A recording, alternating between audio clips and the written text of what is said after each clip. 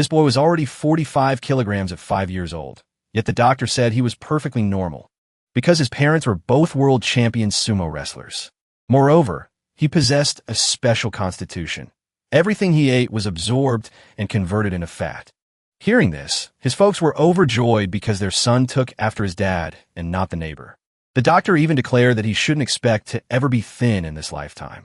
With an oversized body like this, he definitely wouldn't be able to make friends when he started school. Sure, Tion immediately panicked, squeezing the cake in his hand. I don't want to be fat. From then on, he exercised diligently every day, but his weight didn't drop at all. At 7 years old, he weighed 83 kilograms. At 9, he could swim 7 kilometers continuously and even took down a shark with his bare hands. But his weight was still 120 kilograms. On the night streets, racing cars were zooming by. Suddenly, Shirtion ran frantically through the night, dragging dozens of tires, shocking the street racers. Shirtion, 11 years old, 180 kilograms.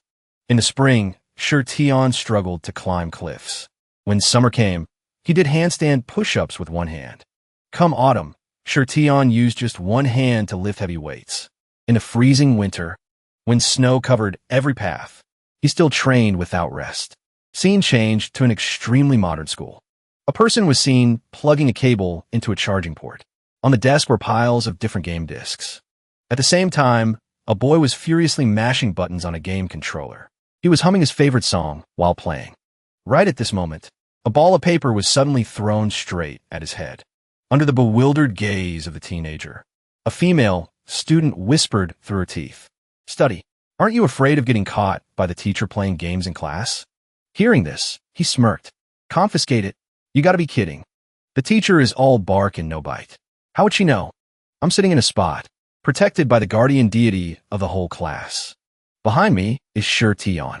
His body is even bigger than the teacher. Almost everyone in class knows Shirtion. 16 years old, 210 kilograms. What the doctor said when he was small was only half right. Shirtion probably couldn't get thin anymore, but he actually had quite a few friends. At that moment, the PE teacher spoke up with instructions. This period, your class will be tested on discus throwing. Brother Tion is here. Brother Tion has arrived. A female student immediately responded. We know, teacher. As soon as Shirtion stepped up, the students' eyes were glued to him, looking at him like they just saw a superstar passing by. Brother Tion, do you remember me? Brother Tion, look here. A girl almost lost her mind, holding up a stack of cash. Daddy Tion, Brother Tion, please protect me. Here's some pocket money for you. Over here, a girl shouted with a trembling voice. Brother Tion, I was bullied at the school gate yesterday. Please help us scare them off. Someone next to him quickly held out a game console. Someone excitedly took out an expensive snack. Brother Tion, next exam, please sit in front of me. This Snickers is for you. Shirtion immediately held out his hand. Activate anti-snack mode. No need, I'm losing weight. Bring me the juice. Bitter melon and celery. Bring it here. Hearing that, the person immediately pulled out a glass of bright green liquid, steaming with a smell that assaulted the taste buds. Yes, big brother, I happen to have some right here. Please enjoy. Just as Shirtion was gnawing on the straw, he suddenly changed his tone. You guys. Shirtion rolled his eyes, looking around, seeing the crowd of friends swarming him, chanting his name like fans meeting an idol. I treat you guys as friends, but you guys treat me like a dad. Despite that, the students didn't stop shouting loudly. Brother Tion. In that instant, a ball suddenly smashed straight into his face. A scratch, neither big nor small, appeared on Shirtion's face. On the opposite side, a silver-haired guy stomped his foot hard on a ball, pointing his finger and barking orders. Fatty, you're the boss of the 10th grade, right? How did you get this fat? Immediately after, Silver Hair opened his mouth to beg. We're a little short on cash. Can you help us out a bit?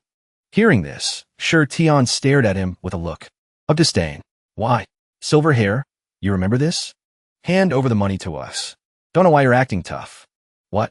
Blondie spoke up arrogantly. What are you standing there for? Hurry up. Meanwhile, groups of students gathered in 2s and 3s to discuss. Who are these two? The person next to them frowned, observing. 12th graders. Some new thugs that popped up recently. I think they're from a boxing club. Hearing this, the other person couldn't help but worry. Boxing? Isn't he done for then? A weak voice came from the other side. That's right. He's toast. Back to Shi Tian. He just out a long sigh. Shi Tian turned around, taking heavy steps backward. He casually took the ball from a female student's hands, just as she was about to throw it. The ball had somehow already fallen into Shi Tian's hands. Before leaving, he politely asked for permission. Let me borrow this for a sec. The girl screamed in dissatisfaction. Shi Tian, what are you doing? Immediately, Shi Tian hurled the ball violently towards Silverhair and Blondie. Someone shouted with authority. They're finished. Dust and debris flew up, blinding everyone, then slowly settled. In the blink of an eye, the ball smashed straight into the goalpost, leaving a permanent dent. A voice rang out clearly, because all the gangs around here have been beaten to a pulp by Brother Tian. Witnessing that scene, Silverhair's jaw dropped in terror. Blondie's face turned pale, eyes rolling back. Meanwhile, Shi Tian stood motionless. He picked up another ball, his eyes blazing with fire, looking straight at the group. Seeing this, Silverhair scrambled to run away on all fours. You just wait. Blondie screamed as he ran. We'll be back. Right after the battle ended, the group of students got even more excited. Daddy, Daddy, Daddy, let's not bring up the past. In short, Shi Tian has no enemies. Loneliness. He turned his head to look at the girl who was frozen like a statue. After a long while, Shi Tian relaxed his arm. In another corner, Silverhair and Blondie were panting like sows. At this moment, Blondie couldn't hold back his anger and shouted, Boss, that was too embarrassing. If we don't get our dignity back, how can we live? Hearing this, he angrily grabbed Blondie's collar and shook him violently.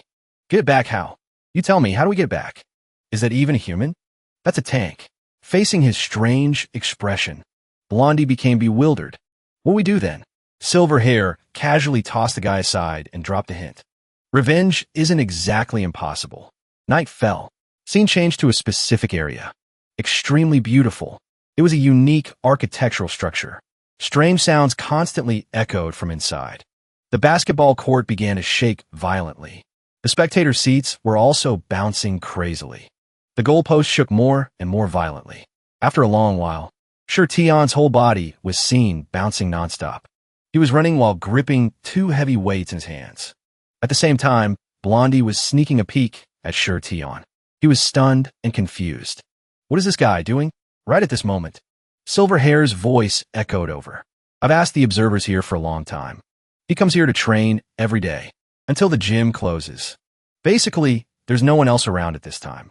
Besides, he's so strong, yet he still has a reason to come here and train every day. I think. Blondie looked down blankly. Silverhair suddenly stood up. He turned and grabbed Blondie's shoulder tightly.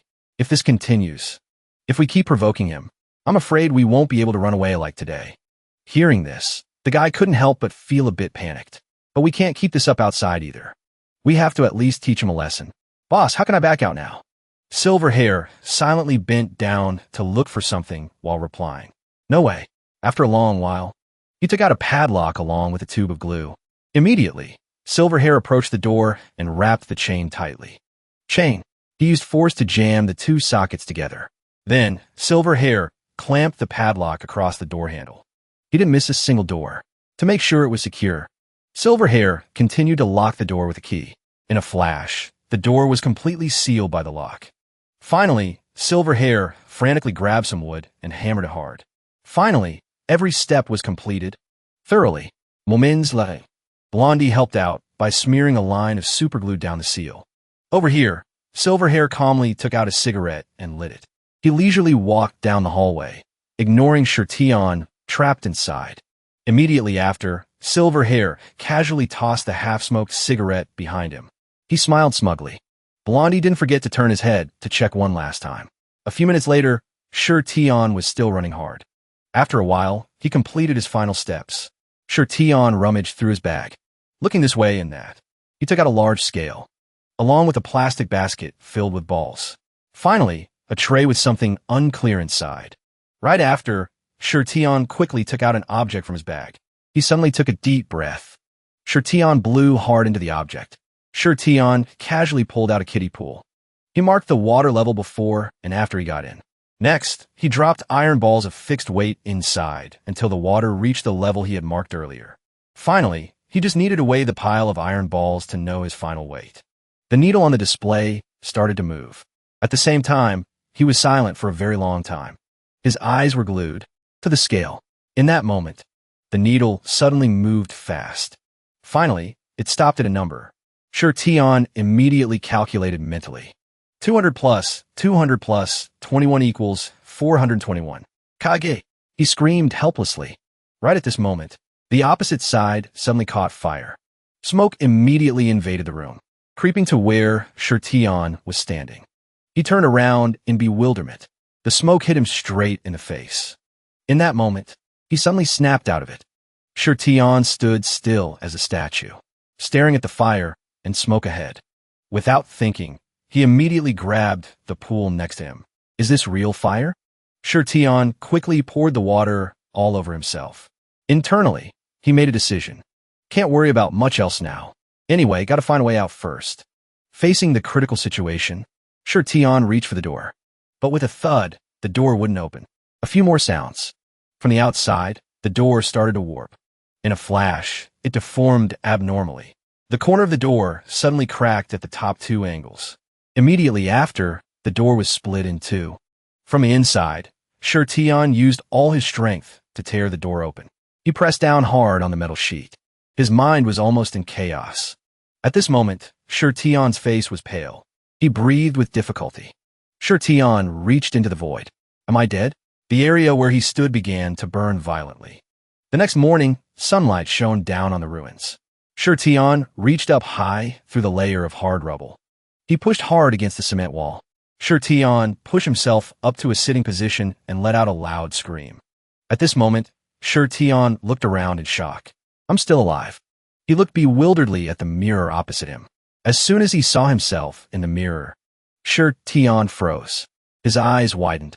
In that moment, time seemed to stop. Gaze met, deep and unexpected. After a long while, Tion finally regained his senses. He gently touched the mirror. Good morning, bro. Tion put on a horrified expression. You too? Were you trapped in here by the fire? Immediately after, he almost lost his cool and screamed. Say something. Tion frantically held onto the mirror.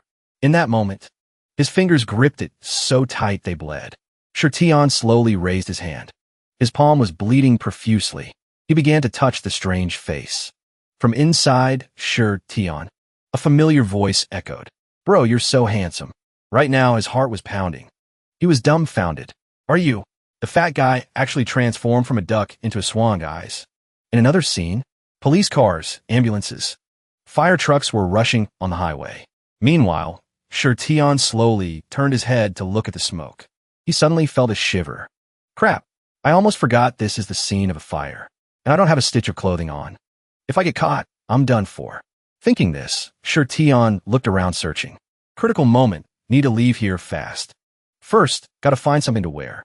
In that moment, a flag caught his eye. It was fluttering in the wind. Tion stared at the flag with a helpless look. This is Dongshan City. Nanjing Road, Pedestrian Street, People's Square. At this moment, groups of people were passing by busily.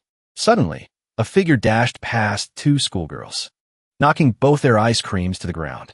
Witnessing that scene, both their eyes lit up simultaneously. The aunties and uncles were passionately practicing their dance. Right at this moment, that figure dashed past again. The fans in their hands immediately dropped. The group watched the figure with infatuated eyes. In another corner, a driver gripped his phone tightly. I'm telling you, update the character and the card quickly. Otherwise, every day, we'll lose millions. Then the naked figure of Tion smashed straight into his view. The car abruptly crashed into a tree on the opposite side. The driver cried continuously. Doesn't matter. Manu and money don't matter. I've seen enough for this lifetime. Under the brilliant sunlight, Tion rushed forward with impressive speed. The person couldn't help but exclaim, I am probably witnessing right now. His toned body covered only by a bright red cloth. Hundreds of eyes followed Tion's figure. The person silently affirmed, the peak of male beauty. The crowd parted to both sides. Hearts turned into pink shapes, flying everywhere. Meanwhile, Tion was still running enthusiastically. His face had turned pale at some point. In the middle of the bustling square, the crowd's eyes followed him constantly, promoting the spirit of exercise, showing off youthful vigor. The crowd of schoolgirls went wild, screaming in unison, "Brother, are you showing off your youthful vitality? Brother, you're so perverted. Brother, your buck-naked body is so cute, but he's also so handsome." The group almost lost their minds and rushed forward. "Brother, can I have your WeChat? Brother, what's the way to your heart? Brother, can I run with you? Brother, brother, leaves fall to the roots, I fall for you." Meanwhile, Shirtion was running hot, now holding his face, ears and cheeks burning red. He hissed inwardly, "I have no dignity left." Moreover, the vision of the past replayed once again. The schoolgirls frantically rushing forward. "Brother Tion is here. Brother Tion is here. Brother Tion. Brother Tion. Remember me? Brother Tion." Shirtion couldn't help but exclaim, "Why is it the exact opposite?" Thinking this, Shirtion suddenly broke into a sweat. "Damn it. I originally wanted to sneak home quietly, but more and more people are showing up. Gotta bail now." Behind him, the fans chased after. "Brother, brother, don't leave us." Right at this moment, Shirtion suddenly froze. Besides, since the start, his stomach began to growl. "I suddenly feel so hungry."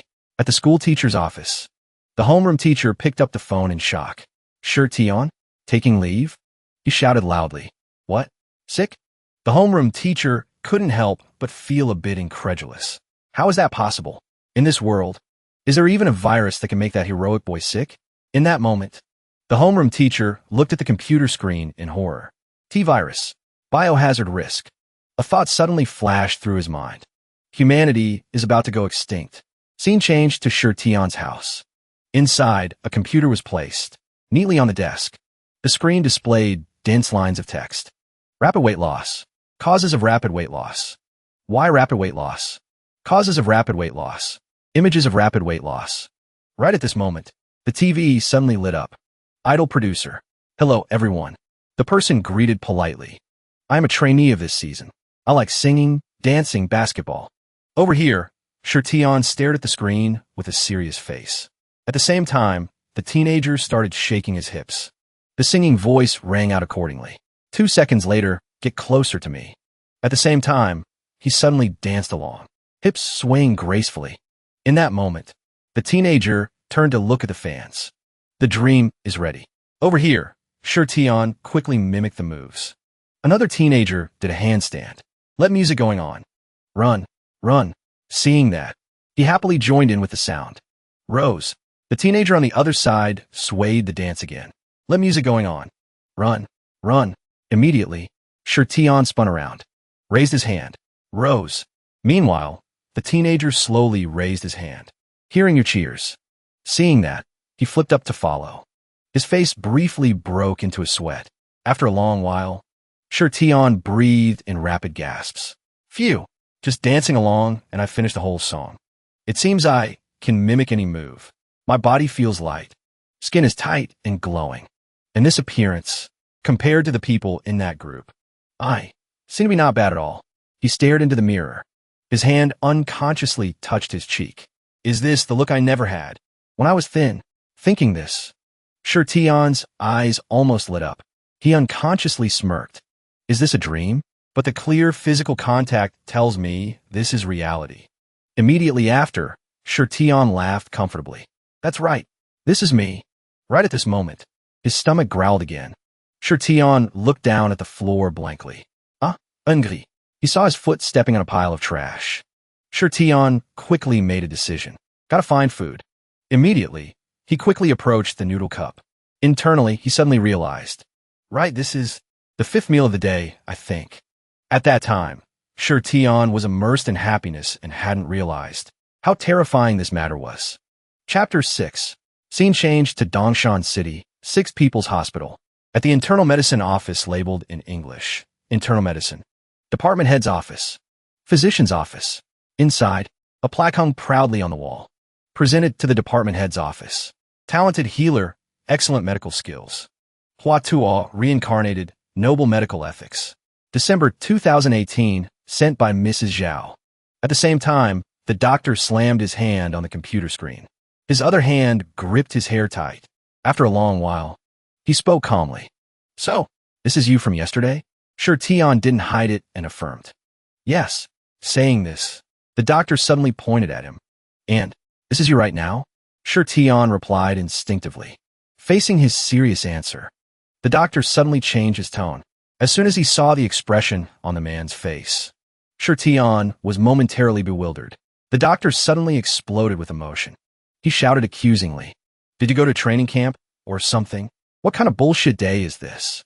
Anyway, just go get a full checkup first and see." As soon as the words were spoken, Sure Tion followed the instructions and went to the blood draw station. Then, he stood straight to measure his height. Finally, Sure Tion's body was pushed into a sensor machine for scanning. 2 hours later, the doctor crumpled the paper in his hand. He let out a sigh. Damn it.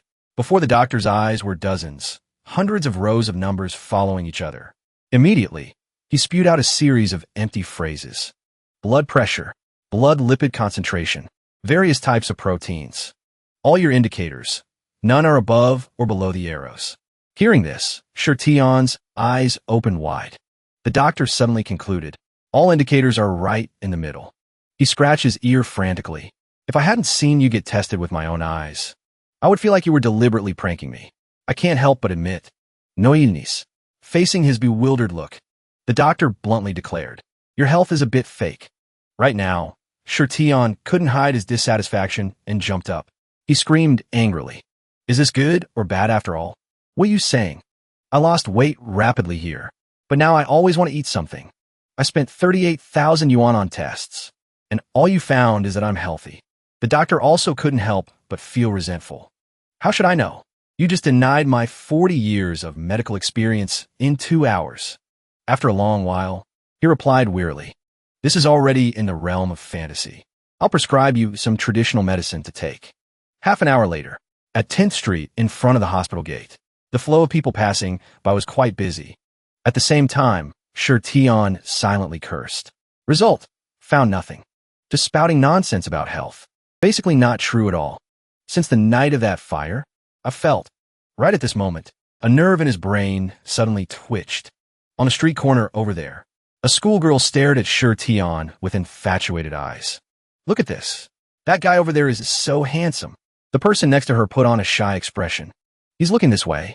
Hearing this, the girl got more and more excited. He's looking at us. My heart is beating so fast. Her friends started getting nervous. What should we do? Should we go say hi? In that moment, Sure Tion's eyes were practically glued to the cake in her hand. His mouth unconsciously opened wide.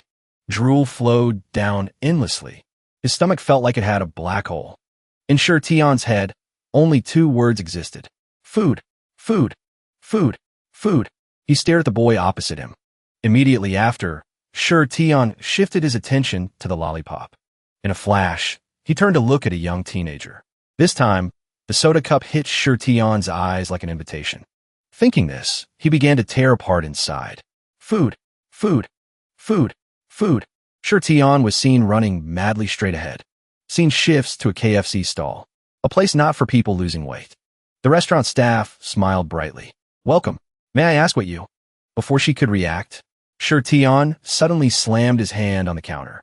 The staff member's eyes popped out in surprise. So handsome. Is this a hidden camera prank? She spoke softly. You need.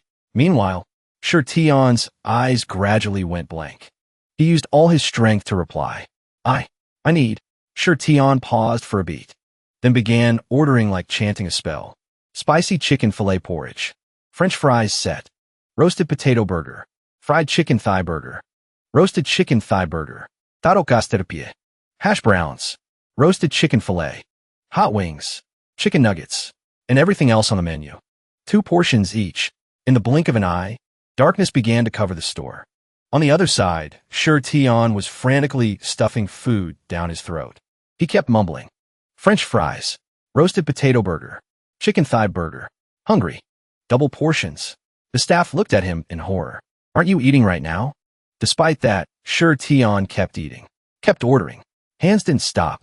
Mouth didn't stop either. Spicy. French fries set. Roasted potato burger. Chicken thigh burger. He took a big bite and continued to demand. French fries set, roasted potato burger, chicken thigh burger. In the blink of an eye, the first light of day covered the stall. At the same time, Shirtion's movements slowed down. Back to Shirtion's small house. Tree shadows swayed back and forth. Meanwhile, the table was piled high with fast food. Shirtion thought carefully. So, since the fire that night, I finally, thinking this, he looked up at the peak of the food pile. AM full 2. In that moment, Shirtion tilted his head to look in a direction.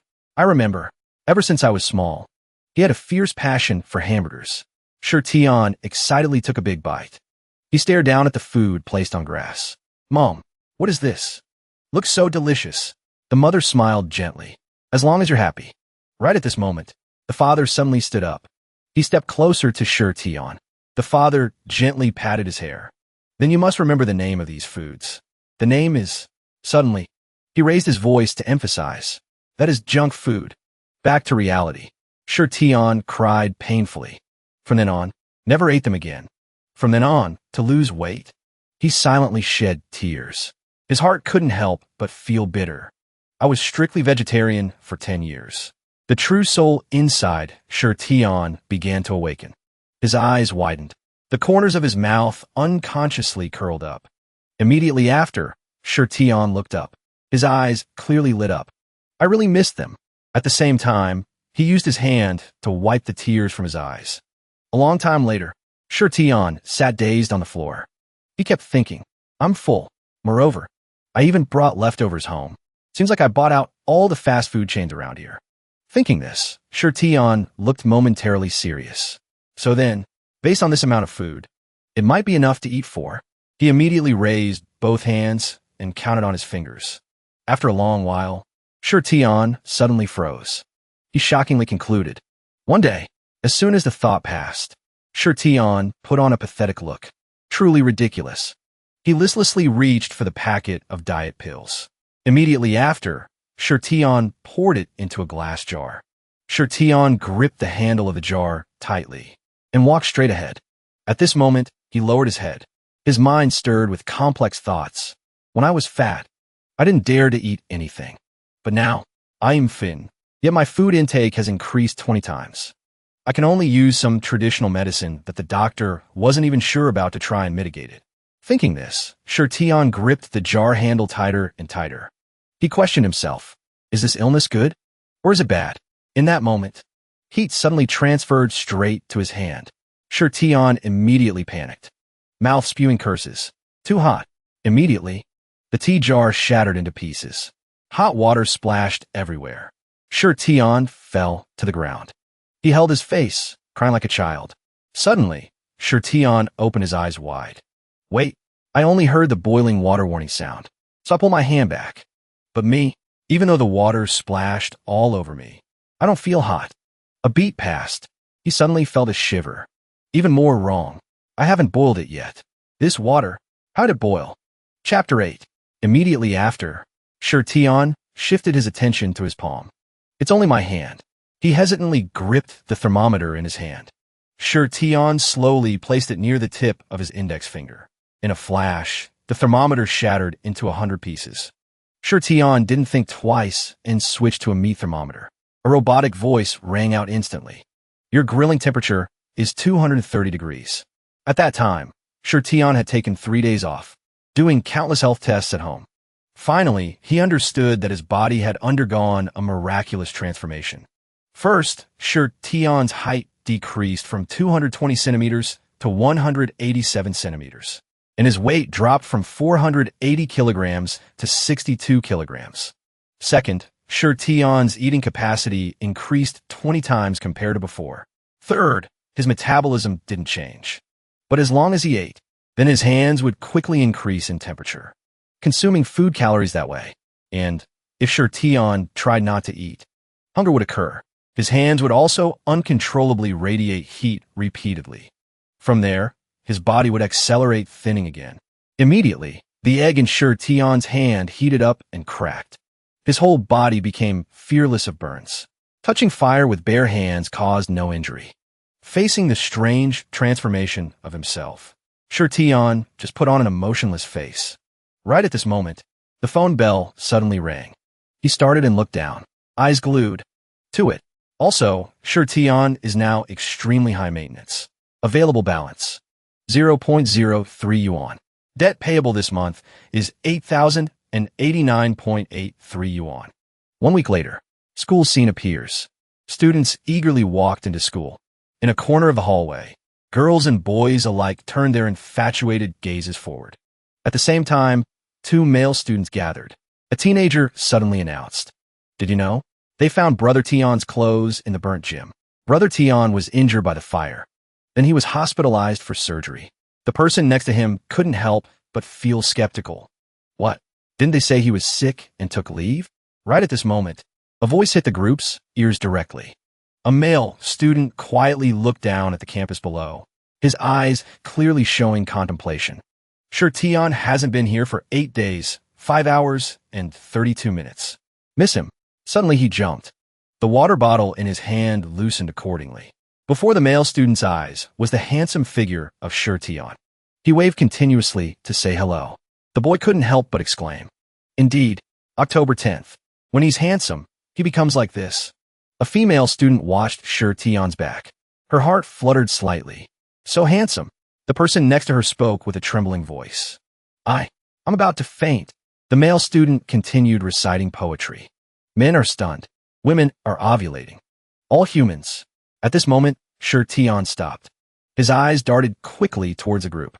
Immediately after, they stared at him wide-eyed and probed. Classmate, who are you? Hearing this, Shirtion almost wanted to jump up. Spent half the day. Basically no one recognizes who I am. Tears unconsciously welled up in his eyes. So sad. Sad to death. There's a mysterious feeling when one has lost weight. Result is now no one recognizes me. Suddenly, a clear voice echoed from behind. Wait.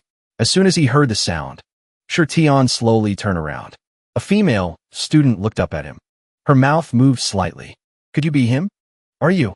She hesitated for a moment, then continued. The person who appeared in my dream yesterday?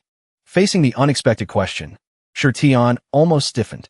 He lowered his head to the ground, his hand gently scratching his hair. Immediately after, Shirtion screamed in frustration. I can't take it anymore. I am Shirtion. The group almost froze. Everyone fell into a state of bewilderment. He pointed at the person opposite him. Don't put on that look like you're hearing a ghost story. Need me to prove it? Wang Shimao, you were bullied by upperclassmen before and got beaten but didn't dare to speak up. I even helped you fight back. No third person knows about this. Finished speaking, Shirtion exposed another person. Lu Xiaowei. Last week at the internet cafe, you reported the guy next to you to the police. Then at night, you were blocked by 17 people at the door. I helped you out of that siege. No third person knows this either. He didn't rest for a second or minute, screaming madly. Zhao Shirtu. Last month on Xingzhou Road, you were beaten by some thugs. Scared so bad you peed your pants. I was the one who stepped up and chased them away. No third person knows. Standing before Shirtion's fierce words, the group was almost immobile. He raised his voice and shouted again. Lu Xiaohua, the Nintendo Switch you gave me is broken. Wang Ganshua, the maid outfit you bought was robbed on the street.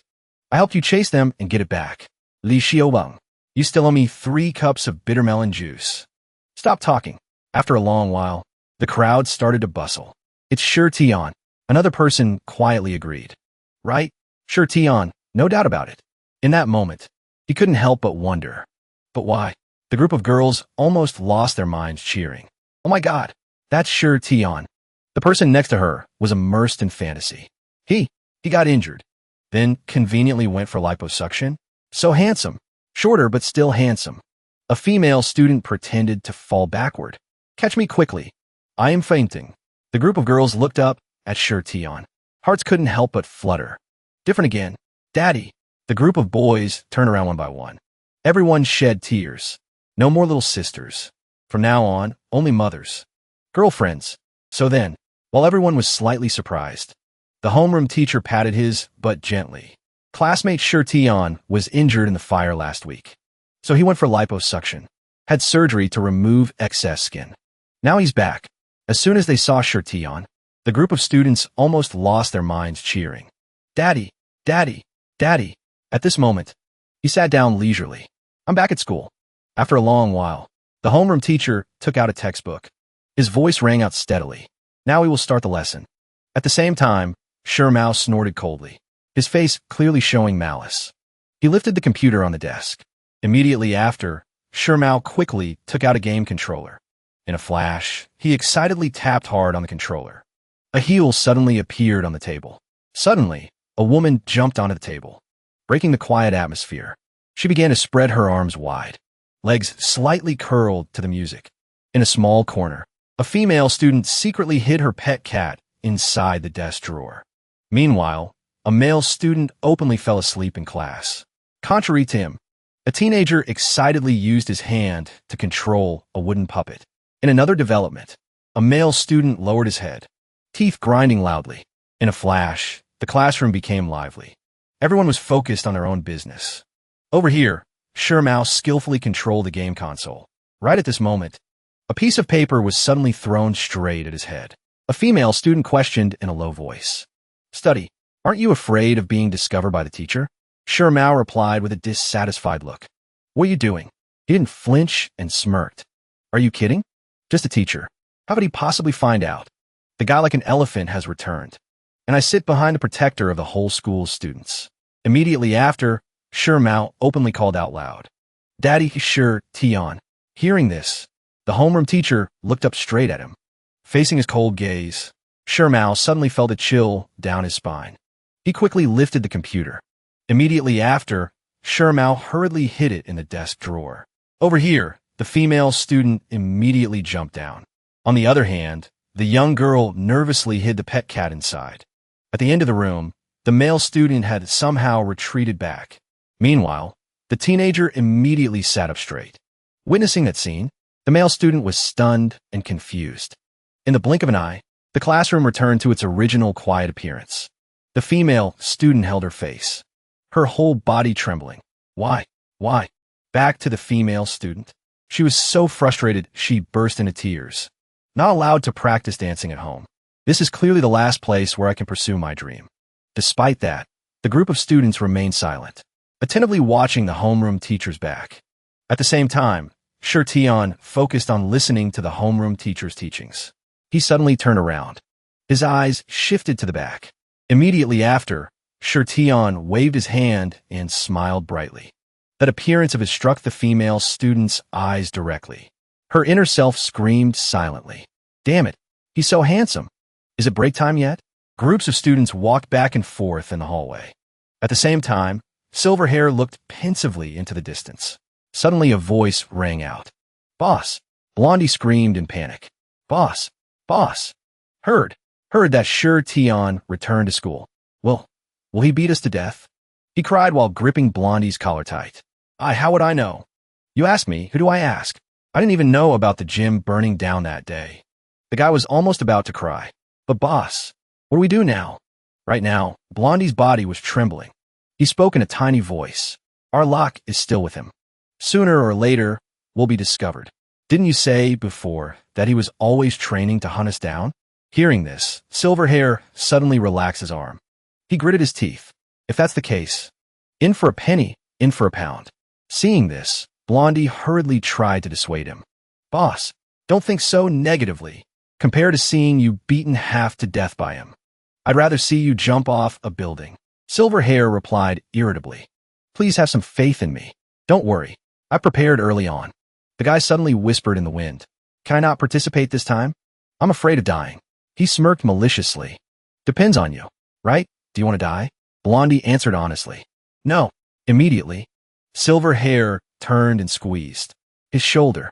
But even if you don't participate, in the future, when he finds out about the arson, you'll be beaten to death by him anyway.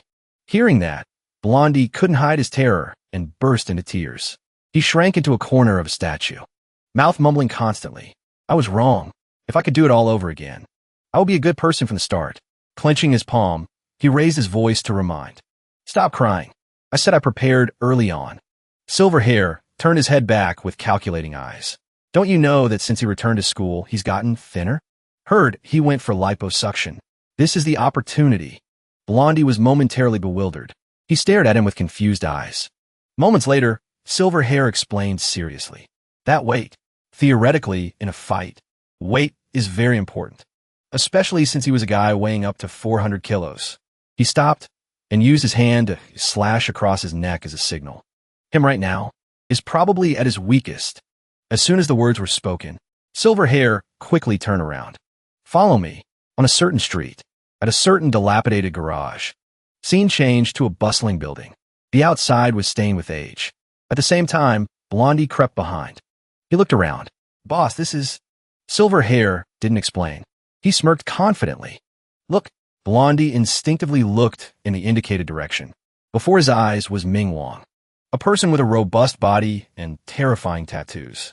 Next to him was a person in a suit, holding an iron rod tightly in his hand. Below, a young boy openly spat. In that moment, the group simultaneously turned to look at them. Right at this moment, Silver Hair spread his arms wide.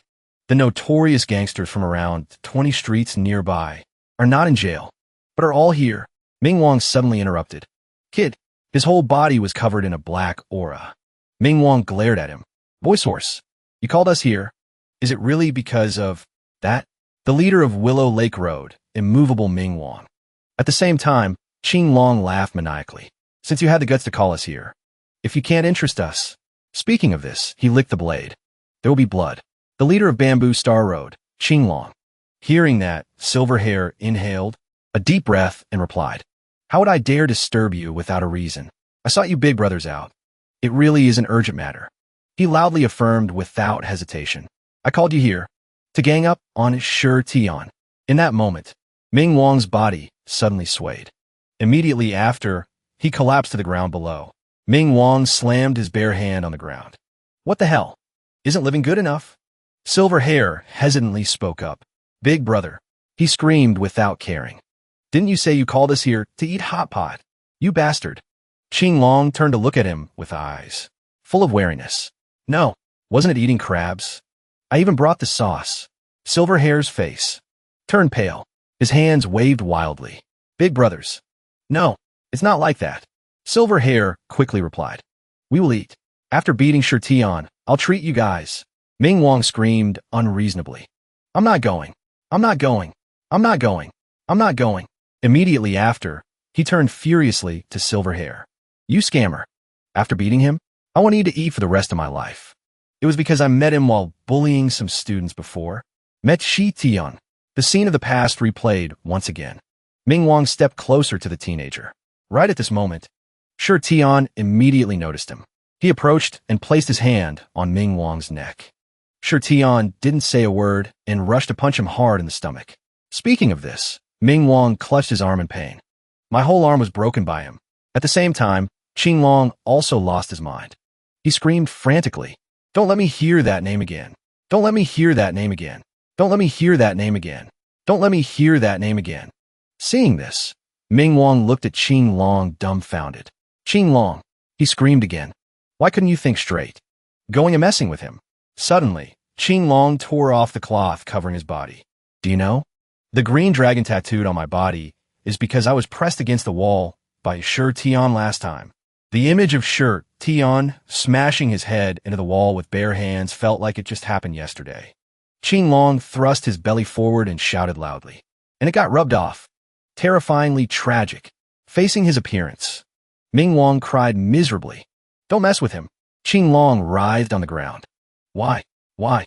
Why mention the name Shi Tian here? In a flash, the scene became extremely chaotic. The group screamed one after another. Oh my God, you devil, get lost. Why do you want to hurt us? Short Hair couldn't help but cry loudly. Why? Why did you have to say it? Mentioning the name that shouldn't be mentioned here. So miserable. The person below kept scratching his head. My chest hurts so much. Help! Oh my God!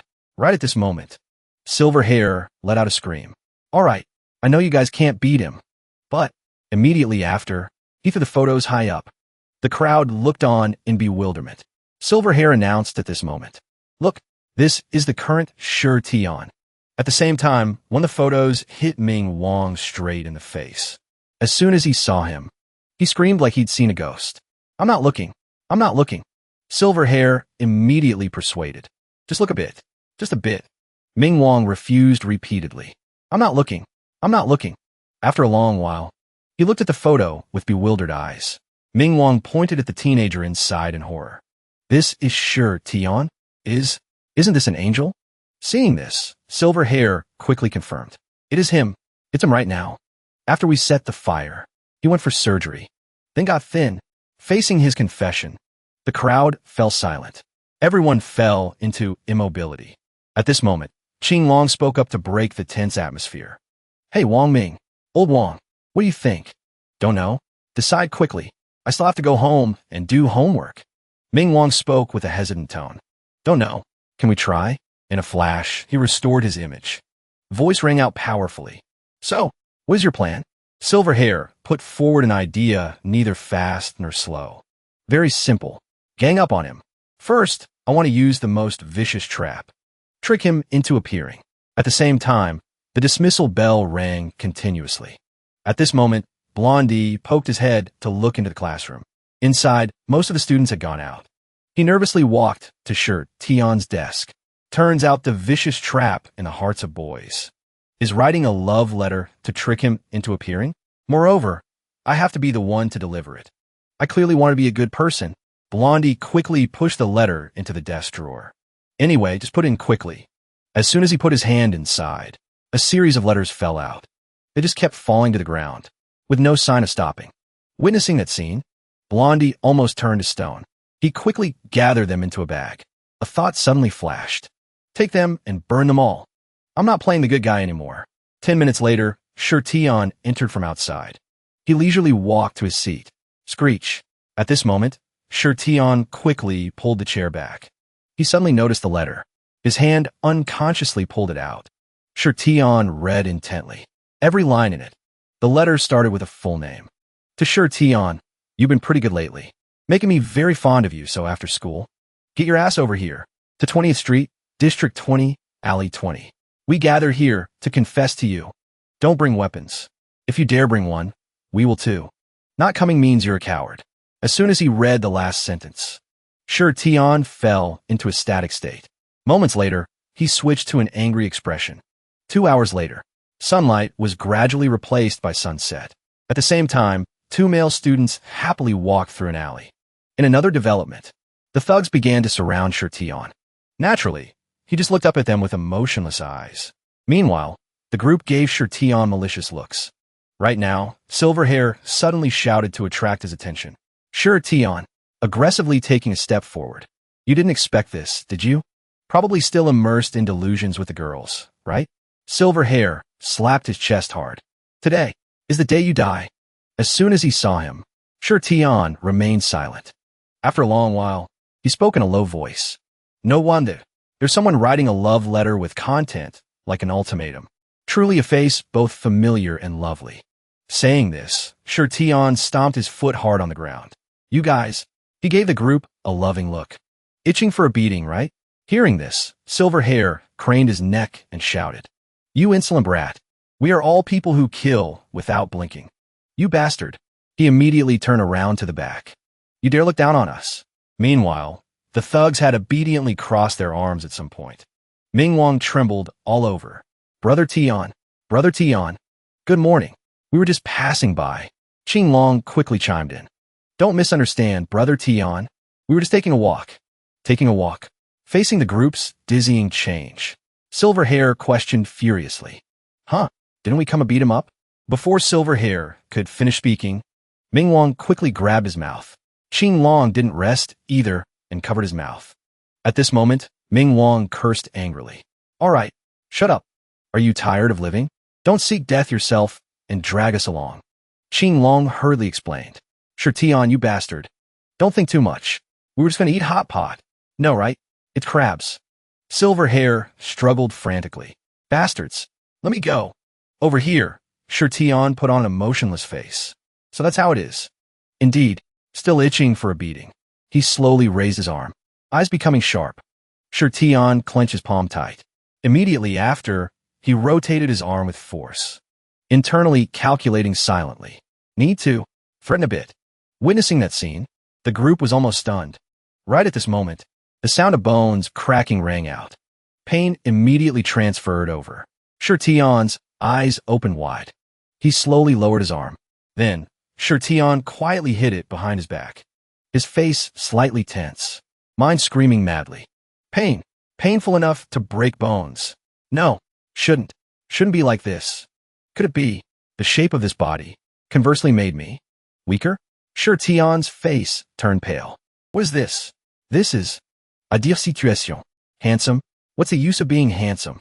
He helplessly collapsed to the ground. Strength. When I had it, I was used to it. Only when lost did I start to crave it. Shirtion watched the back of his former self.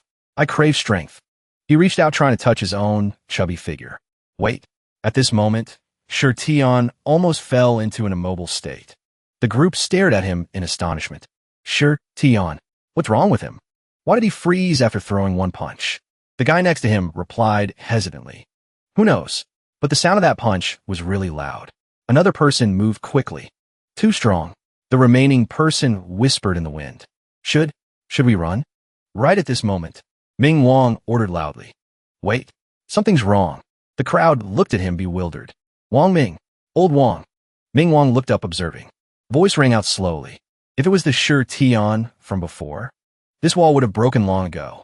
But right now, this wall is still the same. As soon as the words were spoken, a guess suddenly flashed. Could it be? He really? Immediately, Ming Wang shifted his eyes to Silver Hair. You told us to come here. Now you go over there and test it. He was slightly bewildered. Me? Facing Ming Wang's proposal. Silver Hair's whole body trembled involuntarily. Moments leve. He smirked in a friendly way. Brother Tion. As soon as he saw Silver Hair, Shirtion put on an emotionless face. Silver Hair waved his hand, mouth forming a forced smile. Brother Tion, this is just a misunderstanding. Brother Tion is forever my big brother. How will we dare touch you? Hearing this, Shirtion didn't bother listening and just let out an oh. Meanwhile, Silver Hair didn't give up. Trying to get close. Didn't I hear you were injured and hospitalized, then got liposuction? We just wanted to congratulate you on your discharge. Just wanted to surprise you. Speaking of this, he warily extended his hand towards him. So, please forgive me. Okay, naturally. A malicious plan formed in Silver Hair's head. Wait until I grab it. Then increase the force. Over there, Shirtion tensely observed every move. Is this testing me? He helplessly looked up at his arm, which was bleeding continuously. Damn it.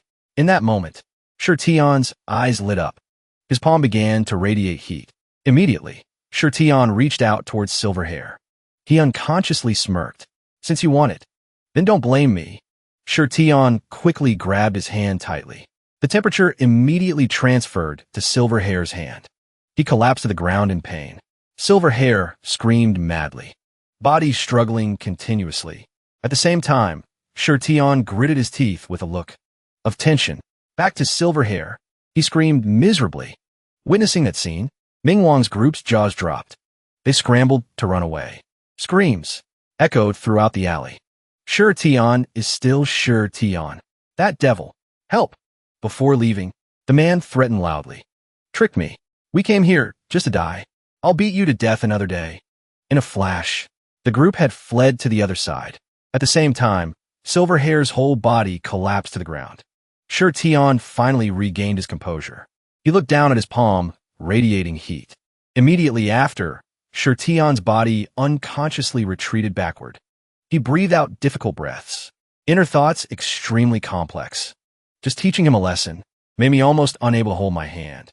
Almost was knocked down by him. Moreover, so hungry. I originally intended to go out and buy food. So tired, Shirtion's eyelashes gradually closed. He couldn't help but panic. Tired to this extent? My body. What exactly is wrong with it? Before fainting, Shirtion still hadn't stopped worrying. This hand can't even tie a chicken. In the future, what should I do? In a flash, his eyes closed tight. Immediately after, Shirtion fell face down on the ground. His body lay alone on the cold ground. Right at this moment, a ray of light shone on Shirtion. A female student suddenly appeared. She slowly walked towards him. The female student's eyes suddenly darkened. The object in her hand was emitting a strange light. Chapter 14. Somewhere, at some school, a very fat, chubby kid. At the same time, a man puffed on a cigarette, mouth forming a malicious smile. It's really hot. So, he frowned looking down at the chubby kid. Have you remembered the cool stuff we need? The boy hurriedly banged his head on the ground. Remembered. The chubby kid's life is struggling with fatness. Momenza. He asked hesitantly. So, can you give me the money this time? Before the words were finished, the man immediately slammed his fist into the door next to him. He ordered loudly. Beg us quickly. Seeing this, the chubby kid bowed his head in panic. I beg you. I beg you. Big brother, don't hit me. This is the chubby kid. Because he's fat, he's been bullied at school for 3 consecutive years. At this moment, the chubby kid gently pulled open his wallet. The money had become thin at some point. As soon as he saw it, his face turned pale for a moment.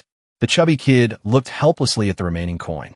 Just the beginning of the month, and living expenses are less than 300 yuan.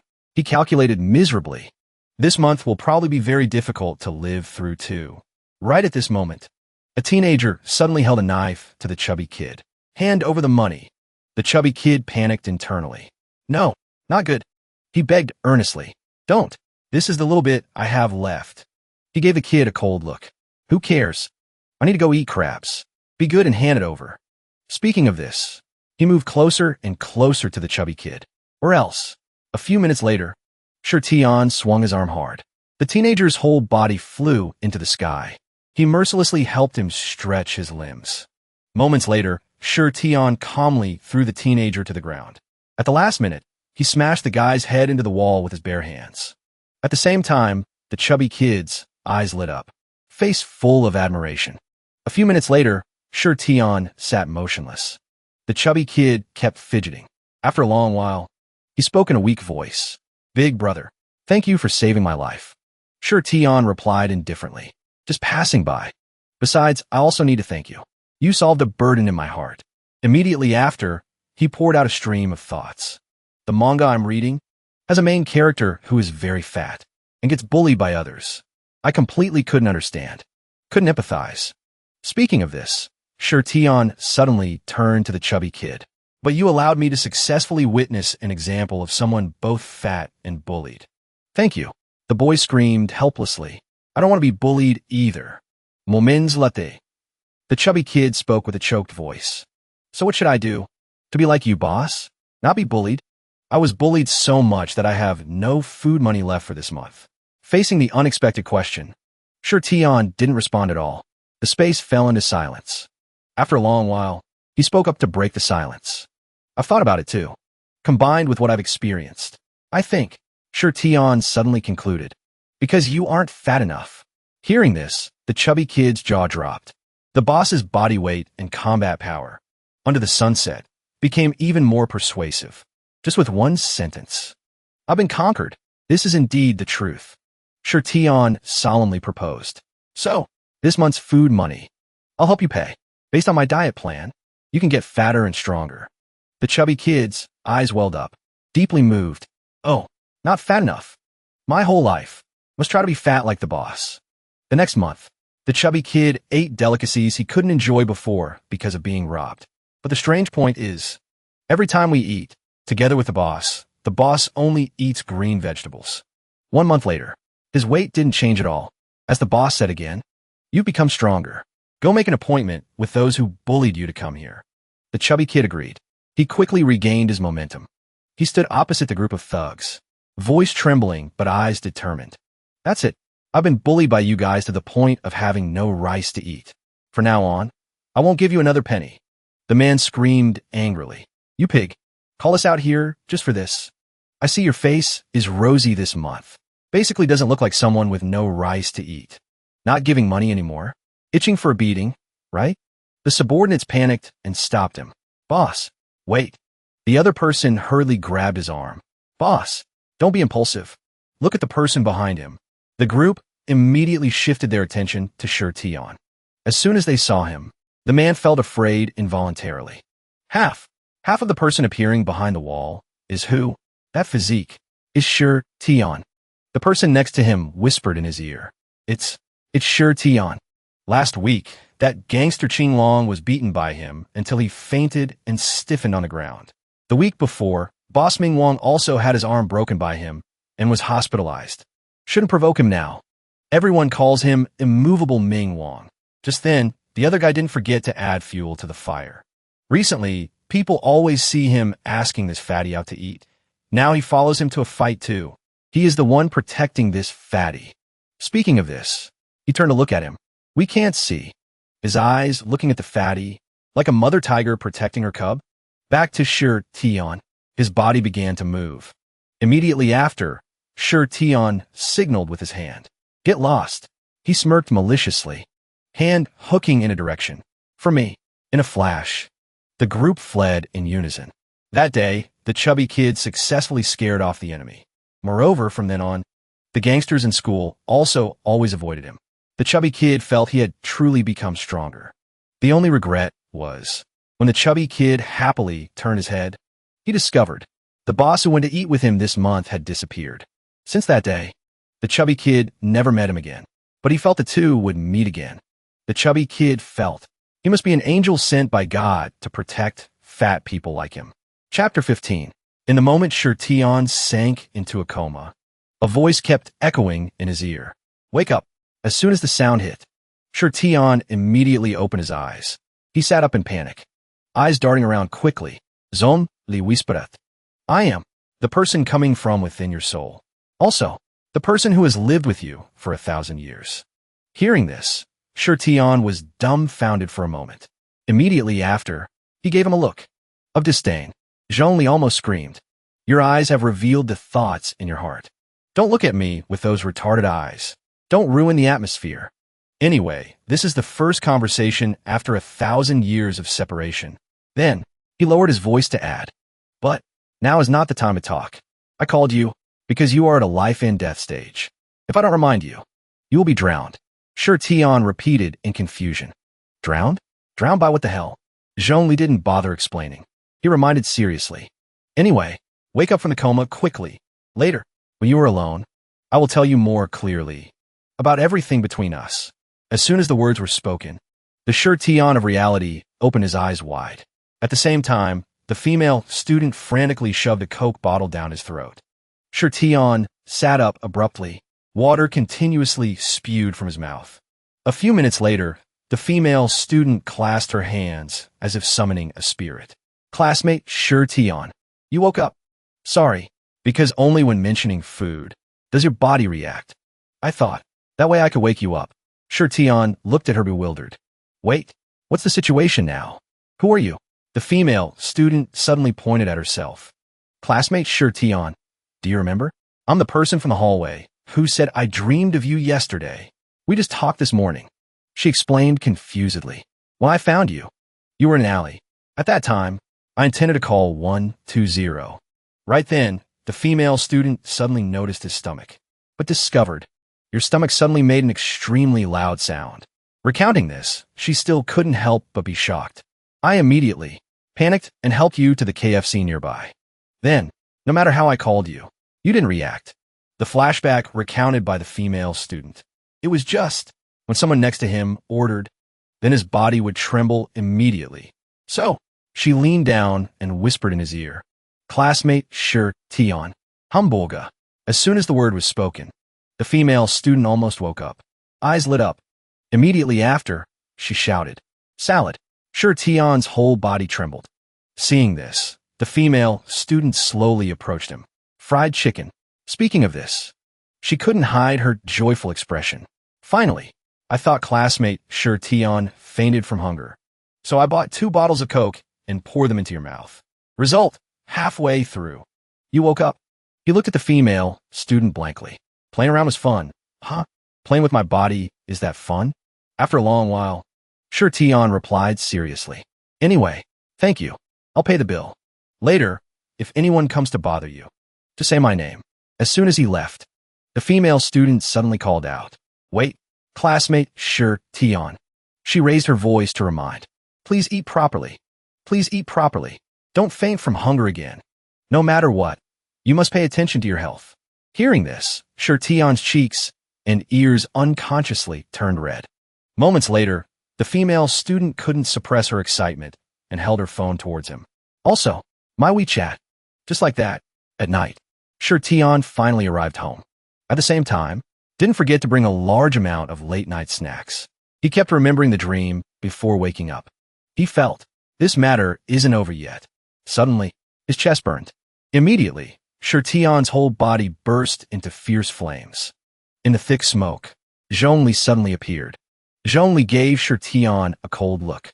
He frowned immediately, eyes clearly showing vigilance. All right, appeared. Tian unconsciously stared at him.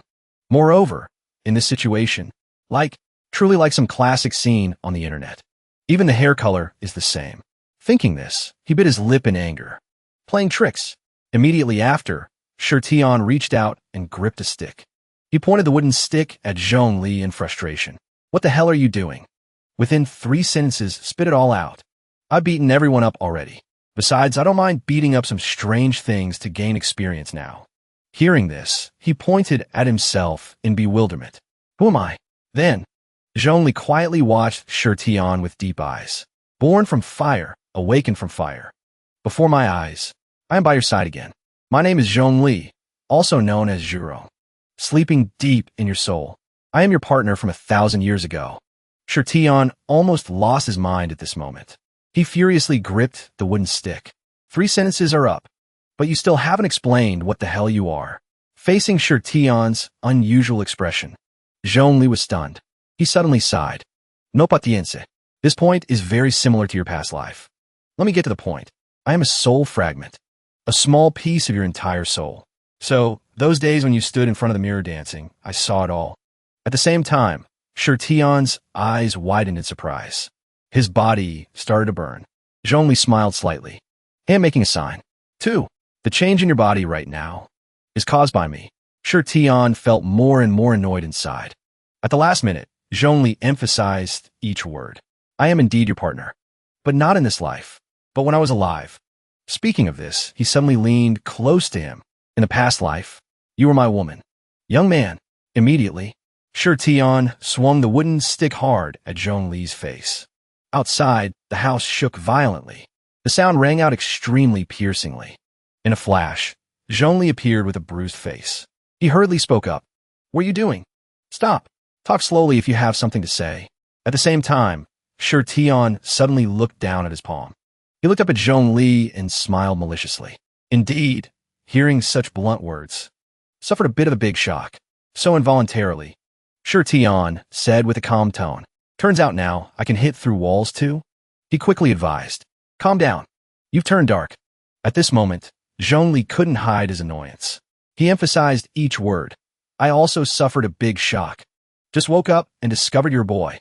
Back then, people called you little sweetie all day long. And in this life, you became a boy. Tian froze. As for the other person, brain seemed drained of blood. Little sweetie? Little sweetie, this name. I seem to have heard it somewhere. Thinking this, he almost woke up. I remember now. Memories deep down, those scattered scenes. In that moment, Tian suddenly appeared in a fragment of memory. At the same time, Zhongli smiled with an excited face. Little sweetie, I'm going to manage the tribe. Going to work. This is breakfast. I left it by the bed for you, okay? Then, he took out a pile of pure gold. Mouth bragging nonstop. I gave you this month's salary too. Wake up early, okay? The woman suddenly grumbled. She screamed in dissatisfaction. So noisy. Get lost. Even so, Zhongli wasn't annoyed at all. He just smiled awkwardly. Yes. Going right now. This personality of yours is really cute. As soon as the words were spoken, Zhongli skipped quickly outside. Inside, the woman still kept her eyes tight shut. Right at this moment, she slightly opened one eye. As soon as she confirmed Zhongli had left, the woman jumped off the bed. From inside the closet, little sweetie threw the door open. The woman's eyes shone bright. Lips curled up. Come on, little sweetie. That stinky man finally left. He smiled with an excited face. Baby, I missed you to death. Immediately after, the two rushed to hug each other tight. At this moment, little sweetie proposed an idea. Later, let's use his money to go shopping, okay? The woman agreed without thinking. Up to you. I just want to be with you. In that moment, the lovers clung to each other tightly. Witnessing that scene, Tian frowned deeply, mouth gaping. Back to reality. He was almost stunned. This is memory of the past life? And looking back from a third-person perspective too? Seeing this, Zhongli interrupted. What? You remembered? You remembered some things about little sweetie? Although memories of the past life have nothing to do with your current life. Sure, Tian stared at him. I suddenly feel he is a bit pitiful. Zhongli spoke in a low voice. Voice rang out slowly. Let me explain. After you got thin, your hands sometimes radiate heat, even smoke. It is precisely because of this that your body has my fire fate. He looked straight into Sher Tian's eyes. Gaze complex. I was also considered one of the people with the longest fire cultivation in this world. Called the Fire God. So the prize for your life. One day, nearby was a mountain called Buzhou Mountain. Debris fell from the sky. In that moment, a man's body accidentally bumped into Zhongli. As soon as he saw him, he screamed in panic. Fire God! Lord Fire God! Hearing this, Zhongli questioned in dissatisfaction. Why panic like that? Panic enough to ram your head and break 2 of my ribs? It's just falling rocks. Don't move. You guys stand behind me. As soon as the words were spoken, he didn't hesitate to wave his hand high, only to see the rocks still falling. Zhongli kept screaming. Amidst the chaos, the group scrambled to run away. Immediately after, the rock crashed down on Zhongli. One of them showed pity. Big boss, Lord Fire God is dead. The person next to him questioned softly. Why didn't the big boss run away? Why so stupid? The other person lamented. He told us not to move just now. Zhongli died just like that. On the way back, he kept complaining. Too big. Before dying, Zhongli was carried back by the tribe. After that, he fixed his fire fate and his remnant soul into his wife's soul. As soon as she saw Zhongli, the woman started unconsciously. He crawled closer to her. Wifey, don't forget, don't forget. At this moment, Zhongli spoke earnestly. After I die, you must burn yourself. Based on the situation of Zhongli's fire fate, just let the fire burn the body. Not only will there be no harm, but it will also allow his remnant soul to absorb energy and wake up. That way, he could continue to love little sweetie. But she basically didn't understand his dying words. 3 months later, the woman's face became gaunt. She ate frantically. This fire fate of Zhongli, although it can burn all things, needs constant fuel supply. It can even absorb the host's energy. Without substance to burn, it will burn the heart and lungs. Over here, a farmer looked at her in confusion. Who is that person eating like she's starving to death in the field? The person next to him replied immediately. The fire god's wife. The other person repeated blankly. Fire god? The man quickly explained. The guy who liked to show off last month and got crushed by a rock. Resources were scarce back then, so little sweetie didn't last long before dying. Starved to sudden death. At the same time, Sher Tian froze. Really unexpected. He looked up at Zhongli with pity. Anyway, don't be too sad. She never loved you. He almost didn't listen. Mouth moved slightly. But I miss her very much. She had a very beautiful body. Hearing that, Sher Tian glared warningly. Are you crazy? Don't say that while getting close to me. Zhongli stopped, made a hand gesture like a noble, then bowed his head gently. Excuse me, that was you dozens of centuries ago. Now it has nothing to do with you anymore. Since then, for thousands of years, no matter the reincarnation, you were never burned by fire from beginning to end. Truly unfortunate. Speaking of this, he suddenly smiled. Until recently, you were finally burned by fire. Congratulations. Sher Tian stood frozen, eyes wide open. Hearing these words makes me naturally want to beat you up. What to do? Zhongli calmly declared. In short, I woke up. The fire fate in your body was also ignited. He explained softly, which is also the reason for the abnormality in your body. Simply put, your body is a furnace, and my fire fate is the flame. Zhongli's every word echoed in his ear. The smoldering fuel comes from your hand. And the fuel, at the last minute, he gave a brief conclusion, is your body. Sher Tian froze for 2 seconds, then screamed, is there no way to close this broken furnace? He just smiled faintly, since I dare to leave it behind. Then naturally, there will be a way to control it. Hearing this, he almost regained his spirit. Zhongli suddenly spoke with an innocent look. But I forgot. I'm just a remnant soul after all. Thousands of years. I've forgotten many techniques. Sher Tian paused. His eyes met his. Immediately, he rushed to grab Zhongli's collar. Then what the hell are you saying? He screamed in fear. Let me go. Don't hit me. Although this feeling is extremely like you in the past life. Sure, Tion screamed furiously. Get lost. Get out of my body along with your fire soul. In that moment, his eyes almost sparked fire. Suddenly, a growling sound from his stomach echoed in Sure Tion's ear. He suddenly clutched his stomach and rolled on the floor, mouth screaming too. Damn it. Sure Tion looked up at the ceiling. The growling sound from my stomach reminds me. It's mealtime. Since coming home, I haven't eaten for 2 hours. So finally, until now, the most tragic thing is hunger and the truth striking me together. Before my eyes is pitch black darkness. Seems like I fainted in front of this bastard. At this moment, Sure Tion quickly grabbed his phone. He scrolled quickly through the expenses. Finally, Sure Tion stopped at the final balance number. His face turned pale. What? Spending more than income already? At this time? So unlucky? In a critical situation. Sure Tion spoke in a weak voice. Fire God, zonli panika momentarily. You still want to hit me? He retorted angrily. Hit your monkey ass. I'm too hungry to walk. About to starve to death. I cleaned up the leftover food on the table over here. Fruit. I peeled a bunch of food already. Bring those bowls to me quickly. Lots of oil, lots of salt, lots of fat. I love them to death. Chapter 18. Moments later. Sure Tion devoured the bowl of noodles in his hand. Don't know how long passed. Plastic boxes piled up on the table.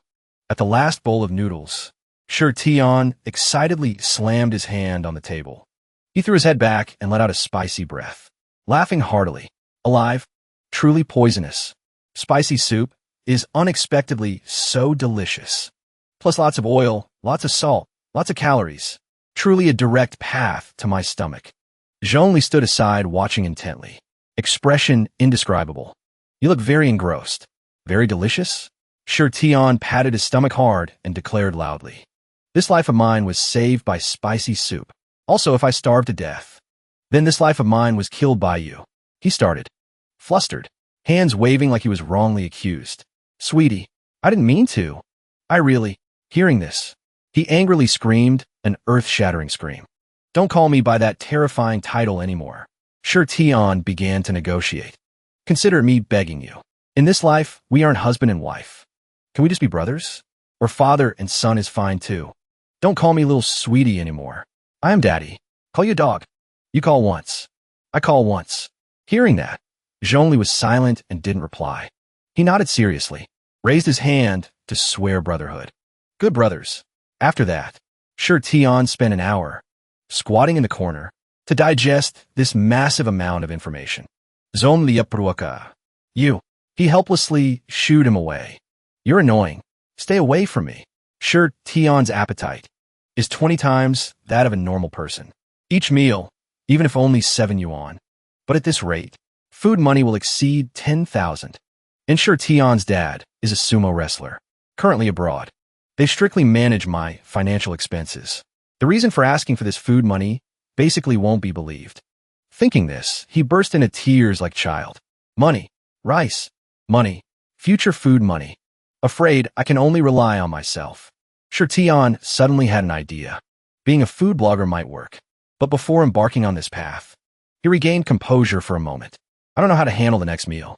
Can't imagine that food is so abundant nowadays. Or I would have let myself starve to death hours ago. Right at this moment, the phone suddenly lit up. Zonli kuriously yapruaka. There's a glowing box on you. He quickly grabbed the phone. Eyes almost glued to the screen. Inside was a message from the female student. Classmate Sure Tion. Are you there? Remember me? I'm the Coke girl from that day. This morning we exchanged phone numbers at KFC. Can I ask you a favor? Can we talk more tomorrow? I will pay remuneration, meals included. As soon as he read the last line, Sure Tion's face stiffened. His eyes unconsciously lit up. Inner self couldn't help but rejoice. Meals included. Sure Tion didn't think twice and quickly replied. Help. Going now. Hurry. Take me to eat. Seeing him rush off like the wind, Zhongli hurriedly called out. Where are you going? Sure Tion replied casually. Finding a way to live. Scene changed to a restaurant. This place had a strong, ancient style. At the same time, the female student and Sure Tion were seated at the dining table. Sure Tion was frantically munching on food, mouth moving nonstop. Sorry for asking you out so late. I was in near-death stage. She started momentarily. Life and death. Near death? The female student puffed out her chest as if about to say the most important thing in her life. Anyway, I'll be straight. Hearing that, he turned to look at her seriously. Say it, who bullied you? The female student quickly proposed. Classmate Sure Tion, can you come work at my house? Facing the invitation, Sure Tion was stunned. She spoke continuously as if afraid of being interrupted. My family opened a gym. Classmate Sure Tion, after you returned to school, I had this plan. So can you work at my place for a while? Also take some promotional photos. Afraid Sure Tion wouldn't understand. The female student hurriedly explained. Just like comparing before and after weight loss. I can give you anything. He quickly replied. No need for money. Meals included is fine. She waved her hands in panic. Isn't this a loss for you? Sure Tion confirmed again. It's fine. Just feel free. Chapter 19. Scene change to the self-change gym. Sure Tion's chubby appearance hung proudly in front of the door. On the cover, it emphasized, a brave person dares to face their weight. Self-change gym. Get a membership, get thin. On the opposite side, crowds rushed in massively. Everyone fighting to get in. The female student looked at the crowd in bewilderment. So many people. Maybe all the girls in the world have gathered here. She unconsciously opened her eyes wide. Never seen so many people come like this. Moreover, looking closely, not even half are asking about registration. The female student looked around. The rest are all drooling. At the same time, a young girl shyly proposed. Brother, can you be my personal trainer? He replied fast like a machine.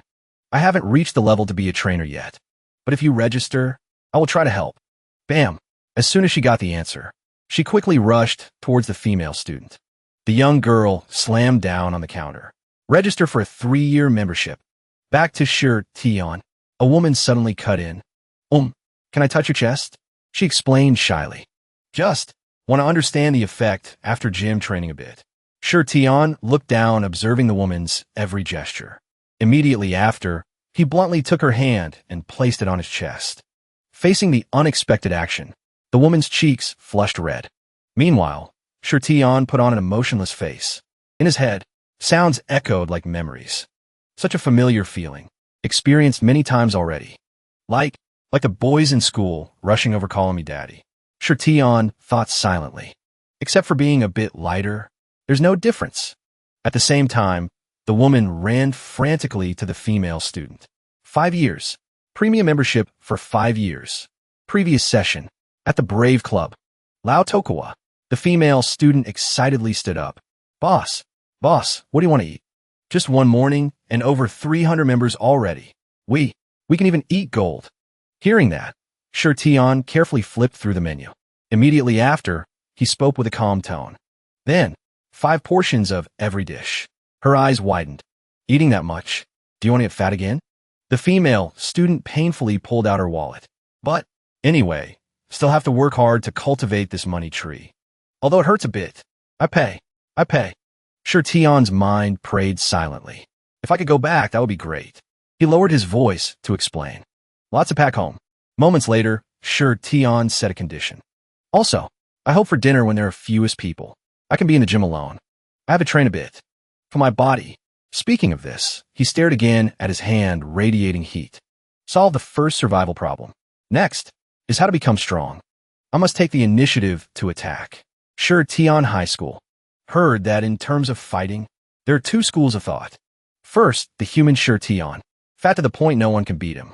Second, circulating longer is, heard the main character isn't a student, but the school's discipline master. A female student bowed her head, breathing in rapid gasps. Teacher, please forgive me. She begged earnestly. I was late because I was studying for the exam last night. The discipline master suddenly interrupted. No. The female student looked up bewildered. Huh? He demanded in a low voice. Don't move. The discipline master knelt down and used his hand to adjust the female student's collar. Your bow is crooked. Even if you're scared, you must dress beautifully. Only then can I let you in. He pushed up his glasses lightly. Late is late. What needs to be remembered must still be remembered. But no matter what, don't stay up late anymore. You are my most beloved students. Lin Patian, 28 years old. Discipline master, speaks cautiously. As soon as she received forgiveness. The female student quickly ran into class. At this moment, the discipline master suddenly turned back. So, next person. This classmate. Step forward. He questioned seriously. It's 10 o'clock already. You're also late. Also, your right hand. What happened? Silver hair acted grumpy. Stop nagging. Let me in. I fell. Got hurt. Hearing this, the corner of the discipline master's mouth twitched continuously. No, not right. He immediately made a judgment. This is a burn mark. The discipline master glared at him. What happened? Fighting again? Looking at it, someone hurt my beloved student. The legend related to Lin Patian happened 4 years ago. He proctored a certain semester exam. Chapter 20. For years ago, school. The whole room fell into a static state. At the same time, Ming Wang sneaked a peek at the teacher's desk. He glanced down at the cheat sheet. Hand writing furiously. Right at this moment, Patian suddenly patted Ming Wang's shoulder hard. He didn't look at him, but demanded in a low voice. Student, don't cheat. Hand over the cheat sheet. Hearing that, Ming Wang put on an arrogant face. He slammed the table and stood up abruptly. Ming Wang angrily grabbed Potion's collar. New here? Dare to boss me around? He spoke in an icy voice. I'll say it again. As a student, you're not allowed to cheat. Hand it over. At this moment, Ming Wang looked down in horror. His hand strength is very strong. He couldn't help but feel a bit surprised. Moreover, can't let go. Immediately, Ming Wang bluntly declared, I'm not doing it anymore. Submitting the paper. Before leaving, he didn't forget to threaten. You wait for me. As soon as the words were spoken, Ming Wang slammed the door shut.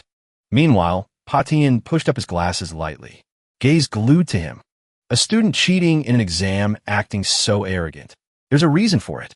He seems to be considered the school boss. Domineering to the point teachers have to turn a blind eye. The gangster boss of the biggest territory is his biological brother. Ming Wang clenched his palm. So, just after school that day, Patian saw him as soon as he went out. At the same time, the gangster stomped out the cigarette under his foot, aggressively approaching him. You're that proctor, right? Hearing this, Patian only replied briefly. The thug gritted his teeth. I say, it's not good to have a bloody scene in front of the school gate. Why not come with us for a trip? Seeing this, he just gave him a cold look. Lin Patian was taken away. It's just that the matter didn't end simply like that. 1945, Lin Patian was taken hostage and left the school on a motorbike. 2,000 hours, the students who knew about this. Someone couldn't hold back and call the police. 2110. Police entered the place where notorious gangsters often gathered. Then, the police group threw the door open. Be honest, we are the police. Before they could step in, the crowd was panicked to the point of freezing. Inside, Patian appeared with a face covered in blood. Under his feet were dozens of bodies piled up. On the ground, blood was everywhere. The police at the scene were all scared witless. According to the report, there were a total of 23 people here. 18 people had broken bones. 3 people were seriously injured. Among them, 2 people were unharmed. Everywhere were sounds of wailing. The teacher, covered in blood, calmly sat there grading papers. He stared intently at the paper. Ming Wang, you got it wrong again. Here you must use this formula to solve it. Look, beside his leg, the student who said hours ago he would take revenge on the teacher was now trembling. He shook uncontrollably. Yes, I will definitely study seriously. At the same time, the police group almost stood dead still. At this moment, Patian slowly turned his head. He smirked coldly. Police? You guys arrived. Sorry, I was just threatened by them. Couldn't hold back, so I was a bit heavy-handed. From that day, Lin Patian became a legend. Back to the self-changed gym. Inside, Tian was furiously punching the sandbag. Stopping for a moment, he breathed out rapid gasps. Immediately after, Tian swung his fist again. At the last minute, he sent the sandbag flying with one move. Chapter 21. Silver Hair was scared to the point of biting his tongue. Not good. This guy, notoriously strict, notoriously violent. Lin Potion's arm suddenly raised. Right? I remember. He slowly squeezed Silver Hair's shoulder. You are 12th grade, right? His face turned even paler. Basically can't breathe. In a critical situation, he realized something. Wait. Silver Hair clenched his hands in joy. But isn't this good? Ask him to help me stand up for myself. Then he hesitantly spoke up. Teacher, do you remember there's a person named Tian in 11th grade? Lin Patian raised an eyebrow curiously upon hearing that. He pushed his glasses lightly. 11th grade? Not very close, but have some impression. Conveniently describe him a bit. He's chubby. A sinister smile immediately bloomed on Silverhair's mouth. There's a show to watch. He pretended to be embarrassed. No, I was just asking. Silverhair recounted resentfully. My hand was indeed burnt. It was by a bastard with the same name as him, but contrasting body. He even held his face, trying to add persuasion. He threatened me, pretended to shake my hand. Don't know what he hid in his hand, but I was burned until I fainted right there. Too scary. Just thinking about it makes me tremble. I haven't been able to do homework for days. Lin Patian somehow heard words like pitiful. Student, doesn't want to do homework. Finally, he let it go. All right. Temporarily don't do homework. I will tell your homeroom teacher. Go to class. Silverhair passed the hurdle and ran away smugly. But just a few steps later, Lin Potion's voice suddenly rang out. Also, he instructed him with a dark face. Help me find where that brat is. Sure, Tian elsewhere was breathing continuously. Zhongli observed with satisfaction. This is your current physical condition, he declared firmly. Extremely healthy. Back doesn't hurt, legs aren't numb. Even punching hundreds of times doesn't make you breathless. This is the unreasonable part, that my fire fate burned into your body. Then Zhongli gave a thumbs up. Wifey, you right now, among people of the same age, physical quality is extremely excellent. Contrary to that excitement, Sure Tian just frowned in fear. He thought, to adapt to working.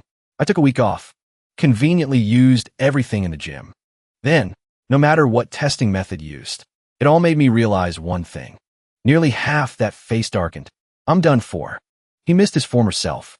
Just one move sent people flying. Sure Tian grabbed the opponent's shirt. Stop joking.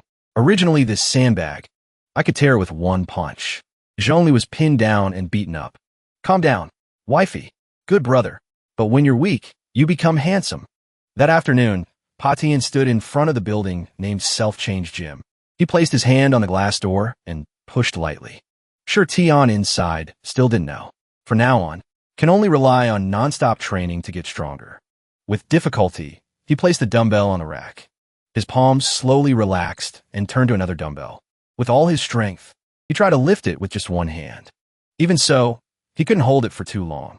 This weight, can't lift it past the shoulder. Reached the limit. Sure Tian despaired even more. I'm too thin. This thing, if it was before, he could lift weights with 2 hands and run before. Body weight is too light.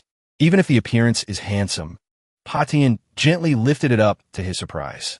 Sure Tian stared wide-eyed at the teacher. He also turned and gave a friendly smile. Hello. Also, so weak. While chatting, Potion's hand did a few moves. Looking at you, you don't look like those thugs. He kept that innocent smile on his face. Is it Sure Tian? Sure Tian was very wary. Yes. Why? Who is this? Why does he know me? The teacher didn't answer immediately, but put the dumbbell down. Then he suddenly clenched his fist with force. So then, the punch swung without warning, startled him. But Sure Tian still managed to block it with his hand instantly. Not bad. Potion's force pushed him sliding a few meters back. His palm also turned red and trembled incessantly. A second later, bones and flesh felt like shattering. When they cracked, the opponent very leisurely withdrew his hand. Patian evaluated carefully. Blocked it. This move should have directly broken his nose bone. Reaction is very fast. Indeed, someone with experience. Sweat poured down his face like rain. What is this strength? Just in a moment, he could strike like that. My palm feels like it was punched through. Hand is numb to the point of shaking uncontrollably. Lost sensation already. Sure Tian asked loudly. You guy, why exactly did you come? Answering his question, Patian slowly loosened his tie. Me? I am the karma for when you hurt others. A slight misunderstanding made him frown. Is that so? Then I seem to understand. Turns out this guy is an accomplice of those people. Attitude also became more serious than before. Then I also have nothing more to say. Zhongli hurriedly appeared, intending to stop them. Wait. The words intended to be spoken suddenly stopped, and his hand also lowered. He cast a spell and put fire into Sure Tian's hand. Never mind. Let me help you. Over here, Patian was still preparing. His hand is smoking. He actively rushed forward with a fist. Patian blocked directly, making the two confront each other. Sparks flew continuously. Time went back to 6 years ago, at a children's training center. The kid with aggressive aura laughed at the opponent. Newbie, my name is Long Batian. 13 years old. Here I am the oldest. When the coach isn't watching, I will request the newbie to train together. He declared loudly. But do you know why I do that? Because hitting people feels great. I hit very hard. We'll beat you until you cry tears. Batian screamed at a large shadow. Hey, talking to you. Are you listening? That newbie guy. Fat a bit and think you're great? Sure, Tion, with a body several times larger, just quietly looked down. Your name is Sure Tion, right? Result, that kid couldn't touch a single hair on him. The kid then went to tell on him to his black belt brother. And the result wasn't too surprising, still got knocked out cold by him with one hit. Boring as hell, why so weak? Back to the present, his body was trembling everywhere like it was about to break. Contrary to that condition, Patian didn't have a single scratch. He casually praised the opponent a few sentences. Persistent, his hands still in attack stance, as usual.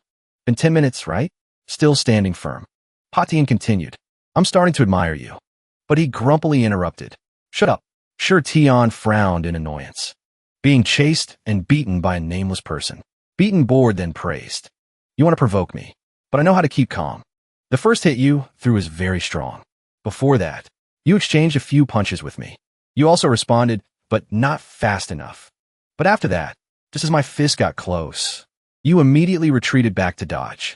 Smoke caused by Zhong Li's spell started rising in the palm. After igniting, it burst into a small flame. Sure Tion said angrily. Looks like you got burned pretty bad too, huh? 4 eyes. At this moment, a few thoughts popped up in his head. So strange. Clearly there's wind everywhere. But there's a feeling. Excitement when finally finding an opponent. Determined. Let's see who falls first among us. He didn't mind accepting that challenge. Then try it. Just finished speaking, the room door was thrown open by a girl. She worriedly asked the person inside, Is someone arguing? I heard noise, so I ran straight here. When she saw Patian and Sure Tion, she screamed loudly. She covered her mouth in surprise. Discipline master. Crazy Lin. He also didn't expect it. Uniform? You were a student of the school? Also, what did you call me just now? Her voice was awkward. Teacher, what are you doing? Classmate Sure Tion is so handsome. Why hit Sure Tion? Hearing that, Patian felt like lightning struck his ears. Sure Tion? Classmate? Now he shockingly realized the truth. Classmate?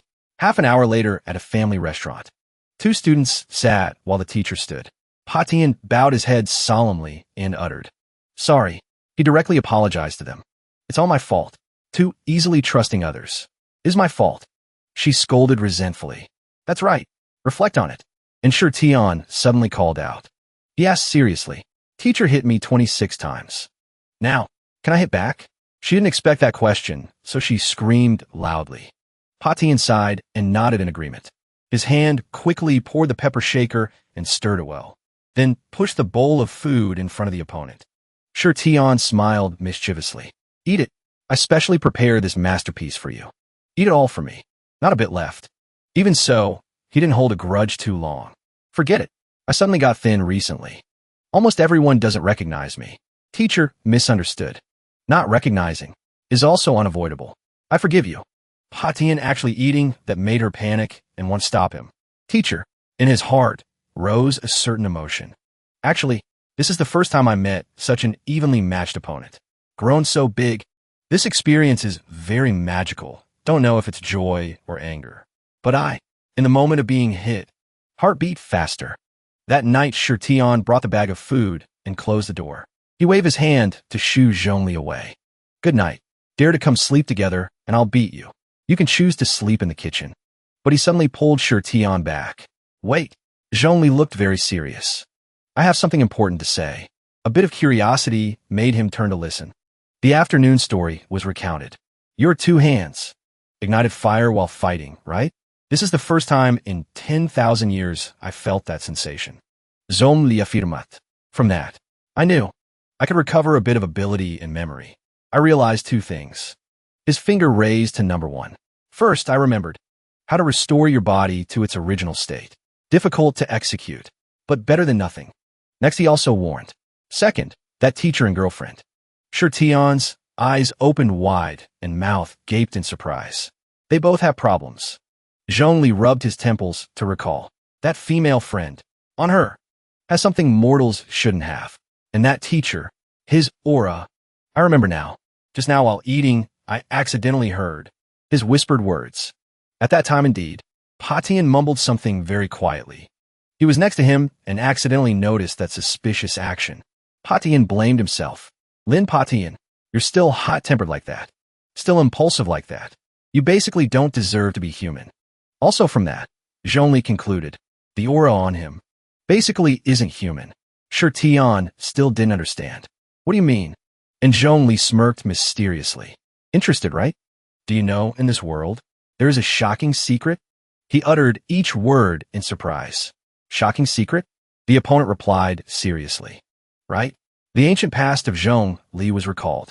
Before I was born, although titled as a god, managing 10,000 people. But I wasn't satisfied. I was full of curiosity about the world and unknown things. Turning around, I saw a woman walking gently towards me. She told him something and pointed far away. Thanks to that, he left happily. So, finally under my own encouragement, I made a fire carpet, went out to explore. Gone for 3 years. Sure, Tian heard and was even more incredulous. 3 years? Aren't you afraid of being tricked by people in the village? He suddenly raised his voice. After that, finally I returned. At the same time, I discovered a shocking secret, saying it will scare you. Emotions changed too fast, so sure Tian couldn't keep up. While exploding, he made a spherical sign. I kept going north. Didn't turn back. Finally still returned to the old place. This world is a globe. Sure Tian's whole body turned to stone. He was speechless too. Then he hurriedly ran into the house. Sure Tian's hand quickly took a book from the shelf. The geography encyclopedia was thrown straight at Zhongli's face. You just wanted to say this? He held his head resentfully. Wifey, not interested? He replied grumpily. Bastard, I'm going to sleep. Just turn his back when Zhongli acted mysterious again. Then I will get to the point. That journey continued. Me that year, because I broadened my horizons about tribes and plants. Say, Zhongli tested some herbs himself. I compiled, wrote down 7 types of prescriptions. Even worms have to fear his smile. Made play gods and raise ghosts to use. Now, I remembered one of them. He firmly concluded, I'm already a remnant soul. If I can make this prescription, maybe I can recall more memories. Or maybe finally retrieve memories and know how to use the fire leaf. Sure Tian immediately demanded. Recipe? What is the recipe? Say it. I'll write it down. He immediately listed. Ginger peppercorns. He quickly wrote it down in suspicion. The more I hear, the more it sounds like hot pot ingredients. Zhongli continued directly. Right? That teacher. That's another matter. It is exactly what it means. That girl. On her is something like a compass. I observed for a long time. Inside, there is some magical ability kindling. Or maybe it's an heirloom. Or maybe obtained for some reason. In short, not something mortals should hold. Next are potions abnormalities. And the teacher you mentioned, he is indeed not human. For example, me. I'm not considered human either. Just a remnant soul. His reflection dyed blood red. And the aura on him is an aura a bit crazy. Those details made Zhongli even more certain. Having this aura, definitely not human. In imagination, Patian laughed cruelly. He is probably some kind of monster, mixed into the human world, sometimes somewhere amidst crowded apartments. On the table was Potion's memorial photo. Placed before it was a full incense burner. The curtain was caught by the wind and rustled. 3 incense sticks were carefully inserted into the burner by that person. Unexpectedly, Patian was the one sitting there. My friend, I came to talk to you again. He began to confide. Today I hurt a student. I was wrong. The rarely seen weak appearance was revealed at this moment. The person in the photo smiled very brightly. Appearance alike, but aura unlike. The corners of his eyes turned red. You are really good, but your appearance. I can't do it. His shadow wasn't human, but a sturdy bamboo stalk. So hard, being human. The next day at the school, sure, Tian attended. Silver hair hit the wall after being impacted by the opponent. He trembled and begged. Teacher, sorry. I shouldn't. Patian gently dusted off his hand before beating him. He reminded sternly. You shouldn't lie to me. People I hit. I always hit very hard. His arm swung very fast. But I promised someone, must protect every student in this school. You are, after all, one of those students. Patian grabbed Silverhair's collar. So, I can only forgive you. He was slammed into the wall again. He threatened menacingly. Don't lie to me again in the future. Understood? Silverhair was scared pale. Yes, yes. After hearing the promise from him, Potion's hand let go. Really? Patian let him retreat. So this matter is considered over. Later, if you dare do it again, that scary smile bloomed. I will definitely break your nose and arm. Go back to class. The dismissal bell rang after the students' tiring lessons. A few girls started making noise. Did you come to see that too? That person who got thin and handsome to the point of making people faint is classmate Sure Tion. Right? Right? It's that. He's here. He's here. He stepped out of class. Sure Tion intended to open the door to enter class, as usual. His movement stopped when he realized someone was nearby. Patian suddenly appeared and faced him directly. Girls around were bewildered. Who was that in the hallway? That's the discipline master of grade 12. It's Lin Patian, both handsome and fierce. Why is he here? Boys whispered. Wait, Teacher Lin only talks about fighting, but can be ranked in the same legend as Sure Tion before. Then isn't it? The two best fighters in our school's legend have met here. He opened the conversation lightly. Teacher Lin? Patian smiled. I'm about to get off work, so specially came to find you. Want to go back with me and take a walk? Classmate Sure Tion. He led Sure Tion to a quite lush bamboo grove lit by sunlight. Zhong Li's warning words before suddenly rushed back. He is probably some kind of monster, mixed into the human world. Because of that, Sure Tion's eyes were very wary. Patian naturally noticed that. Are you guarding against me? Actually, no need. He shared gently. A few days ago while eating, you weren't this tense. So news related to me. These days, the strong person behind you told you, right? Suddenly Patian mentioned Zhong Li, making both truly surprised. Zhong Li didn't expect this. He could detect me? And Sure Tion admitted frankly. Right? No mistake. Potion's attitude still didn't change. Indeed so. Then the fire on your hand can be explained. Talking will also be more convenient. I absolutely have no bad intentions towards you. He raised an eyebrow in question at that. Patian slowly told a story instead of answering. This land, before the school was founded, used to be a forest. Now only this little bit remains. The watering can in his hand was raised to stop the water flow. He confessed directly. Classmate Sure Tion. I'm not human. This is where I was born. Sure Tion's eyes opened wide in surprise. Potion's form before was originally a wild bamboo. Demon. Mountain ghost. Cultivating. When able to have human form. I just stupidly stayed here passing day by day. Finally could become an immortal. Lightning from the sky suddenly struck down. So that night, I underwent the lightning tribulation. Because of that, smoke and dust covered the whole forest. Finally, the bamboo forest burnt by lightning only had one area left. Patian and other trees were broken more than half. And I, seriously injured and dying, revealed my original form. The real person named Lin Patian saved me. Was picked up and brought home. Chapter 26. The school is located in a vacant lot, so there are many trees around. Patian brought the broken tree stump back to plant in the vacant lot. Its body only had a piece left, plus a few scorch marks. The janitor working nearby started a conversation. Is this the new teacher Lin? Planting what? Books and stuff. He replied happily. It's a bamboo. Wasn't there a fire nearby yesterday? I want to pick it up and bring it here. Those gentle eyes seemed to tell the bamboo. Hope. It can live healthily. At that time it hadn't become a spirit, yet so could only listen. You and I are the same. Both just arrived here. From now on, this is your home. Days passed. Many things like a dog casually defecating on the roots. Not to mention some guys casually picking leaves to flirt with girls. Patian back then was full of marks from destructive students. The story didn't stop there when a student launched a powerful kick. The ball flew high and rushed forward. It didn't hit anywhere else but hit the tree trunk, making him furious. Wait until I can move. I will kill you all. On that fateful day, there was a guy using a cigarette, but to burn his leaves.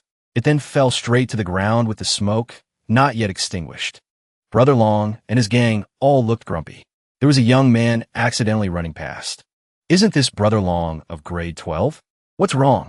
Smoking looking so sad? He suddenly glared as if about to eat the opponent. That young man trembled immediately. What are you doing? His subordinate shook his head in boredom at the situation. The guy grabbed his shoulder. Kid, no matter what grade you are, if you don't want to be beaten, then shut your mouth. The person in front of you, Brother Long Bao Long, just in this 1 year, has beaten 52 people into the hospital. That threat came with Long's frowning face. Want to be the 53rd? His face turned green and mouth stammered speechless. The other guy continued growling. I remind you, we are very annoyed right now. Just a touch and we can explode. The main reason is the school recently transferred a new teacher. The story was simply like this. This afternoon, several of his phones were just confiscated. Caught right when hiding in the toilet playing games. While having fun, his mood was cut off by someone. Patian went in and caught him red-handed. That teacher dared to go check inside the toilet. We each have to submit a 5,000-word self-reflection. But didn't end there. Also yesterday noon, Brother Long called a lackey in class to treat lunch. Result got caught. This time have to submit an 800-word self-reflection. Patian even stood next to that student to protect him. That teacher kept wanting Big Brother to apologize to that kid. The young man heard and didn't know how to retort. His subordinate widened his throat and said, I tell you, all of us, we're spun like tops. Very grumpy right now. He pushed the boy away to vent anger. I advise you to get lost quickly. Otherwise, mind if I beat you right here? The young man obeyed immediately. Brother Long spoke up after a moment of silence. All right, let's go. To class. Otherwise, get caught again. He frowned. Really can't stand it. Right? This bamboo was planted by that bastard, right? The threat made the small bamboo tremble. Next time, pour some boiling water on it. That day Patian also came to check the garden as usual. He muttered to himself, why raise like this? All withered and faded. The bamboo hurt it. Feelings of resentment started to rise after so long. Finally couldn't hold back and shouted, Hey, you brat. I'm seriously injured right now. Shouldn't have spoken. But now, because I don't want to damage my cultivation anymore, so I have to speak. Move me somewhere else immediately. Otherwise tomorrow, your students will use boiling water to scald me to death. He exclaimed in surprise. What? What sound? From the bamboo? You're talking? It continued shouting. I can not only talk, but can also be your daddy. Its voice rang out piercingly. Me owing a useless guy like you is truly bad luck for 8 lifetimes. Are you crazy? Pick me up. They must plant me somewhere with trees. Only me alone is bamboo. Clearly want me to die. I'm about to be driven crazy by people passing by here. The bamboo kept complaining. Also, most people tormenting me are the students you teach. It told them about the students' behavior. I was burned by someone with a cigarette, but someone used the bamboo to practice martial arts. Stepped on. Another guy mistook for a bed. Was used by someone as a sleeping chair, bending my whole body. It scolded angrily. How many brats have you offended exactly? You torment students. Then they come to torment the tree you planted, which is me. This is truly a cycle. Patian also regained his composure a bit. What? So that's how it is. You were by them. Wait, so what exactly are you? I seem to see your mouth just now. Now the bamboo had a chance to introduce. Me? Yours truly is just a tree spirit. A bamboo spirit. Struck by lightning, so now have to recuperate. Its evil laugh appeared. Right? How to say? I also have to thank you for saving my life. A few more days. I can turn into human. By then, why not let this great Lord help you? Besides, it also reminded. I tell you, in this school, there isn't a single good thing. Your picture was pinned by students. I have always been secretly observing. Everyone is plotting with bad intentions against you. No one thanks you. All are waiting for a chance to take revenge on you. Not only boys, but girls also gossip. And people unrelated to them. Also, no one understands you. But all criticize you behind your back. The bamboo excitedly proposed. So, take me out of this place first. Wait for me to recover. I will help you kill each and every one of them. How about it? Patian hurriedly signaled for it to stop. He squeezed the tree trunk tight and shook. Don't hurt those students. It screamed in panic. What are you doing? Let me go quickly. Patian hurriedly used a shovel to dig up the tree root. No matter what, I also have to let you leave this place. Then he carried it and ran away. You staying here is indeed too dangerous. For you and others alike. He pensively told the rest. From then on, I was forced to be planted at his house for a period of time, also considered an unforgettable period of time. The bamboo placed in the corner of the house. And Patian sat working at the table. It asked resentfully, "Why not let me beat those students?" This question made him stop his work and pay attention to it. Patian smiled very gently. "Because they are in this period of time, I have also experienced extreme, easy to trust people, rough and confused." His words had no blame, but also because of lack of knowledge. So went down the wrong path. One hand leaned on the chair and confided, "And I want to become the boatman guiding them." Some paths look very wide at first, but in reality, they become very narrow. Patian looked at the treasure with optimism, but there are other paths, where if you just persevere, the road ahead will be paved with flowers. After hearing this principle, the bamboo was 100 times more shocked. He turned to ask for its opinion. "By the way, I think you're also very aggressive. Do you want me to treat you like a student? Want to talk about it?" It got embarrassed and quickly refused. "Are you crazy? Why are you suddenly talking about me?" Patian's voice grew quieter and quieter. From then on, for about half a year, I quietly stayed at his house, cultivating during the day and talking at night. The days passed in profound peace, so much so that I forgot. Sure, Tian was curious to know the hidden meaning behind those words. He gritted his teeth with hatred.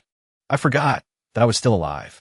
This was an incredibly dangerous thing, the beginning of a spirit's life, and I had also been injured by lightning. It was when I was at my weakest, and also the time when cultivators covet you the most.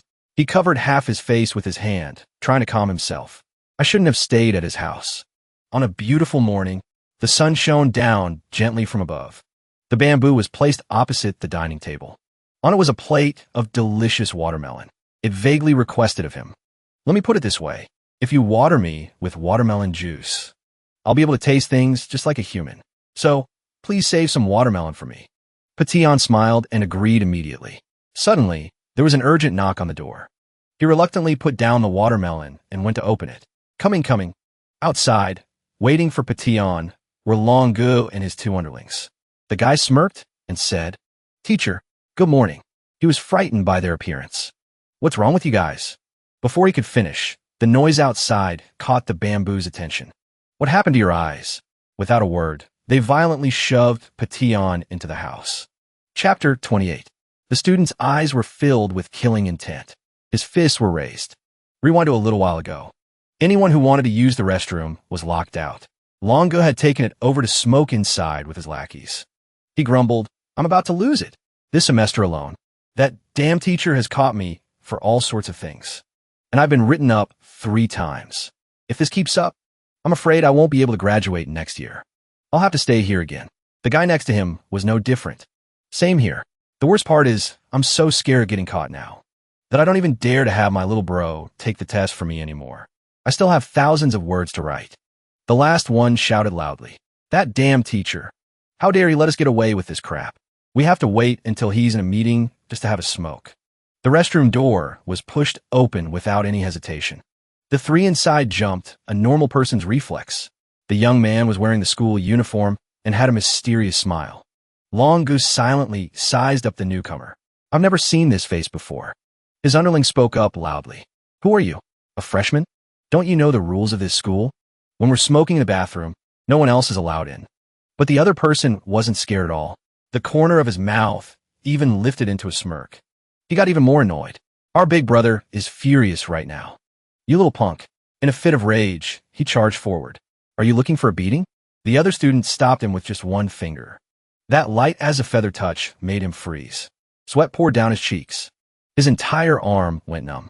He couldn't move it anymore. The other person replied calmly. "So violent and irritable. Truly undisciplined. What year am I in? I'm not a student at this school. My age is greater than all of yours combined. I'm dressed like this simply to make it easier to blend in." Some of the meaning in his words was lost. "I'm a cultivator." His fingers twisted into the other's collar. "I've been observing you for a very long time. This fist should not be aimed at me. You've always had someone you hate." Some kind of magic was woven into his words. Why not nurture this desire of hatred and make it grow? Make it bigger, then release it. How about you go and give him a good beating? That energy shot straight into their heads. And that's why Patian was being assaulted by them now. Their feet stomped down hard. Hold his hands down. I'm gonna leave a shoe print on his face. He still tried to reason with them. What you guys doing? The aggressive one replied. What are we doing? Teacher, I wanted to beat you up for a long time. His neck was squeezed tightly. Why do you have to get in our way? Why do you want to change our way of life? He struggled to get the words out. Because I want to. They punched him straight in the face. I don't care what you want. The guy's eyes were filled with hatred. For people like us, just leave us alone. That's all you have to do. That way you'll be happy, and we'll be happy. Everyone can live happily and peacefully. Isn't that better? Pation's reason was stuck in his throat. It's because I want to teach you. The bamboo cried out helplessly from the corner of the room. Stop. Stop it right now. If you keep this up, he'll die. Pation's body trembled as he tried to persuade them. It's because I've seen a wider, happier path. The bamboo fell into a panic. It stared wide-eyed at the scene before it. His eyes began to close.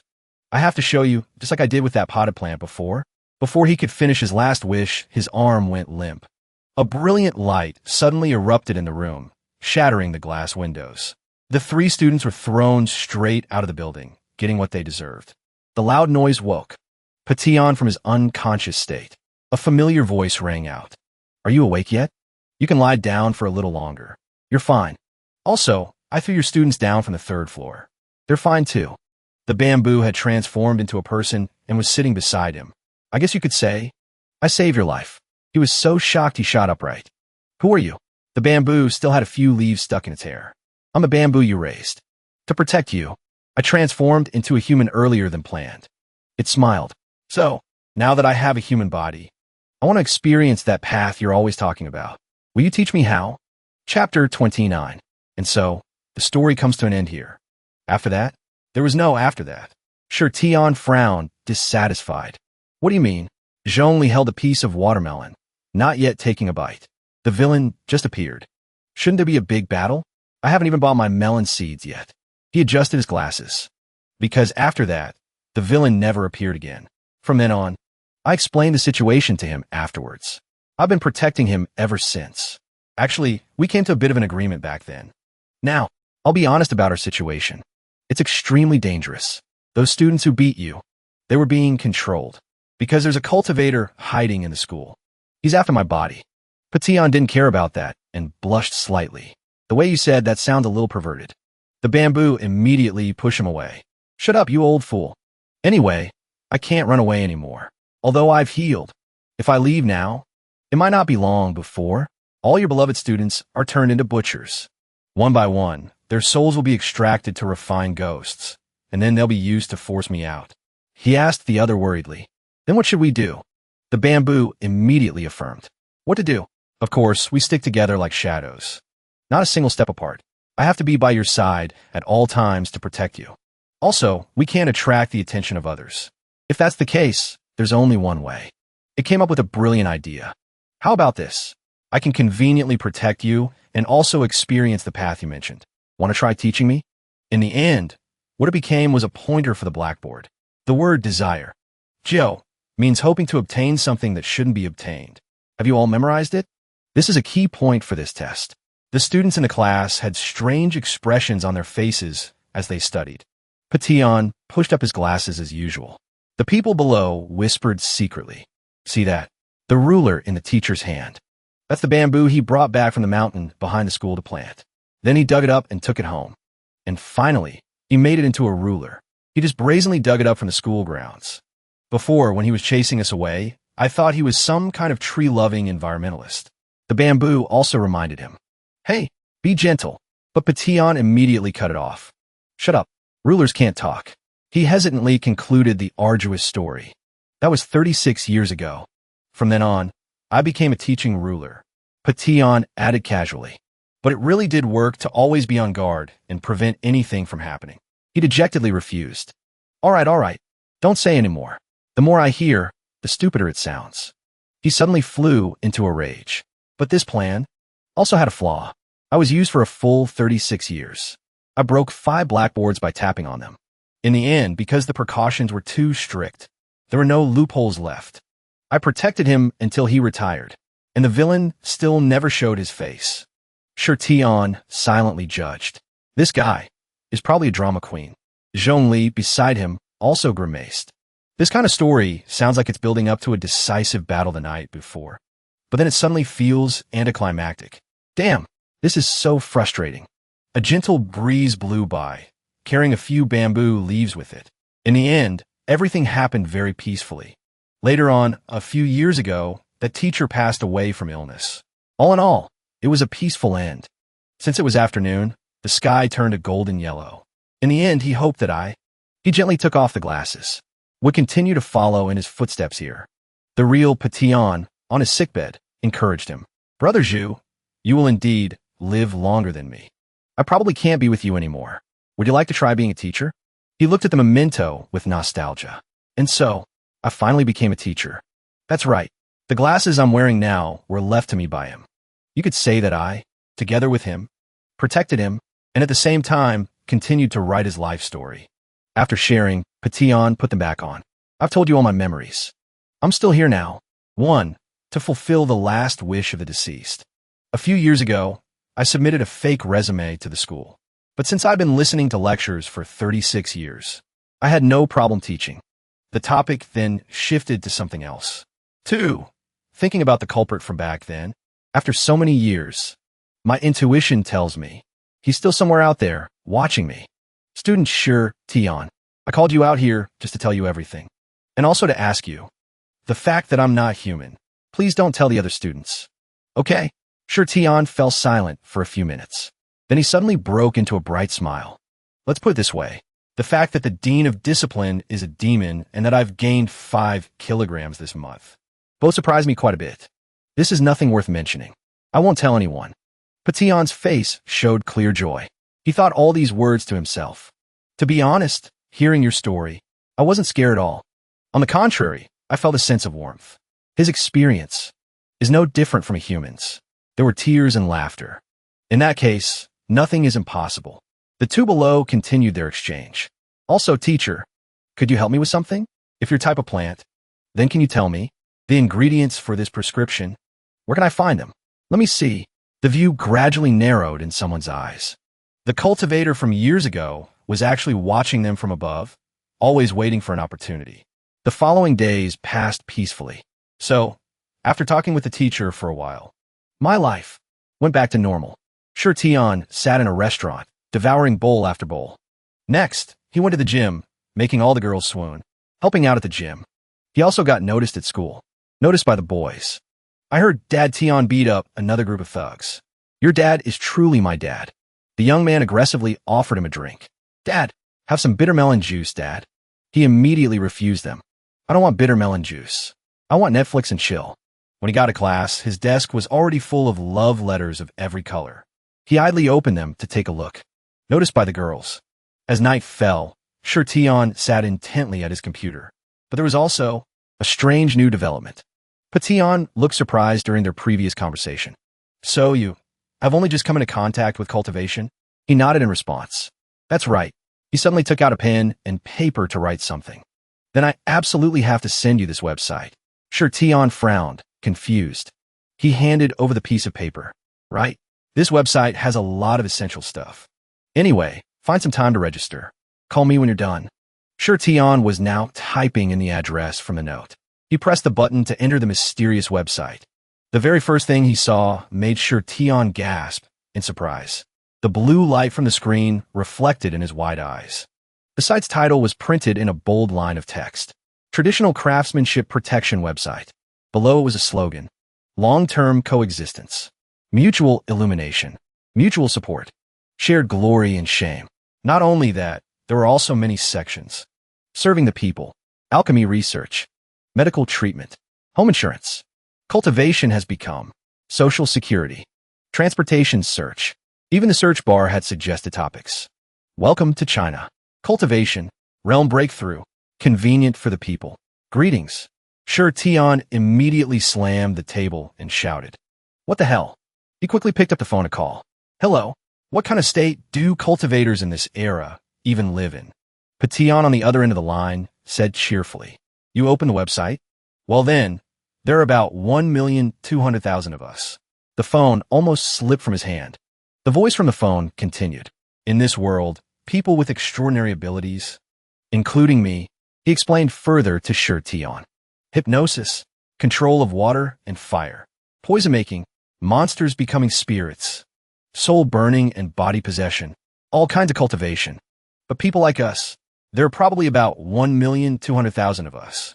His story became more and more mysterious. Are all called? He was unconsciously drawn in. Are called. Pation's punchline shattered the illusion. Inheritors of traditional craftsmanship. He continued slowly. That's right. All these things are considered intangible cultural heritage. Therefore, there's a specialized website with departments for them. In short, to prevent them from being lost to time, some seniors created it. I heard the government was even involved.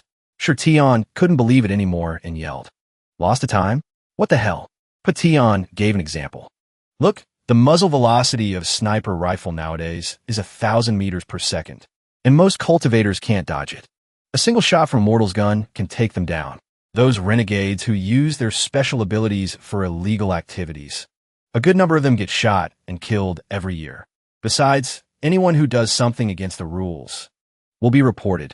I've been criticized for my teaching methods quite a few times over the years. There were some who practiced the old ways before. In this kind of environment, many cultivation methods are both energy-consuming and useless. Wang Shirtu spent 20 years carefully cultivating venomous insects, but the results weren't pretty. His wife nagged him every day for not having a proper job, and on top of that, they just got poorer. The end of that story was harsh. Soon enough, he saw his neighbor give up and move to the city to work, and before long, they had bought a big house with a big gate. After a long time, gradually, no one learned it anymore. Even Shirtion had to agree. That's so true. Cultivation in this era is really too impractical. Potian Rambaldon. Anyway, just search for some information on there. It won't hurt you after all. Later on, a guide will lead you to interact with other fellow Taoists. Every year, the Bureau of Culture also organizes activities to strengthen the bonds between fellow Taoists. Things like travel, gatherings, matchmaking, and sermons. After hearing all that, his face darkened. It's getting more and more unrealistic.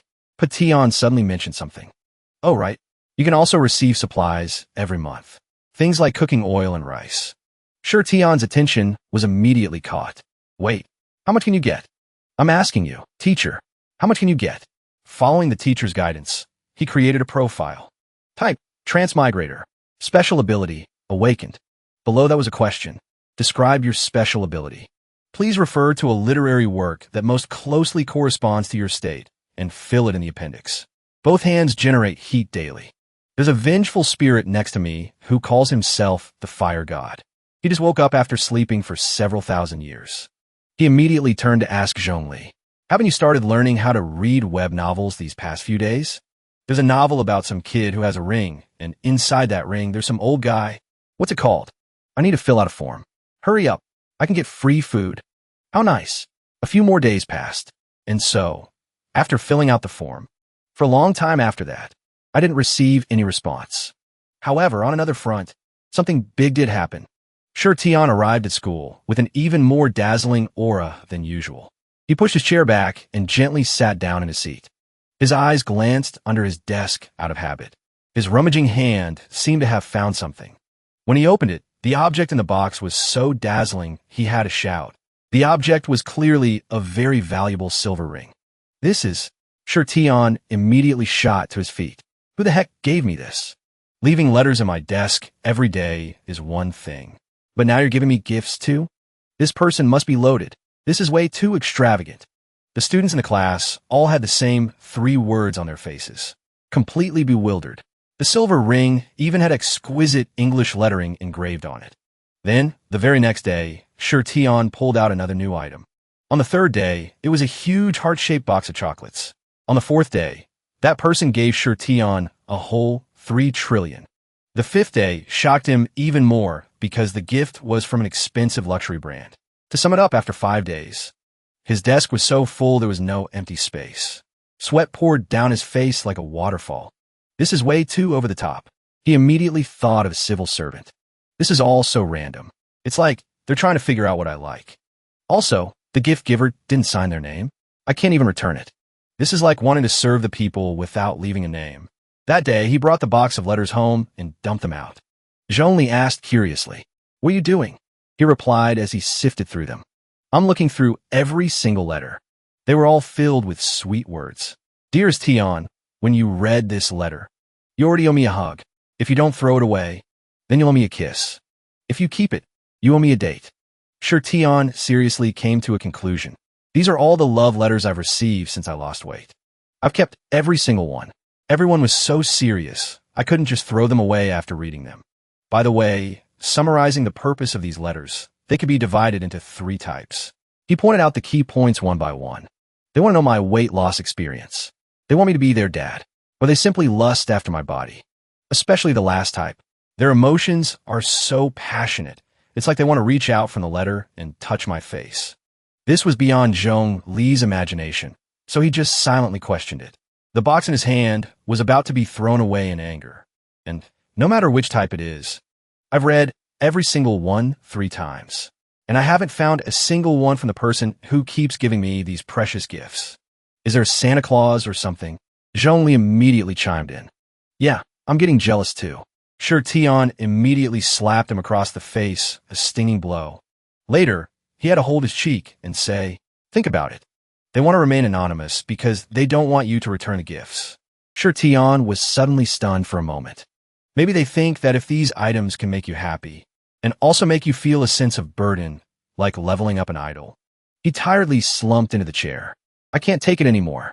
Sure, Tian declared loudly. "I have my principles too. When I deal with things, I don't need this stuff. Just leave it all in its original packaging. I'll return it sooner or later." There was actually a red flush on his cheeks from frustration. Seriously, in the midst of his turmoil, his stomach let out a loud growl. He lunged at the pile of gifts like a hungry tiger. Zhong Li didn't even have time to warn him. "You," but he ignored his words. "Hungry. I remember there was chocolate among the things I received. I'll just eat one piece first. Just one piece." Chapter 32. Sunlight from the window shone on the sleeping figure. A few days later, the situation became even more complicated. The phone on the bed vibrated incessantly with a call. A stranger. Sure, Tian, half asleep, reached for it. His tired voice came through. "It's so early." The person on the other end started aggressively. "Hello, is this Mr. Shirtian?" They happily delivered the news. "Hello, I'm a customer service representative from the Traditional Craftsmanship Protection website. We've received your form. We will be coming to the address you provided on the form this week to conduct a verification. But before that, could you join the VX group for the cities near you?" Sure, Tian was instantly wide awake and picked up his phone to look. "The QR code has been sent to your phone. We're calling specifically to inform you about this." His eyebrows furrowed tightly. This is too modern. The phone displayed a QR code with a title. Shanghai Exchange Group Number 7. Sure, Tian decided to follow the instructions. "Join." The moment he entered, the flood of notifications startled him. The people inside were all advertising. Shanghai Exchange Group Number 7. Perfect flavor. Sweet, juicy oranges are now on the market. Starting price is only 58 yuan to bring home a delicious, vitamin C-rich orange picked straight from the orchard. Long white denim dress. Original price, 69 yuan. Current price, 39 yuan. Comes with a free high-quality denim belt. Soft and comfortable. Excellent experience. 3-dimensional tailoring. Wearing it will accentuate your curves. Suitable for all occasions. Resid. How to buy? PM me. A quick way to make money, even while you're lying down. Sure, Tian's jaw dropped in astonishment. The conversation suddenly exploded. What kind of group is this? Just as he regained his composure, his phone vibrated again. This message came with a red envelope. "Fellow Taoists, let's work hard today too. Wishing you wealth and prosperity. Great fortune and good luck." The people in the chat responded enthusiastically. "Hello, Director Zhao. Greetings, Patriarch Zhao. Director Zhao is so generous." "Thanks, boss." He immediately noticed that person. "Someone's talking." "Patriarch?" The mysterious figure laughed heartily. "It's a new day. This world is dog-eat-dog. Let's all work hard together. A toast to our friendship." The others quickly flattered him. "I'll share some experience I've accumulated recently." The cultivation experience accumulated by Patriarch Zhao. "Thank you, Patriarch Zhao. A role model for the cultivation world. A folder named Precious Book was sent by the mysterious figure. Thank you, Director Zhao. Sure, Tian was a little curious. Precious book? Fake news. The first thing that caught his eye was the bold text. How to make money on WeChat. Table of contents. He didn't even need to scroll further before slamming his phone on ground. The anger inside him erupted, making him grit his teeth.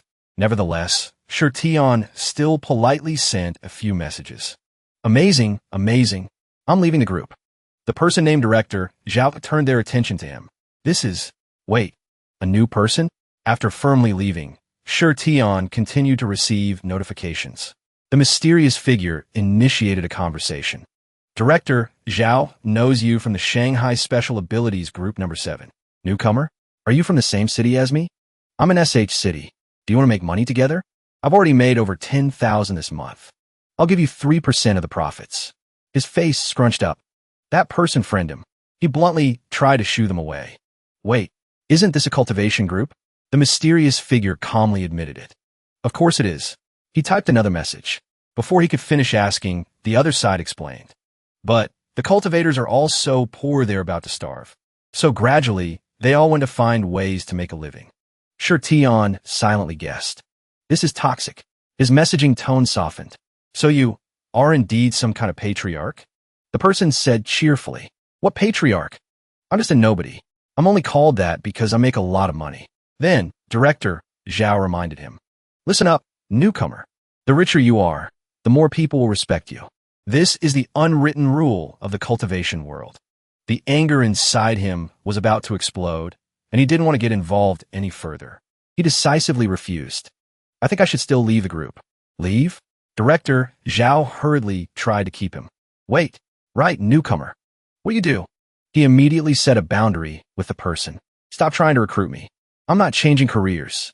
I'm a student at SH number 1 high school, an 11th grader. Director Zhao suddenly reacted very strongly to that statement. The message was also filled with surprise. We are classmates? Really? Trust me.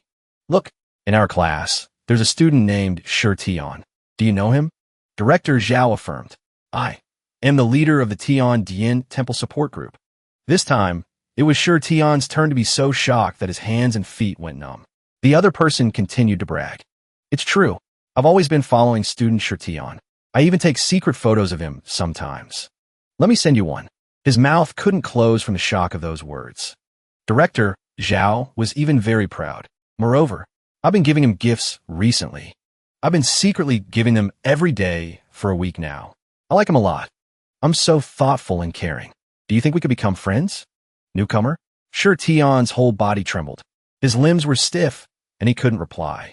Director Zhao suddenly had some thoughts to share. But student Sure Tian has lost weight recently, hasn't he? He's not as cute now that he's skinny. I hope he can gain a little weight. The person who had been scaring Sure Tian was excitedly typing. The Xiong sat on her bed. Behind her were pictures of him, from fat to thin. She smiled happily. Right, that year that way. Which class was it? The perspective shifted to the Xiong. Some people like the rich. If they don't like the rich, they'll like something else. Some people like handsome guys. The Vyong Sedi Confessit had fittings. And some people like fat guys. She shyly thought of Sure Tian. I have someone I like. I have someone I like. This is a little secret hidden in a young girl's soul. Her story began to be told. The young girl named Zhao Dexiong was a very ordinary girl. When she was very young, Zhao Dexiong's math test had a big fat 0 on it. Next to it was a very thick book. 5 years of middle school entrance exams. 3 years of mock exams. She picked up her pen and wrote something aggressively in her notebook. Her father walked in with a stick. Dexiong, stop it. When she saw him, she screamed. Dad! Her father's voice boomed in reply. Dexiong said resentfully. Damn it, are you finally going to beat me because of my grades? Her father just raised his hand threateningly a few times. Dad, how could I? You've clearly never passed a single subject from childhood to now. Besides, it's not just you. Dad has never passed a single subject from childhood to now either. He sat down and reminded her. Give up. Not being able to succeed is a talent of our family line. We simply don't have the aptitude for studying. The main reason is the headband on your forehead has the character for pass written on it. I was wrong. Dexiong froze for a moment. Her brain slowly processed the situation. Then she quickly took off the headband on her head. Her father smiled mysteriously. However, studying isn't the only path. Today, Dad will tell you the secret of our family. The stick he carried was actually a secret place to hide things. He took out an old book titled The 15-Character Mystery of Inyong Feng Shui. The stick transformed into a flag that fluttered with the aura he emitted. Her father said decisively, "This book is a manuscript passed down from the Western Zhou dynasty. Once you learn it, you can tell fortunes any time in the future. It's extremely accurate. This flag is incredibly eye-catching and powerful. If you can memorize the contents of this book clearly, you can open a fortune-telling stall across the street." He proudly affirmed, "This is the profession our ancestors left for our family." He has the nickname Zhao, the Great Half-Immortal. I've even told the fortunes of great figures before. Even if you're not good at studying, you can still get rich through your own efforts. Her father muttered to himself. Also, you can't divine lottery numbers. If you do things that go against the laws of heaven, you'll face retribution. Dexiong, on the other side, was crying her eyes out. "I want to pass." Her face was downcast, seeing no hope. But just a second later, she had an epiphany. "Wait, that's not right. If I just want to pass." "That's right. That would work too." Dexiong then suggested, "Dad, can you hurry up and teach me fortune-telling?" Her father was surprised. "I thought I'd have to persuade you for a while longer."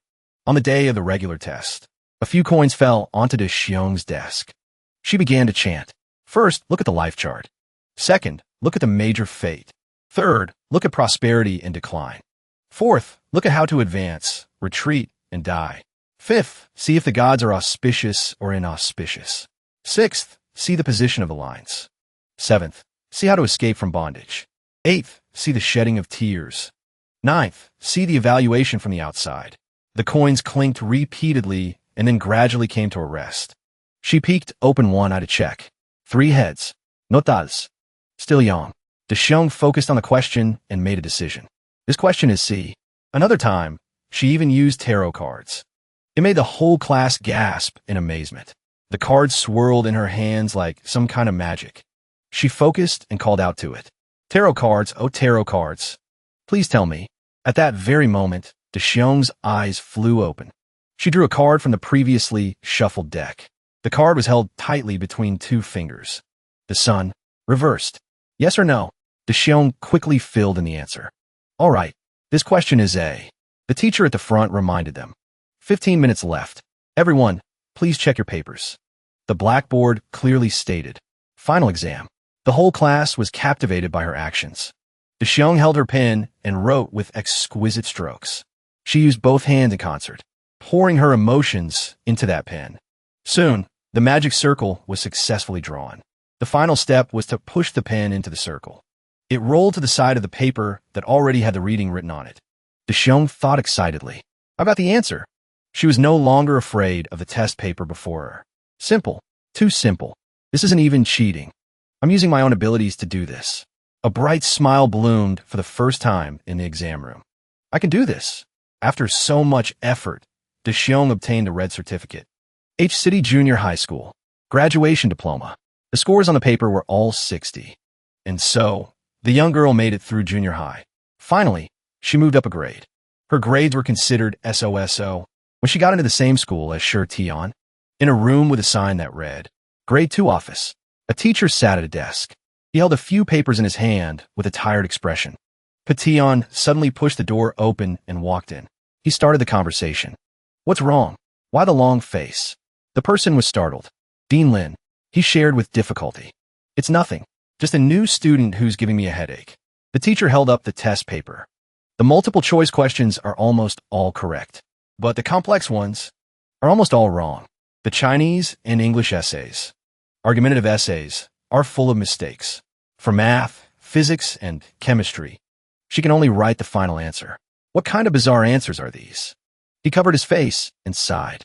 Kids these days, I really don't understand them. After hearing this, Patian gently pushed up his glasses. He smiled. How interesting.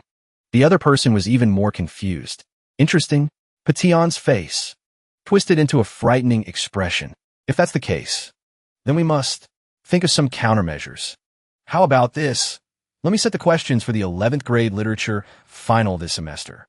After that, the school's exam rules were changed. Final exam. The last day. Lecture hall. 10th and 11th graders sat mixed together. The proctor in the lecture hall announced to the room, the 11th graders will take their last 3 exams today. History and politics.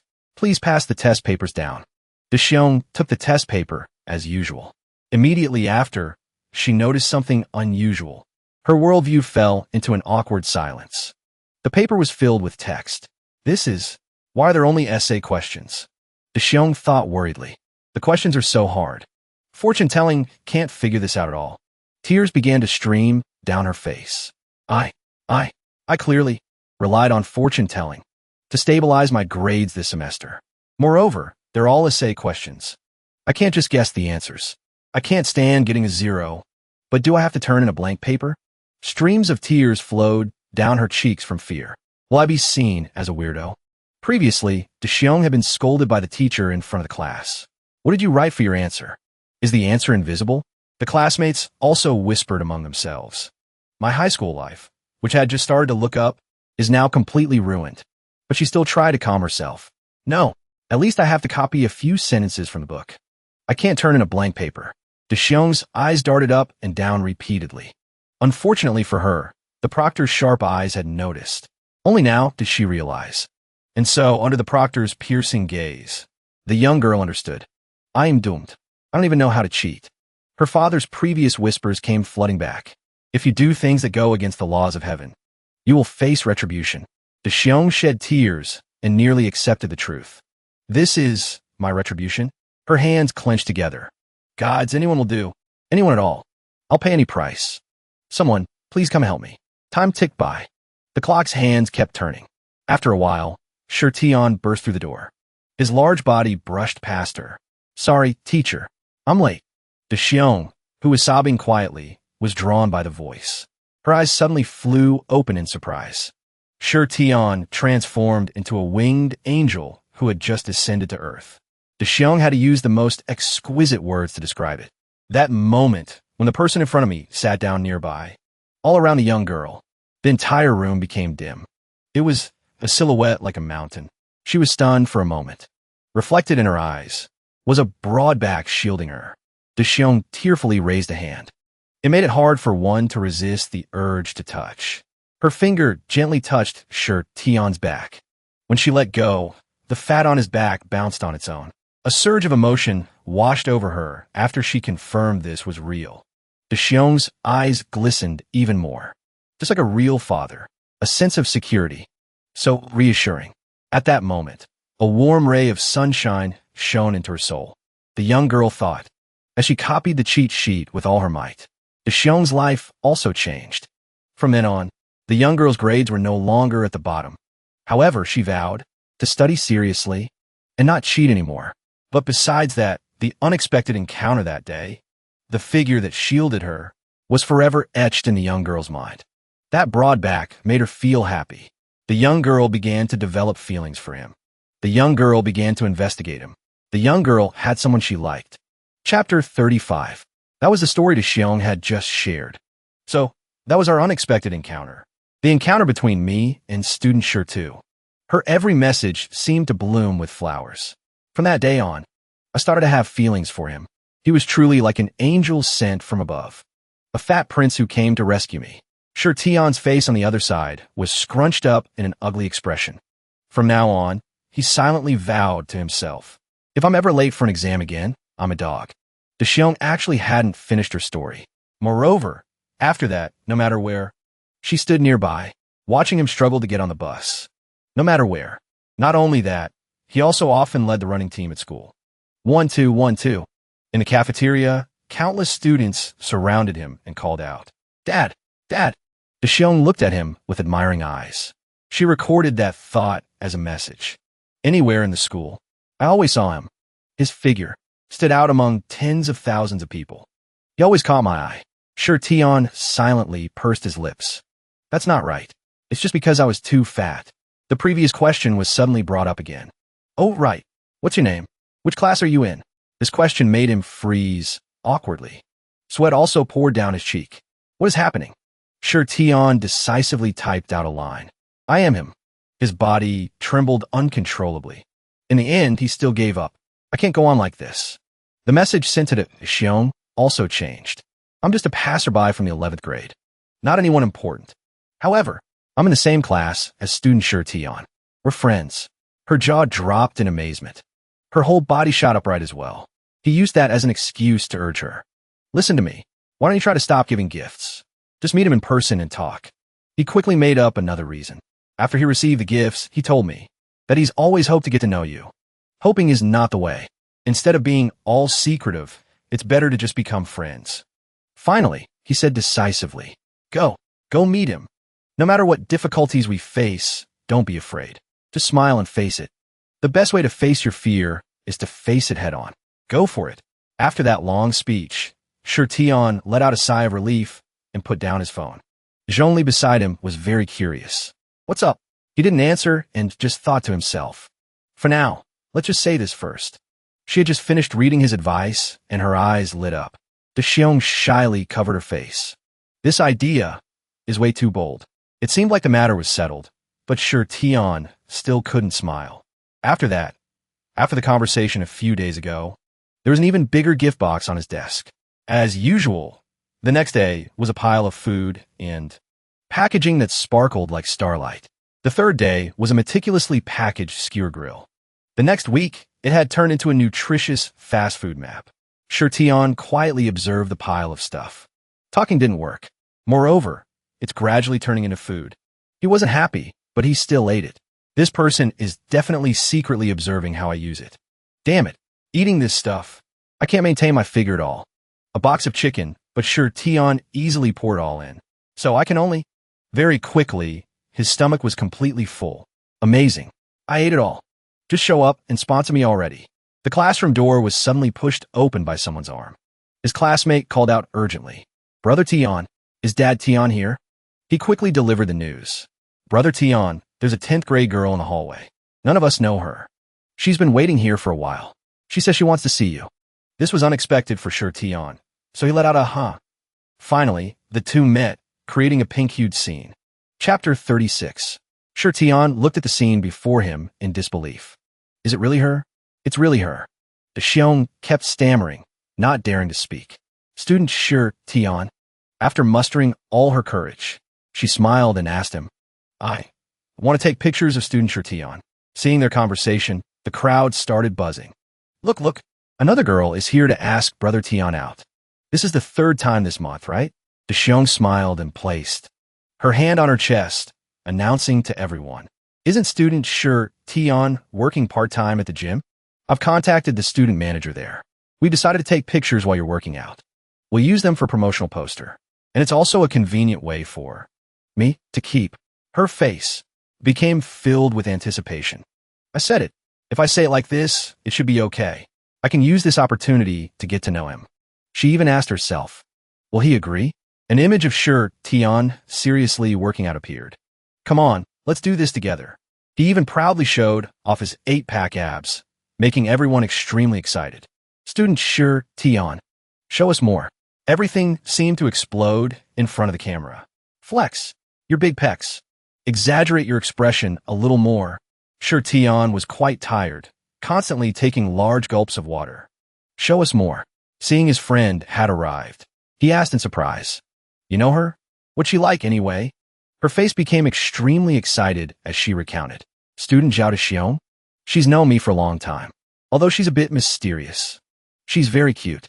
This time, she was the one who proactively came to help me shoot the poster. She didn't forget to add, oh right, there's always been a compass on a flyer. She gave me that too. At some crucial moments, it helped me attract good luck. That's also how student Sure Tion got to bring the newspaper home. Sure Tion was a bit bewildered listening to these words. Since then, the business of this gym has been getting better and better. This is all thanks to Xiong and her doryman. His face seemed to show that he understood something more. He turned his head to look at Xiong, who was still seriously filming. This picture isn't good. The focus is off. Delete it. The scene has now shifted to the center of Dongshan City. This vast place is the New Century pedestrian street. The Grandmaster set up a stall there, constantly calculating. The promotional information was written very clearly on the paper. Naming, physiognomy, palm reading. Divine physician, earthly demigod calculator. The price list right next to it was also very clear. Love, 5 yuan. Health, 8 yuan. Stocks, 10 yuan. Fortune, 20 yuan. Defying heaven to change fate. Welcome.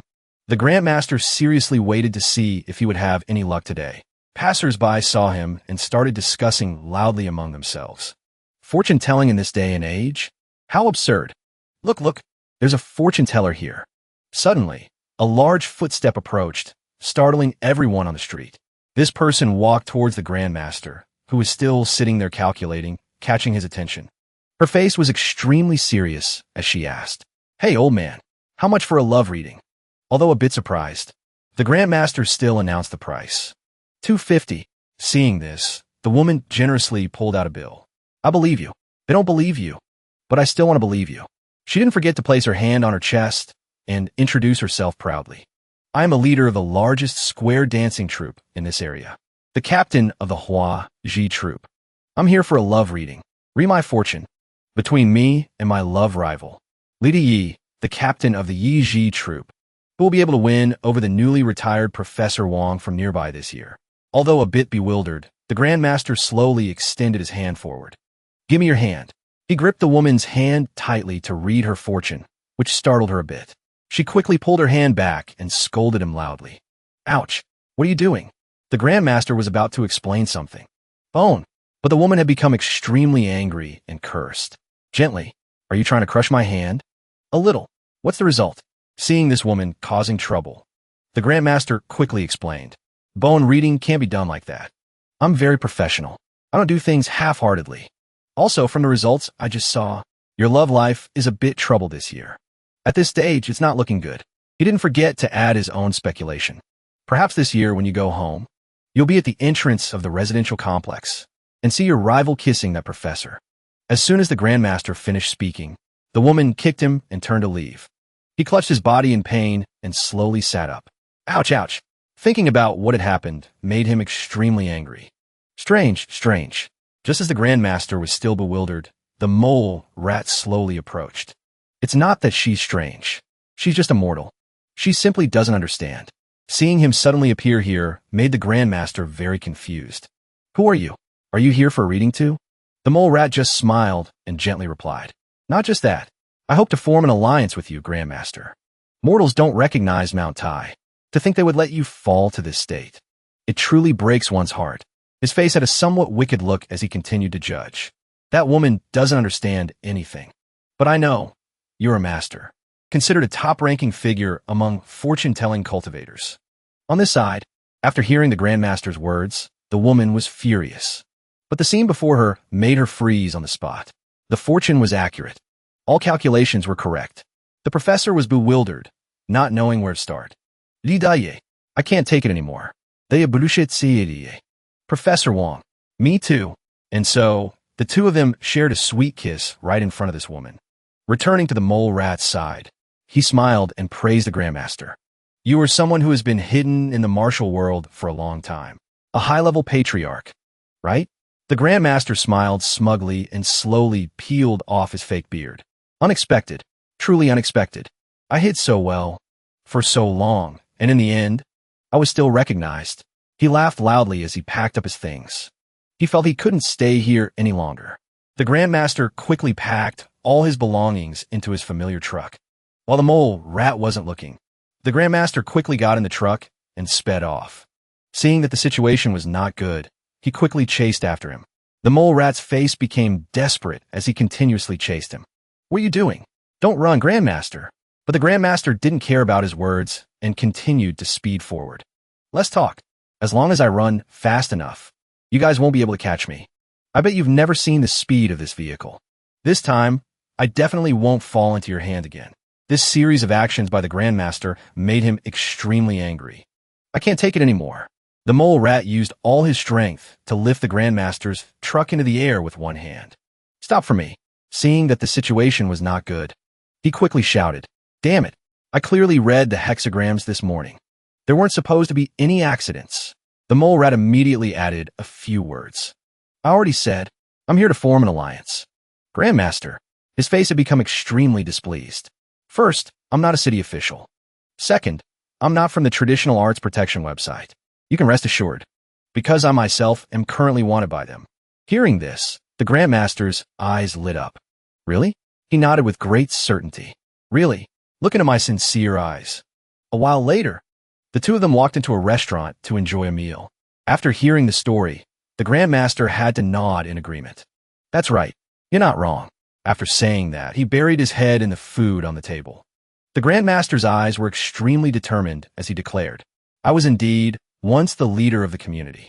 Feeling that he still wasn't full, he quickly drank a large bowl of soup. This series of actions left the mole rat stunned and speechless on the spot. Grandmaster, that's 6 bowls. How on earth did you end up like this? The Grandmaster laughed, picked his teeth with a toothpick, and explained. It's an old story. Even smart people make mistakes. It was because I miscalculated a hexagram. He slowly recounted that day when he was sitting at his computer. At that time, due to an incident, actually found an online casino in Australia, a place that provides licensed online services for card players. The next scene on the computer changed, causing the Grandmaster to freeze in an instant. So I tried playing and thought I could use fortune-telling to avoid risks. Thinking about what had happened to him made the Grandmaster extremely desperate. As a result, I lost continuously for a month after that. No matter how I calculated, I couldn't win. I bet all my pension money on it. Until the day I couldn't turn back. He continued to pick up his chopsticks and eat while telling his story over and over.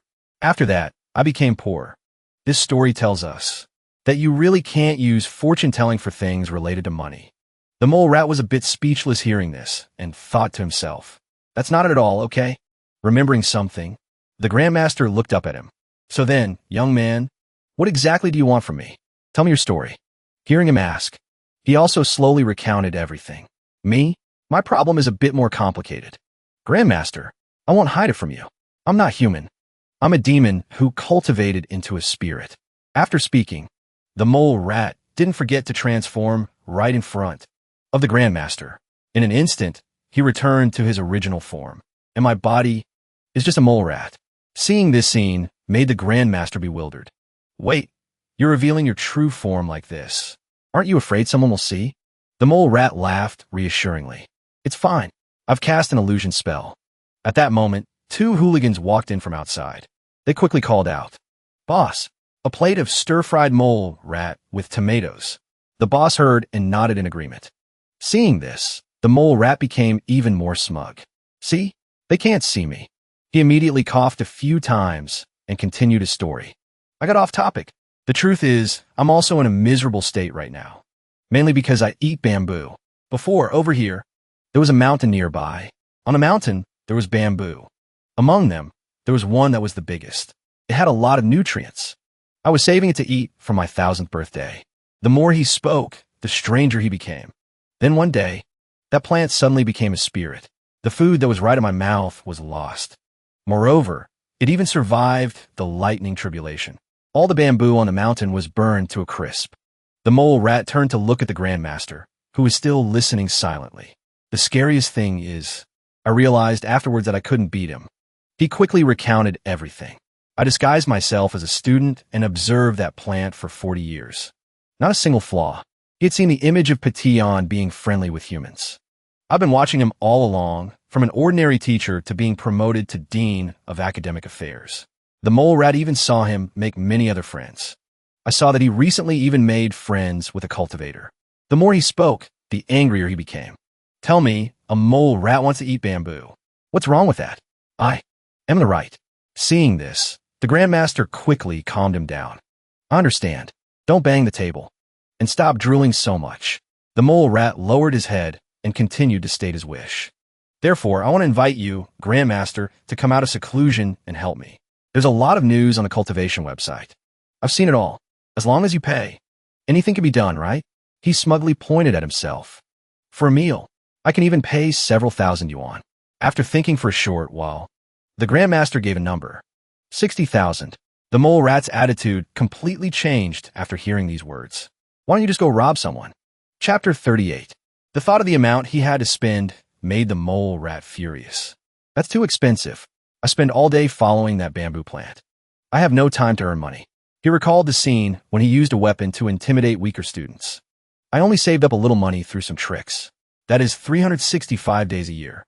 Rain or shine, I try to threaten students on their way home from school and some greenhorn kids. Until the mole rat grew up, he remained loyal to this profession of bullying.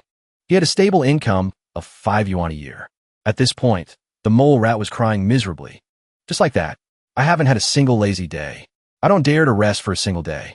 It's been like this for 40 years. And I've only managed to save 60,000. You're basically robbing me blind.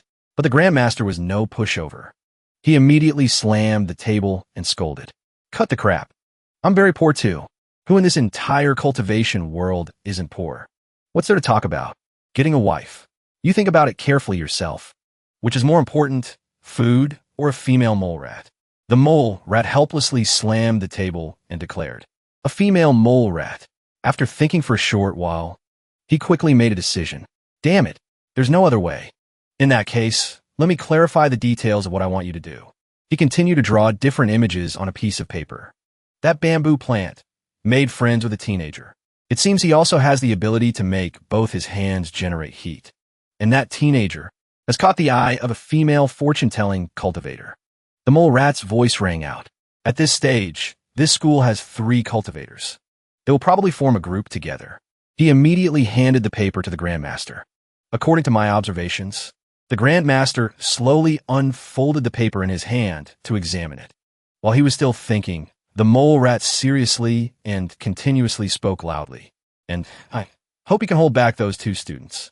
Give me and that bamboo plant a chance to be alone. I must eat him. I have to roast him with meat. He was somewhat surprised after hearing this. Is that so?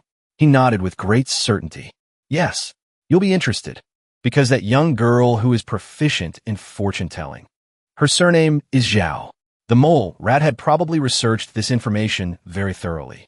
She is the rival you hate. The child of the famous Zhao family of fortune-tellers. So, do you want to give me a discount now? This series of words also greatly surprised the Grandmaster.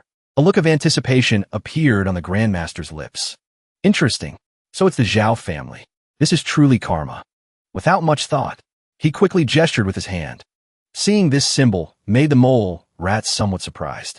This is 20%? But the Grandmaster's face was extremely serious as he declared, no, it's because of the information you provided. It made me happy. I'll give you a discount of 80 yuan. At this point, he couldn't take it anymore. This meal I'm treating you to doesn't even cost 80. At the same time, the scene in another place. Things were gradually getting better. The work was done. After a few hours of effort, he quickly waved goodbye to everyone. Well then, I'm off. Suddenly, Deshion called out to him loudly. Wait. Her voice was a bit shy. I'm going home too. If it's on the way, can we go home together? Hearing Deshion's question made Shi Tian a bit bewildered. She was still standing there shyly. Student Shi Tian, after mustering all her courage, Deshion shouted and told him everything. Actually, this isn't the first time I've met you. My name is Zhao Deshion. The first time I met you was during the final exam. You were still very fat back then. Her face flushed slightly as she recounted this. At that time, I was moved. Hearing these words for the first time, Shi Tian turned his head in confusion. Deshion stood right in front of him, blushing, recounting, to the point that, even though you're skinny now, I can't forget you at all. Student Shi Tian, slowly, I towards you. Her voice trembled uncontrollably. I towards you. Realizing something was wrong, Shi Tian's eyes widened. He quickly turned and grabbed her shoulders to protect her. Wait, let's talk about this later. His face had become extremely serious. Have you noticed? Since a while ago, the atmosphere around here has been suspiciously quiet. It seems Shi Tian had realized the situation was somewhat off. The place we're standing is clearly a bustling city. Looking around, yet within a few minutes, I haven't seen a single pedestrian. He and Shi Tian were looking at the Grandmaster standing there, and that person in the distance has been staring at us the whole time. There, at the same time, the scene shifted to the school. The mole rat appeared smugly right in front of Tian. The mole rat suddenly shouted angrily. Stir-fried bamboo shoots with meat. He had become extremely strange, constantly spouting incomprehensible words. Vinegar-soaked bamboo shoots. Steamed bamboo shoots. Bamboo shoots with smoked meat. Damn it. For so many days and nights. Every day, I've been taking advantage of supermarket sales to buy bamboo shoots and practice making these dishes. Patillon still didn't understand what the mole rat in front of him was saying. 30 years east of the river. 30 years west of the river. Don't bully the poor. Today, I stand before you to take my revenge. I will definitely cook you up. Unfortunately, 2 female students saw the mole rat and were so scared they dropped their bags and screamed. Seeing the situation was not good made him somewhat worried. Oh no, I clearly chose a time when there were the fewest people. And I still got discovered. The mole rat was still thinking of a way to escape. At that moment, a female student charged straight at him. Then, these 2 female students continuously hugged the mole rat tightly, stroking him with delight. So cute. So fluffy. What is this? Hearing this, he seriously reminded them. Hey, don't touch me. You guys be serious. Don't ruin the atmosphere. The scene before him left Patillon somewhat bewildered, not understanding what was happening. His face gradually became confused to the point of contemplation. What's with kids these days? A short while passed. Patillon pushed up his glasses and declared, Listen up. Even if you want to attract the attention of the female students and wear a teddy bear costume to school, it's not allowed. Come to the office with me and take that costume off for me. Hearing him say that, the mole rat became extremely annoyed. Teddy bear costume, my ass. He then turned his head to look at the 2 female students. And don't show that regretful expression. The scene shifted to another place. Meanwhile, a smug smile appeared on the Grandmaster's face. He slowly walked towards Shir-Tion to confront him. Seeing Shir-Tion's tall figure made the Grandmaster somewhat intimidated. Shir-Tion's face gradually lost patience as he questioned loudly. You've been following us for a long time, haven't you? What's the matter? Seeing him so intimidating also made the Grandmaster somewhat scared. Damn it. Why do I feel like I can't beat him? After mustering all his courage, he quickly spread his arms and shouted, Wait, you 2 great masters with your heroic appearances and majestic looks. I'm impressed. So, I have a request. The Grandmaster seemed to shyly step in front of Shir-Tion. It's like this. I was commissioned by someone to hold you 2 here for about an hour. Therefore, I have unfortunately disturbed your romantic moment. I sincerely apologize. He still didn't understand. What? His voice continued to echo. Therefore, why don't we? The master bowed his head before the 2 and pleaded. The commission fee is 60,000 yuan. I'll transfer 59,000 to you 2. I'll only keep 1,000 as a brokerage fee. You 2 go stroll around the mall for 2 hours. Spend a 59,000 on clothes. And I'll help carry your bags. The master didn't forget to hold out a handful of cash and declare, Harmony is precious. Peace is everything. It's all yours. Facing this strange old man, Shir-Tion and Xiong were utterly confused listening to him. Young man, we can even find a spot to 1v1 Yasuo for 2 hours.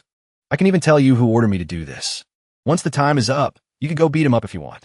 Time passed. Meanwhile, in the school hallway, Shir-Tion walked forward calmly. Rui Jing was following close behind, not wanting to miss a chance. Remembering something, his face suddenly filled with panic and shock. Wait, he actually exposed his back to me like that, and there's no one else around? He repeatedly reached out his large, fat hands to signal. An opening. Used the crazy scratch technique. Rui Jing frantically clawed at the ground, turning everything into chaos. After some time passed, the thick cloud of dust began to settle. Looking at the scene before him, Rui Jing felt a bit bewildered. Empty. Shir-Tion had already appeared right beside him. He coldly assessed him. Sure enough, you've been plotting this for a long time. That's why I was mentally prepared. You're the one who's been lurking in the shadows, waiting to harm me, aren't you? Seeing Shir-Tion safe and sound made Rui Jing furious, and he scolded. You dodge fast, don't you? That's right. I'm not just prepared to capture you. I'm going to crush every plant you've raised beneath my feet. I spent 500 years painstakingly fertilizing you. Just when a meal was about to be served to my mouth, you ran away. Without another word, he rushed straight at Shir-Tion to attack. His face twisted. Shir-Tion was also gradually losing his cool. I don't understand what you're saying, but fine. The hallway at this hour is completely empty. He immediately launched a counterattack at Rui Jing. Convenient for me to deal with you. Chapter 40. Xiong still didn't understand what was happening when Shirtian spoke coldly. I refuse. You blocking me. What is your intention? His face became extremely annoyed. You best tell me right now. Seeing the master smile strangely surprised him a little. He curled his lips into a terrifying grin. Really, no other choice, huh? Then, you refuse a toast only to drink a forfeit. Thinking Shirtian was looking down on him made the master lose his temper. Don't underestimate me. After I retired, I signed up for martial arts classes at the university. I still remember the moves perfectly. He recalled his arduous training process. 50 push-ups every day. There were days when the master had to try very hard. 30 crunches. Run 5 kilometers. He continued to train relentlessly. Run up 6 floors without sweating or panting. The master didn't forget to add a few words. I didn't want to make a move because I was afraid that if I did, this comedy would turn into a bloody, violent tragedy. He prepared to take off his shirt to reveal his body. Young man, don't be overconfident. Tian and Xiong waited to see what would happen next. From the outside, you probably just think I'm an old man. The master quickly removed his tattered shirt. Actually, the master's 8-pack abs and bulging muscles were revealed in an instant. So healthy. Seeing this scene, Tian was extremely surprised. Even Zhong Li on the side couldn't believe it. His eyes went wide with bewilderment. This is the scene? So nostalgic. Seeing Zhong Li with such a wretched look made Xiong startle. You, who are you again? He laughed and glanced at Xiong. My bad karma from past life. On this side, the master continued to show off his muscles to the 3 of them. My magnificence. Afraid they wouldn't believe him, he kept punching the air. The master demonstrated his power by smashing the stone wall in front of them. After finishing his performance, the master didn't forget to snap his fingers as a signal. Looking at his series of strange actions made Tian a bit bewildered. This guy, how did he suddenly get so muscular? Zhong Li, right beside him, explained. Because he trains. Hearing that, he angrily turned his head and retorted. Trains my ass. His muscles are bigger than a telephone pole right now. Zhong Li was extremely stubborn about this. He really does train, but he trains his muscle power. Zhong Li's face gradually became serious as he explained the whole story in detail. To focus all the spiritual energy into the muscles like that, one can obtain the body they desire in a short amount of time. This already existed in my era. One of the cultivation methods for cultivators. But when cultivated to the extreme, it's called the golden body manifestation. The Grandmaster had also walked towards the 2 with his muscular body. You too, don't resist anymore. His face had become extremely terrifying as he continuously threatened them. I originally didn't want to hurt you too. I just want to hold you back. For a few hours, that's all. It's just that, if you two still struggle, I won't be able to control my strength, and I might accidentally break your bones. That wouldn't be good. After speaking, he didn't forget to charge straight at the 2 of them, especially for 2 children. I still want to have a private talk with you too. The Grandmaster's hand slowly reached forward. Out of fear, Xiong squeezed her eyes shut, not daring to face him. Seeing that the situation was not good, Tian quickly stepped forward to block. At the same time, a wisp of smoke slowly emerged. The Grandmaster sensed that something was wrong. He was extremely bewildered, clutching his hand and screaming. So hot. So hot. What the hell is this temperature? Tian also quickly turned his head to remind Xiong. Zhao Xiong, you should get away. I probably can't hold him off. She seemed not to understand the situation very well and continuously reminded him. Wait, student Tian, don't let your attention be divided. Because of me. Be careful. As soon as Xiong finished speaking, the Grandmaster had already punched Tian, sending him flying backwards. His face was extremely displeased as he continuously lectured. Young man, you're going too far. You should respect your elders. Do you understand? Remembering the scene just now made Tian look at the wound on his hand in surprise. That moment, I was sent flying. He realized the situation was somewhat off. This is trouble. He and Teacher Lin before seemed to be even better at fighting. Arsonist. Is there any way? While he was still thinking, Zhong Li quickly stepped forward and spoke. It's not easy. If the opponent has used spiritual energy to perform the golden body manifestation, then we just have to do the same. Hearing him say that, Tian was still bewildered, not quite understanding. He directly extended his hand forward and declared, "Listen up. The golden body manifestation is actually very simple to achieve. You just need to, when the spiritual energy fills your whole body, think of the strongest form you desire, and that's it. You right now haven't started cultivating yet, so you don't have any spiritual energy, but I still have a little. I'll lend it to you for now." It seemed Zhong Li had great hope for the current Shirtion. "You can do it." The Grandmaster, with his 8-pack muscular body, also slowly charged forward. "Kid, just you wait. This time, I'll definitely break both your arms first." Shirtion's eyes widened as he asked himself, "I hope to become the strongest version of myself?" Suddenly, a thick cloud of smoke appeared here. It made the Grandmaster seem not to understand what was happening. A large hand slowly blocked the Grandmaster's punch with ease. Shirtion had returned to his giant, fat form, which made him freeze at the sight. Seeing this, Xiong's jaw dropped in amazement. Suddenly, the Grandmaster froze. His face showed clear astonishment. He tried to pull away, but his fist was held tightly by Shirtion. In his heart, a sense of fear began to rise. "I'm actually held tight, being controlled," along with the chaotic thoughts in his mind. The Grandmaster was thrown aside by Shirtion without mercy. On the ground, the Grandmaster's small body began to tremble uncontrollably. He looked at him with fearful eyes and shouted, "What the hell?" At the same time, his weak body struggled to get up. What kind of strength and physique is this? Seeing his pathetic state, Zhong Li smirked. This is just the normal appearance he used to have." Zhong Li then put on a worried expression and asked him, "How do you feel?" A puff of hot air escaped from Shirtion's mouth. He lowered his head. His eyes darkened as he replied, "Very good. I'm very good." Then he looked up. A terrifying light flashed in those cold eyes. Shirtion stared at the Grandmaster and continued, "It's like my youth from before, along with my body, has returned." With that said, he gently grabbed his leg and swung him up. It didn't stop there. With that powerful body, Shirtion continued to make him spin.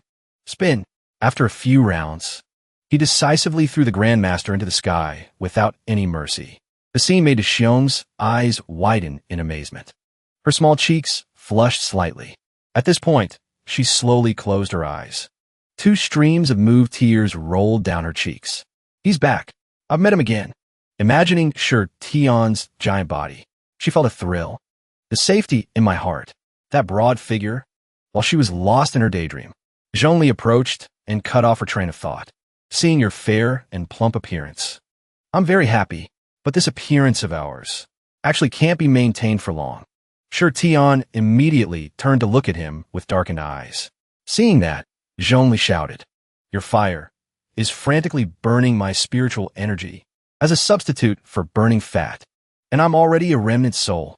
I can't withstand this torment at all." After that, his expression became unusually serious. Zhong Li held up 3 fingers and carefully instructed, 3 minutes. I can only last for 3 minutes." Shirtion replied nonchalantly, "Is that so?" On the ground, the Grandmaster's body was covered in bruises. He struggled to open his mouth. "It's possible.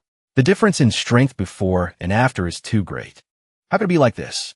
Looking at the giant body blocking his view, the Grandmaster sighed to himself. "This guy's like a mountain. I can't block him at all." In this urgent situation, he scrambled to get up. In his heart, he kept telling himself, No, wait, that's not right. Such a terrifying golden body can't be maintained for long. I just need to stall for time." Suddenly, his train of thought landed on the small Xiong behind him. "That kid is so big. His speed is definitely not as fast as mine." Seeing her, he gathered his strength and charged forward with the belief that I can get past him and directly control the daughter of the Zhao family. But he didn't notice his darkened expression. Shirtion smirked.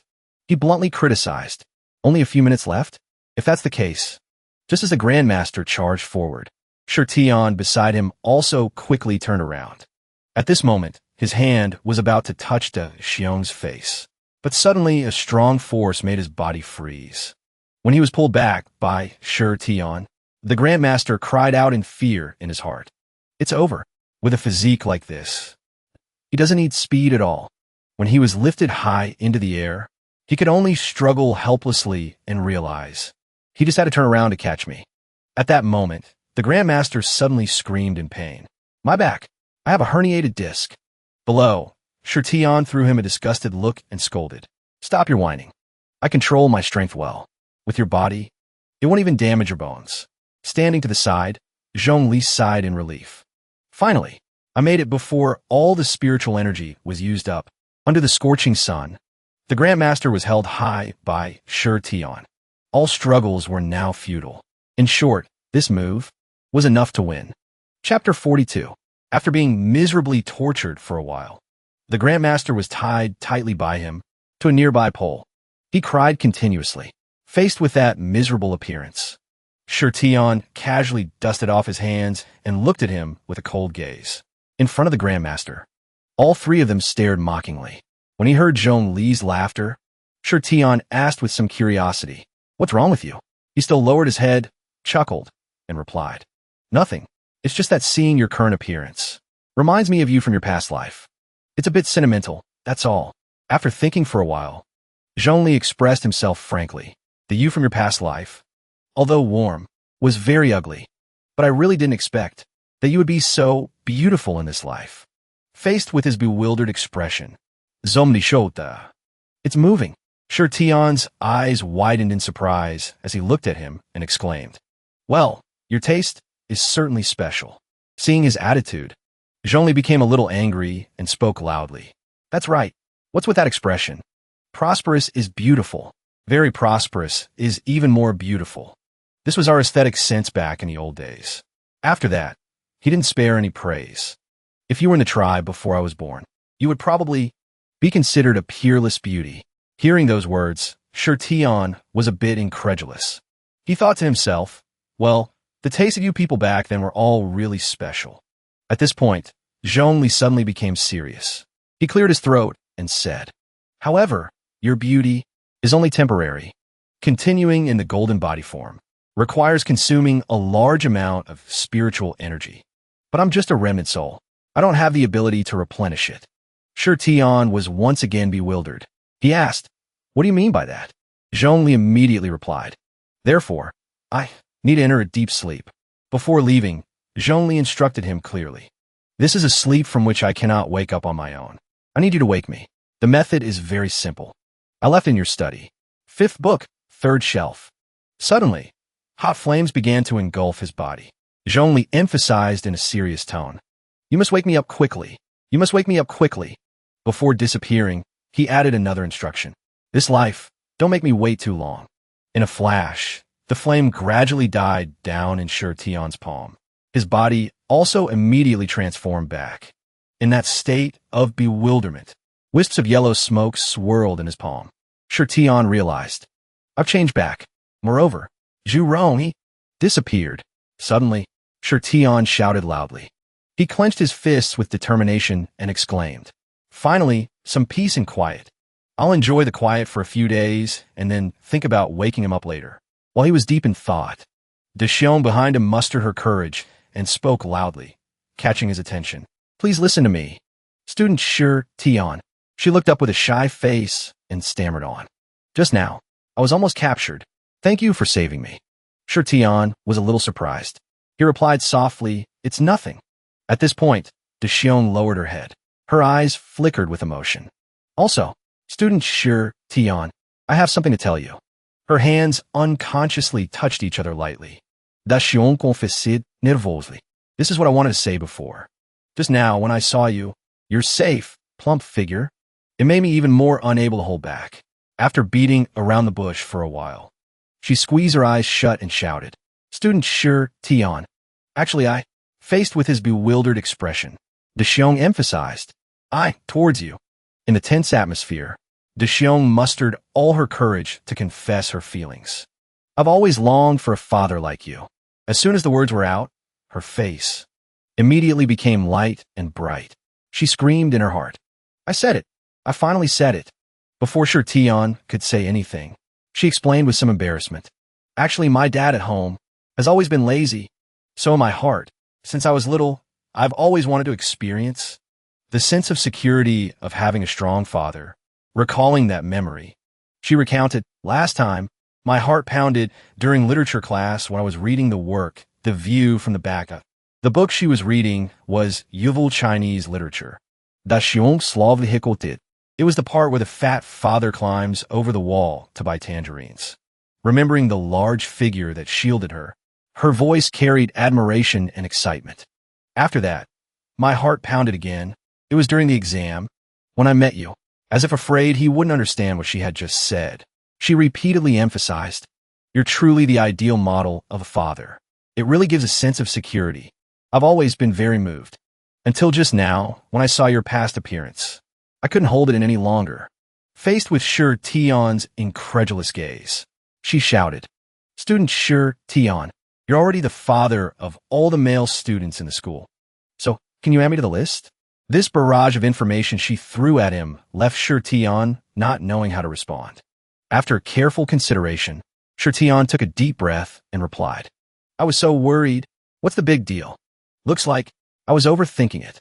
As long as it's not about romance, it's fine. A sense of security? This is something I've long been able to accept in my heart." Without hesitation, he held up his fingers towards her and introduced 3,807 people. From childhood to now, call me Dad. His face was extremely cheerful as he comforted her. "Do you think I'd mind? One more person?" Daxiong was momentarily die Stund. When she realized the situation, she couldn't believe her ears. The Xiong covered her mouth. Her eyes welled up with moved tears as she confirmed again. "So that means, Student Sher Tion, you agree?" Faced with her excitement, Sher Tion gently reminded her. "Also, are you still going to call me student?" A flash of surprise crossed the Xiong's eyes. Then her eyes immediately filled with tears.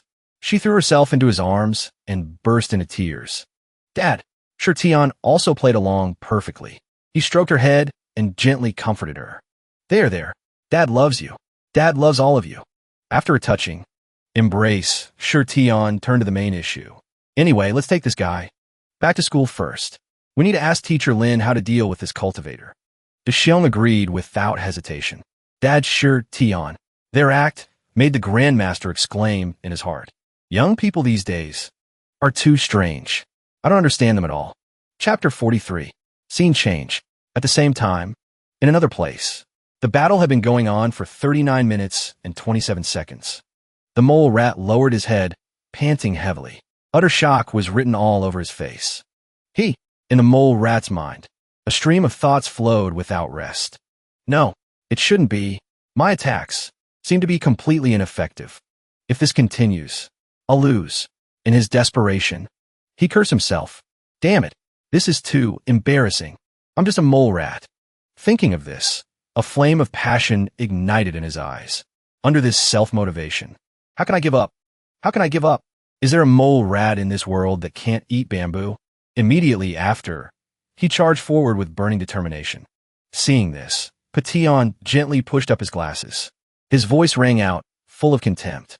"Coming again? Looks like you haven't been taught enough of a lesson." First step, he unleashed a vine attack. They immediately wrapped around the mole rat's body. While the mole rat was distracted by the vines, Petion seized the opportunity to use his fluttering leaves technique. As soon as the technique ended, the mole rat immediately spat out a mouthful of bright red liquid. Immediately after, he lay flat on the ground, his body lifeless. The mole rat's eyes became vacant. His body trembled, unable to move. He despaired and lamented. "It's over. I'm done for." All these years, it turns out, he has been secretly improving himself so much. I can't beat him at all. In a flash, in his extreme despair, 2 streams of tears rolled down his chubby face. "My body is injured. All over. I can't move. I lost. I lost completely." At that moment, Petion once again pushed up his glasses. Young shoots began to sprout from his body as his footsteps slowly approached. The mole rat was startled and lifted his head. He panicked and shouted, "What the hell? Don't come over here. Retract those branches. What do you want to do? Stay away from me." When all his shouts became meaningless, the mole rat gradually accepted the truth. "It's over. I'm done for." The hatred from the past has accumulated too deeply. In this situation, I'm afraid he wants to absorb my powers too. That's right. I'm considered a spirit beast, an extremely nourishing item. In this dilemma, the mole rat cried and thought to himself, amolerat, if I get eaten by a bamboo plant. But Patillon suddenly held out in front of him a handful of bamboo. This made the mole rat jump in surprise. He asked with some astonishment, "What do you want to do?" Without saying much, Patillon decisively stuffed the handful of bamboo into his mouth. In a frenzy, he continuously used force to stuff bamboo into the mole rat's mouth. "Don't you want to eat? Then I'll let you eat a lot." With somewhat cold and sharp eyes, Patillon stared at him and revealed, "Although I don't want to admit it, thinking about it, I was also raised by you to be eaten. You took care of me for 1,000 years. Letting you have a bite is not a problem. It's just that I didn't expect that you would hurt people related to me. Because of it, apologize to me." In the mole rat's mind, two emotions were gradually merging. This is damn it. This taste.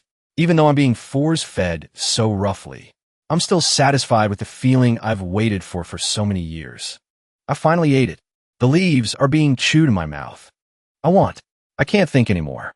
After his stomach was full, he prostrated himself at Patillon's feet and declared loudly, "I'm sorry. It was my fault in the past. Please let me eat more." His eyes darkened. His words were also full of hidden meaning. "Then follow me." A moment later, Patillon led the mole rat to a room. Looking at the scene before him, he stared in amazement. "Inside here is," Patillon explained with some embarrassment, "the teacher's dormitory. During lunch break, I usually eat alone here." As soon as the words were out, young leaves sprouted from Patillon's body again. He plucked them off without hesitation. Then, Patillon directly showed off his cooking skills, while continuously stir-frying the food. Patillon explained to the mole rat, "The leaves grow very quickly. Taking a little won't harm my body. It's like hair, so when I'm too lazy to go buy food, I often eat myself." When the dish was finished and poured onto a plate, the aroma immediately wafted up. He even carefully revealed, "The ingredients are bamboo shoots, wine, salt, and ginger. Dice the meat and bamboo shoots. Then prepare the ginger and garlic. Heat oil in a pan. Stir-fry the meat with ginger and garlic first. Then add the bamboo shoots and stir-fry together." He brought the plate of food to the mole rat. He couldn't help but shout, "Today, I'm making an exception and cooking a meal for you. Just this once. The taste is even better than before." Looking at the fragrant dish, the mole rat drooled with desire. "And you, can you do this?" In a state of confusion, the mole rat asked tremblingly, "You, how many meals can you eat in a year?" Patillon paused for a moment and replied, 50. The mole rat's face was filled with moved tears. He sighed to himself.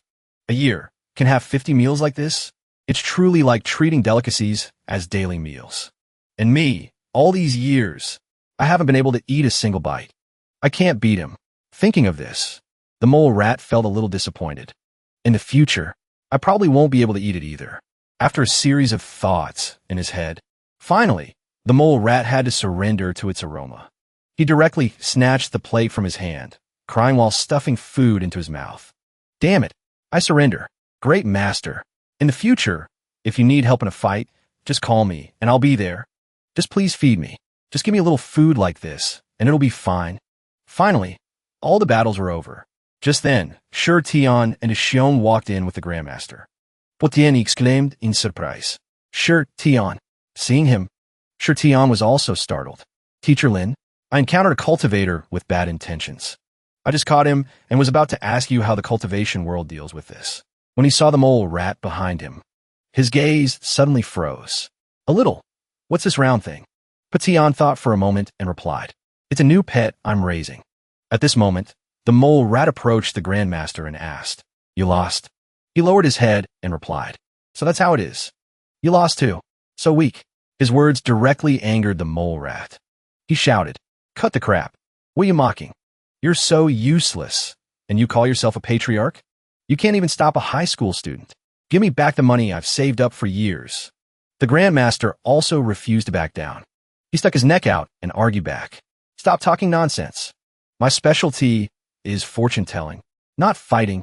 Besides, even if I'd stopped them, it's not like you could have gotten your revenge, right? As a mole rat, now you're acting like a pet for a bamboo plant. Isn't that ridiculous? I'm not giving you back a single cent." The anger in the mole rat's heart exploded. He cursed directly, "You bastard." Just then, a cold hand cut off his anger. The mole rat was slightly startled. Patillon's face was dark as he questioned coldly, You hired him? Seeing this, he trembled and tried his best to deny it. My master. Faced with that panic, Patillon just gently pushed up his glasses and lowered his voice. All right, shut up. I can roughly guess the whole story. Immediately after, he turned to the two with a gentle expression and instructed. Student Shi Tian, and you're to Xiong from 10th grade. Class 3, right? It's time for dinner. I'll treat you guys to a meal. By the way, I'll explain the origin of today's whole story. How about it? While the two were still bewildered, Patillon explained. Consider it. My thanks. And so, just like that, with a big mole rat paying, we all ate 5,100 yuan worth of food. Shi Tian recounted proudly. The old man who was giving me trouble before, after a phone call from the teacher. Let me go. I was tricked. The mastermind was the mole rat on the other side. Was taken away by some people in long robes. On a full moon night, everything was resolved. Shi Tian pushed open the door and dragged his tired body inside. Looking at the quiet room, he thought to himself, really? It hasn't been this quiet in the house for a long time. Only then did he suddenly remember. Oh right, I have to wake that guy up. I remember it's in. Thinking of this, he walked to the bookshelf and took out a book. As soon as he opened the book, Shi Tian froze. Inside, a chocolate bar was neatly and carefully stored. Seeing it, the anger in Shi Tian's heart flared up. You animal, my modern Chinese dictionary. And what's with this Snickers bar? Snickers. While he was flipping through the pages, a small piece of paper suddenly fell out. On the paper were Zhong Li's cheesy words. My dear, if one day I fall into a deep sleep because my spiritual energy has dried up, then please eat this. This thing represents Snickers, but actually it's not. Rewind to that night. When he was writing that note, Zhong Li had roared angrily. It's a spirit pill. He slowly detailed the meticulous process of alchemy. Alchemy is using the energy in the original ingredients and then refining it with fire. After that, it's placed in a suitable container. At this point, his voice suddenly became high-pitched, and I created it just like that. That night, while Shi Tian was sound asleep, Zhong Li had carefully scanned his phone over his eyes. I scanned the code to buy 10 Snickers. Then I used the heat of the fire to create a bar like this. He recounted. After that, I put in a stack of paper. Then I cast a special formation to convert the Snickers into spiritual energy. Reading the last line, Shi Tian's face darkened. In short, this is now a spirit pill with spiritual energy. Eat it, and I can recover. He screamed in his heart. My Snickers. But then, Shi Tian had to reluctantly take a big bite of the Snickers with a pained expression. Reluctant, damn it. Forget it. I'll wake him up first, and beat him up later. As soon as it spread in his mouth, his eyes immediately widened in surprise. Shi Tian's body began to heat up. Wisps of smoke swirled around him. What is this feeling? Originally, before eating, I felt a little hungry. But now, in just a moment, I'm full. Shi Tian quickly touched his waist. He quickly realized. Moreover, it seems I can't digest it. His body just kept getting hotter. Steam was continuously released. This thing is spreading inside me. The heat is moving all over my body. Immediately after, his body began to transform. Something was rising up from his esophagus, making Shi Tian cover his mouth tightly. He hurriedly threw open the window and pointed his puffed-out cheeks outside. Instantly, a large flame was released. The upstairs neighbor was also startled.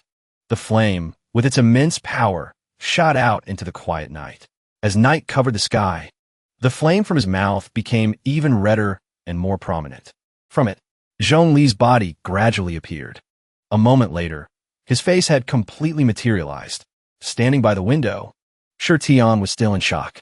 A wisp of white smoke still lingered from his mouth. When he was fully awakened, Zhong Li stretched refreshingly and let out a long yawn. Finally awake, Zhong Li quickly flew to the window. He crossed his arms, looking at Shi Tian with an excited expression. It's still you. Looks like it wasn't long. My dear, you keep your word. You woke me up so quickly. Why? Why the serious face? Is something wrong? Tell me about it. His anger at this point completely lost control. Shi Tian grabbed Zhong Li by the collar and questioned him. What do you think I am? A fire-breathing dragon? Hearing that, he could only explain sheepishly. The fire seems a bit bigger than I imagined. I really didn't expect it to spew fire. Saw thee, but, seriously, this fire-controlling alchemy technique Do you want to learn it? Zhongli's face became serious. He lowered his voice and said, "This is the technique I'm most proud of in my entire life. If you master the basics, you can gain a foothold in the cultivation world. In the future, even if you encounter other cultivators, you won't be completely helpless." Not even 5 seconds later, Zhongli's playful expression returned. "Moreover, you can also control the heat in your hands, and you can also become skinny." Hearing that, Shi Tian's pupils narrowed. He quickly leaned close to Zhongli's face and questioned, "Explain it clearly." He was also very willing to explain to Shi Tian. "Let's put it this way. Normally, when cultivators cultivate spiritual energy, they rely on their dantian. A process of refining spiritual energy appeared as he spoke. Seek the right time, place, and people. Sense the spiritual energy of heaven and earth. Absorb it into your body for use." At this point, he emphasized loudly, "But I'm more direct. I rely on my stomach." Hearing that, Shi Tian exclaimed in surprise. "What the hell?" Seeing his interested expression, Zhongli explained in even more detail. "That's right. Simply put, we have a special tool. That is the flame in your body. Move it to the stomach. To replace the stomach acid, let it digest the food that is absorbed into the body. This way, you can directly convert the heat into spiritual energy." Shi Tian imagined his own glowing red stomach. In his ear was Zhongli's sigh of admiration. "Doesn't it sound magical?" But Shi Tian quickly felt a strange sensation. He quickly interrogated, "Why are you touching my stomach?" "Wait, what is this?" Zhongli looked at his hand and replied, "Just a small trick. To make it easier to observe, I've made your stomach transparent." "All right, let go." As his body began to glow, Zhongli continued to explain, "You see, this flame of yours is what I spent my whole life refining. It can fuse with anything. But right now, it's struggling inside your body. You can't control it at all. Your meridians are glowing. Because of it, this is also the reason why your hands often generate heat and you often feel hungry." He brought over a box of things and instructed loudly, "You must learn to control it." Seeing it, Shi Tian exclaimed in surprise, "There's still more?" Zhongli smiled, took out a Snickers bar, and lowered his voice. "Cultivation ingredients. Naturally, I bought a little extra. Look." As soon as he finished speaking, he didn't hesitate to put it into his body. It's like wherever the Snickers bar went, the light moved there. As he demonstrated this to him, Zhongli explained, "This flame has a spirit. It's like raising a pet. When it sees that it's almost feeding time, it will be attracted to it. And what you need to do is, after eating, immediately focus all your attention on your stomach. Use your will to feel it. Keep your attention on the stomach and guide it. Gradually, this flame will be controlled by you. As the flame rotates, if you repeat this, you will digest the food and refine it into spiritual energy." Faced with a clear surprise on his face, Zhongli declared loudly, "All right, this is the priority." After a series of practical tests, he came to a conclusion. "That's right. This way, compared to the previous violent way of eating, the efficiency of utilizing the food will be greatly increased. The more you can eat, the stronger you become. When ordinary people eat, they produce crap. But when you eat, you will produce spiritual energy." Zhongli was very proud of this research. He affirmed, "This is the simplest cultivation method that I specially researched in my past life. Just keep eating food, converted into energy. Then you could defeat all enemies." When he had said everything, Zhongli extended his hand towards the box with hopeful exclamation. "It's called the digestion art. Let's try a few boxes." While the night still covered the sky, at the same time, in a building not far away, a scope was aimed straight at the two of them. Qilin looked through the binoculars and frowned slightly, asking, "Is that Shi Tian?" Xiao Xie behind him replied with a smug face, "That's right." After confirming the information, Qilin instructed, "Observe for a few days first, then make contact later." Remembering his series of achievements, Qilin couldn't help but feel jealous. To be able to defeat such a long-established fortune teller, along with a mole rat that has just cultivated into human form. Is that him? Truly dazzling. This made Xiao Xie, standing behind, jump in fear. Such strong killing intent. Despite his body trembling uncontrollably, Xiao Xie still tried to think. This guy has attracted the attention of the senior. Suddenly, tears unexpectedly fell down his cheeks. Seeing this, Xiao Xie was so bewildered his eyes went wide.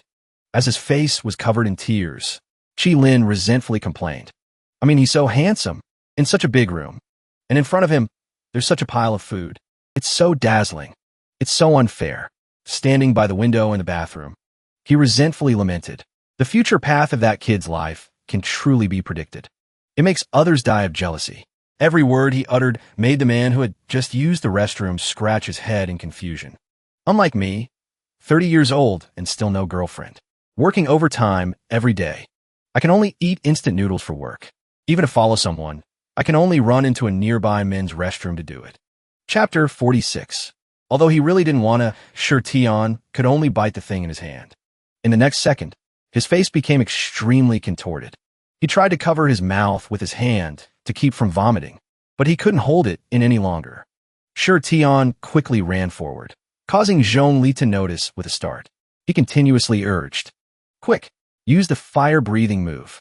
Shi Tian also cooperated perfectly, blowing a large flame straight into the sky. At this moment, Zhongli continuously judged without stopping. You failed again. You didn't properly digest the food in your stomach. The flame only burned a little. It will release the energy outwards. Shi Tian's face became extremely displeased at the recent situation. Still not giving up, Zhongli continued to pull out the thing in his hand again. Come on, let's try again. Even if there's no way to convert it into spiritual energy. This time we must at least try. He was about to say something more. Let's breathe out a circle of love fire. Suddenly, a fist appeared. Shi Tian continuously beat Zhongli, leaving him no time to react. Looking at this scene before him made Xiao Xie extremely bewildered. What is this? Fire? The newcomer is getting attention? He angrily cursed. How foolish. The story also slowly began to be told. This world is so vast. There will always be a few evil heretics. For example, this kid who's tailing them. When he was little, Xiao Xie held the sword in his hand and charged straight forward. Fei Hu, not to be outdone, quickly picked up his sword to counter. Very quickly, he knocked the sword out of Xiao Xie's hand, causing him to fall to the ground. Fei Hu didn't forget to give a mocking smile. Weakling, he smugly placed his hand on his chest and declared, Your sword flew away. As expected, my dragon saber is still stronger. You see, I can even change 3 light effects, and it can even vibrate. Xiao Xie, at that time, could only helplessly look at his sword and cry, unable to bear it any longer. He quickly got up and ran forward as fast as he could. Dad! The thought of the humiliation he had endured made Xiao Xie extremely angry. I can't beat the other kids. I want a dragon saber too. The toy store seems to be having a sale. It's only $39.80. It can both light up and vibrate. Buy it for me. Buy it for me. Buy it. But looking at the scene of Father Yang wiping a sword covered in blood made him freeze instantly. Go on. Father Yang's face was extremely calm after seeing that Xiao Xie had witnessed this scene. Xiao Xie, on this side, was somewhat speechless, not knowing what to say. Realizing the important issue was that his son already knew. His face became extremely frightened. Father Yang took the sword and stabbed it forcefully into the ground, announcing with a tremble. If you've already found out, then there's no other way. If you want to use a saber, then you can use this one. Before he could finish his sentence, Xiao Xie became extremely bewildered and shouted, Are you kidding, Dad? I mean the plastic toy saber, the inflatable kind that can light up. This 1-meter-long saber looks unusual at a glance. Where did you get it, Dad? He continued to look at the red liquid splattered all over the room. Moreover, what is this? Blood? Why is there so much? There's too much blood. What on earth have you done, Dad? Father Yang's eyes lit up. He looked at Xiao Xie in surprise. In just a moment, you've noticed so many unusual details? Impressive. It seems I can't hide it anymore. I can only tell you the truth. He continued to place his hand in the pool of blood in front of him. This has to be told from a long time ago. Seeing this, he shouted in fear. Don't touch it. It was clear that Father Yang didn't care about these things and brought his blood-stained fingers to his mouth. Our family is actually a family of cultivators. Moreover, we follow the evil path, the bloodthirsty, demonic saber. Xiao Xie was terrified by this scene. Don't touch it and then taste it. You look a lot like a vampire right now, Dad. He seemed to be thoughtfully recalling memories from the past.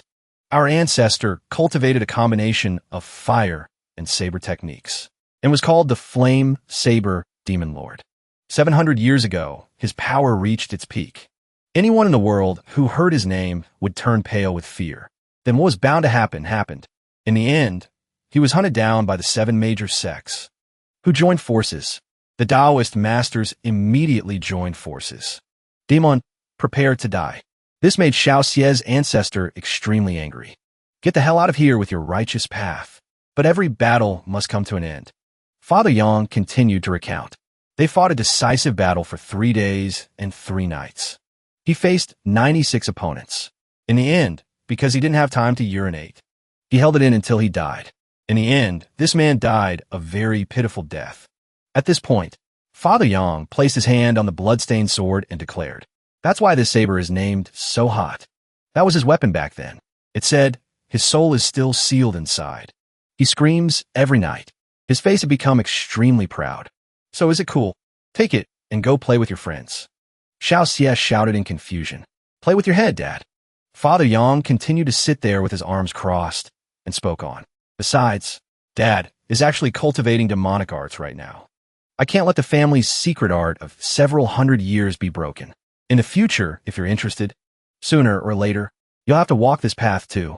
The more he listened, the more Xiao Xie felt that something was not right. So our family is actually the villain? Suddenly, his eyes lit up. No, wait, actually thinking about it. It's not a big deal. He remembered his friend, Fei, who often bullied him. The person who bullied me today is named Fei Hu. He's about to enter the 2nd grade. He's getting bigger and stronger. In the future, I probably won't be able to beat him. But if I become stronger, I might be able to beat him. Grasp the power, and you'll grasp everything.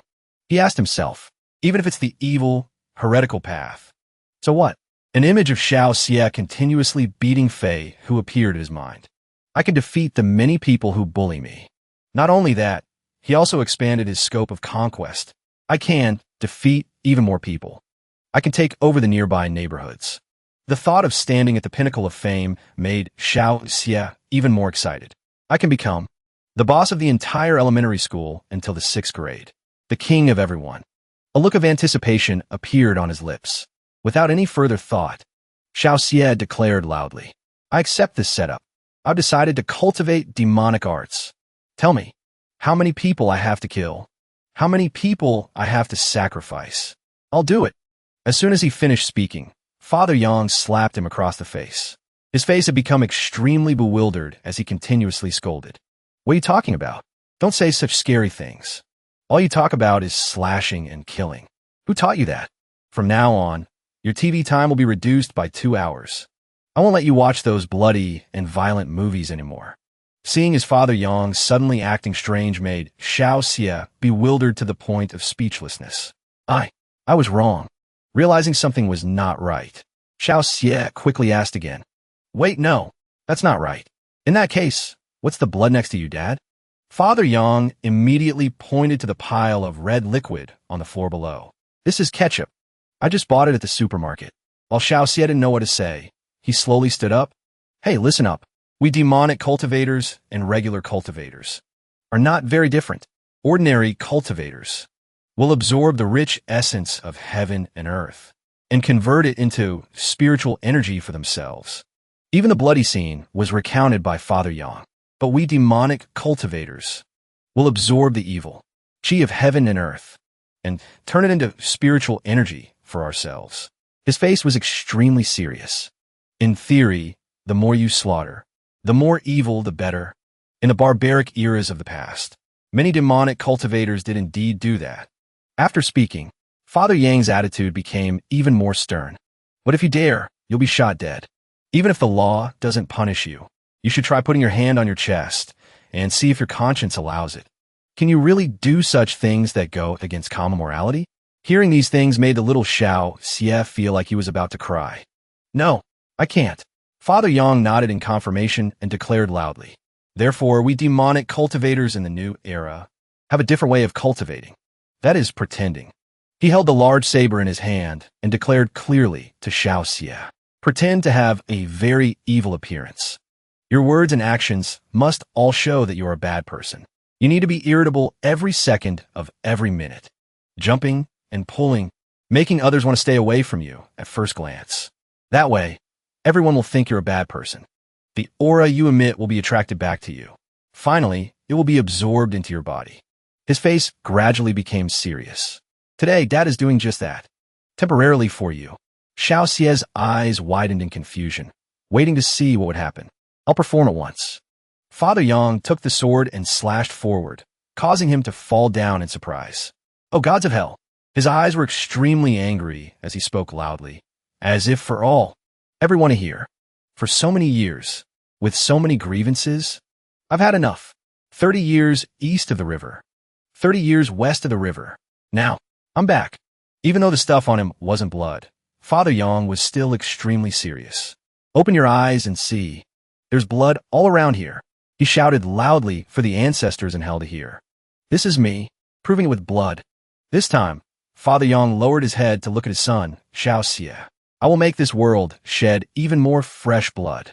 Evil will exist forever. As soon as he finished saying these words, his face immediately became serious.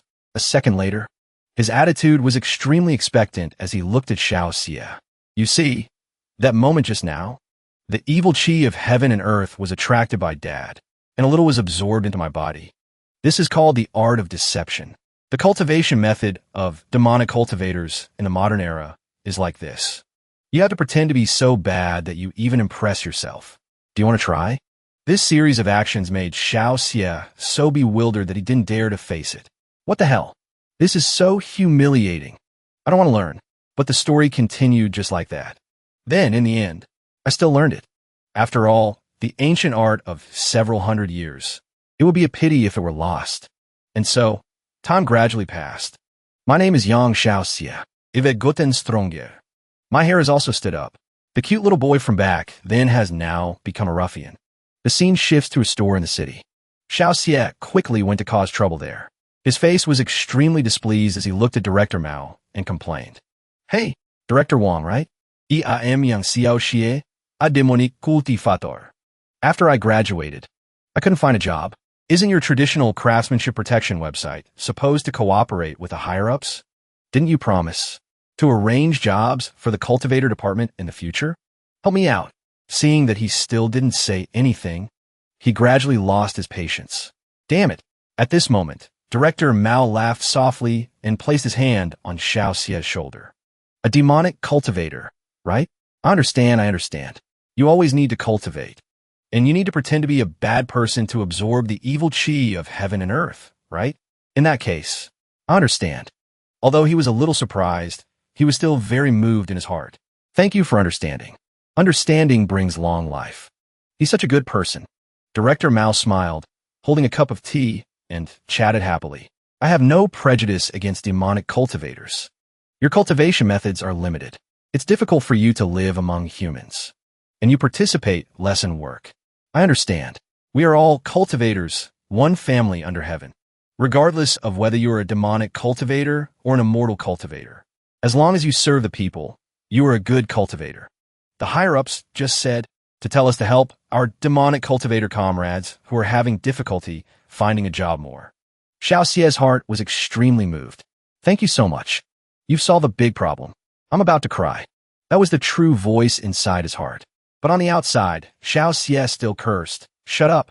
Me, that patronizing tone of yours. Do you expect me, a noble demonic cultivator, to cry and thank you? Director Mao just smiled gently and explained. Besides, you're a recent graduate anyway. Joining here, I approve. No problem. It's just that the salary is a bit low. Xiao Xie shouted loudly. No problem. I can endure hardship. He still gently instructed. Fill out this form first. Try it out for a 3-month internship. Come to room 301 tomorrow to work. His face was extremely happy with this information. Time had shifted to the evening. Following the instructions, Xiao Xie was a bit bewildered looking at the scene before him. Stepping inside, seeing the skeletons that had been hacked to death by a saber made him confused. What kind of hellish place is this? He continued to turn his head to look at another extremely eerie place. Xiao Xie had now become extremely bewildered and worried, thinking, the evil chi around here is so heavy. The evil chi is all emanating from this room. It doesn't look like an office at all. It looks more like a slaughterhouse. Is this really the headquarters of the traditional craftsmanship protection website? Is this the place where I'll be working? After mustering all his courage, he quickly opened the door and stepped inside. Hello, senor. Excuse me. I'm a new employee who just joined the traditional craftsmanship protection website today. As soon as he finished speaking, everyone in the dark room slowly turned their heads to look at Xiao Xie. The face of the man wearing a mask had become extremely terrifying. Along with him was a skinny man holding a skull in his hand. What caught Xiao Xie's eye was a man with long scars on his eyes. And finally, a woman with only one eye was staring at Xiao Xie. This scene made him so scared that he continuously screamed. At this crucial moment, a strange man quickly placed his hand on his shoulder. Qilin Tu-Cha coldly looked at Xiao Xie and announced, "Newcomer, the higher-ups told me to guide you." With a fierce appearance, he quickly introduced himself to Xiao Xie. "My alias is Bald Qilin. In the future, if you have any problems, you can come find me." Got it? All these scenes made him so scared he couldn't speak. What is this? What kind of freaks are these? His frightened voice rang out. Bald Qilin also slowly spoke up. What's there to be surprised about? Everyone here is just like you. He introduced the new office. Room 301. The people who work here are all demonic cultivators. Xiao Xie's life seemed to have completely changed. From that day on, the young man met his own kind. On that morning, Xiao Xie was still intently eating his meal as fast as he could. Suddenly, the strange masked man appeared and continuously questioned him. "Newcomer, the vegetables in your bowl, why did you leave them like this?" He became extremely terrifying. "Are you looking down on green vegetables?" Unable to sit still any longer, he immediately grabbed Xiao Xie by the collar. "Are you looking down on nutrition? Do you want a nutritional imbalance? Do you want to die? Lick it all clean for me." At other times, being too tired, Xiao Xie had fallen asleep at his desk. While he was still sleeping soundly, a voice rang in his ear. "Newcomer, what are you trying to do? Don't sleep here." The scarred man became extremely angry and complained. "You're affecting me. It's very unsightly." He quickly picked up the bowl of porridge and approached him. He then declared, "Get lost. If you're so sleepy, eat this bowl of porridge and then get lost on the sofa to rest." Although a bit bewildered, he still took the cup of porridge and went to the clean sofa. "Porridge, you could go sleep to death in that dirty little corner." Xiao Xie was somewhat surprised by this scene. This is concern for his sleep after he finished working overtime. Some time passed. The one-eyed big sister quickly pinned Xiao Xie against the wall. "Hey, kid, have you been busy lately?" Her face became even more excited as she approached him with a knife. "It seems you officially started your job today. Looks like you're about to get rich. Bring it out. Offer it to me quickly. Tonight. It's your pure and honest character that you'll offer to me, but I will pay." Got it? This is how you offer it to me. And he also knew that this was a celebration after he had been working for 3 months. The colleagues discussed treating him. Time had passed until 1 year later. The scene shifts to the traditional resource protection web room. Xiao Xie, outside, sighed tiredly. This is too awkward. The thought of everyone's actions made him extremely moved. Everyone is a good person, extremely good people. But this is also too awkward. Each of them works harder at cultivating demonic arts than I do. They all pretend to be extremely fierce. It feels like I'm trying to act every day. My cultivation is still too low. Realizing something was not right, Xiao Xie was a bit startled and surprised. "Wait." His face gradually became bewildered as he asked again. "Wait, Senor, everyone, why can you say words of congratulations? And you're even so happy." The one-eyed big sister quickly took off her eye patch and smiled in greeting.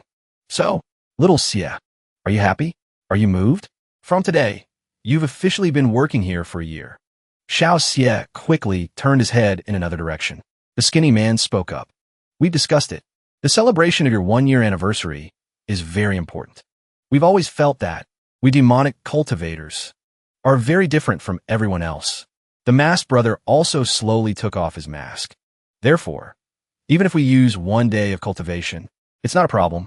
Scarface happily approached with a gift box. "Even if our power decreases, it's fine. We definitely have to give you a surprise." All 4 of them happily looked at Xiao Xie with the birthday cake in front of him. "Therefore, today, we all temporarily stopped cultivating. We all are telling the truth." All these actions made Xiao Xie extremely moved. Everyone Tears suddenly appeared at the corners of his mouth. Unable to hold it in any longer, he shed tears of happiness.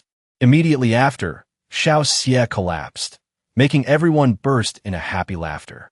The story was also recounted. From that day on, after working for a year, the young man had completely integrated into the demonic cultivator community of this era. Besides, about his job, even though the young man had started working at the traditional craftsmanship protection website, he was always being monitored. They would manage and help the cultivators of the website. Things were gradually becoming more complicated, and every day, when logging in with a cultivator account, they would all be quietly monitored, and there would be a period of interrogation. The different assigned parties were extremely focused. Monitoring for the parties, recording, everyone was extremely active, from a few days to a few months. If they don't use their special abilities to do bad things, and their character is pure, they will pass the interrogation and officially become a member of the website, receiving help and protection from the website. In room 301 is one of the offices responsible for observation and interrogation. Xiao Xie quietly looked into the binoculars in his hand. And so this month, the young man received a new job, observation and review of one of the newest applicants. He quickly monitored Shi Tian and Zhongli. Shi Tian. On this side, Shi Tian was still trying to breathe out fire bit by bit. Seeing that he was about to succeed, Zhongli became extremely excited. Very good. No problem. Maintain it. Just like that, you've started to control it. Now, start gradually releasing the fire, and then retracting it. He tried to retract it bit by bit into his mouth. Seeing the actions of both of them, Xiao Xie continuously took notes with great enthusiasm. I've been observing for a few days now. The target seems to be constantly eating something and repeating the process of breathing fire. At the same time, it seems there's also a remnant soul from ancient times guiding him. The more he thought, the more bewildered he became, to the point of crying. What kind of cultivation method is this? We're both fire-based, but my cultivation method is so difficult it's heart-wrenching. A while later, Zhongli continued to probe. How do you feel? Shi Tian sighed and replied, I always feel some kind of taste jumping around inside my body. He didn't forget to add, moreover, I seem to suddenly be able to feel your emotions and divine sense. Shi Tian's face at this moment had become extremely angry as he scolded. It's the feeling of gloating over someone else's misfortune. I can feel it clearly.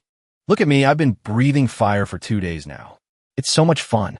This series of complaints also made Zhongli somewhat bewildered. He suddenly smiled gently.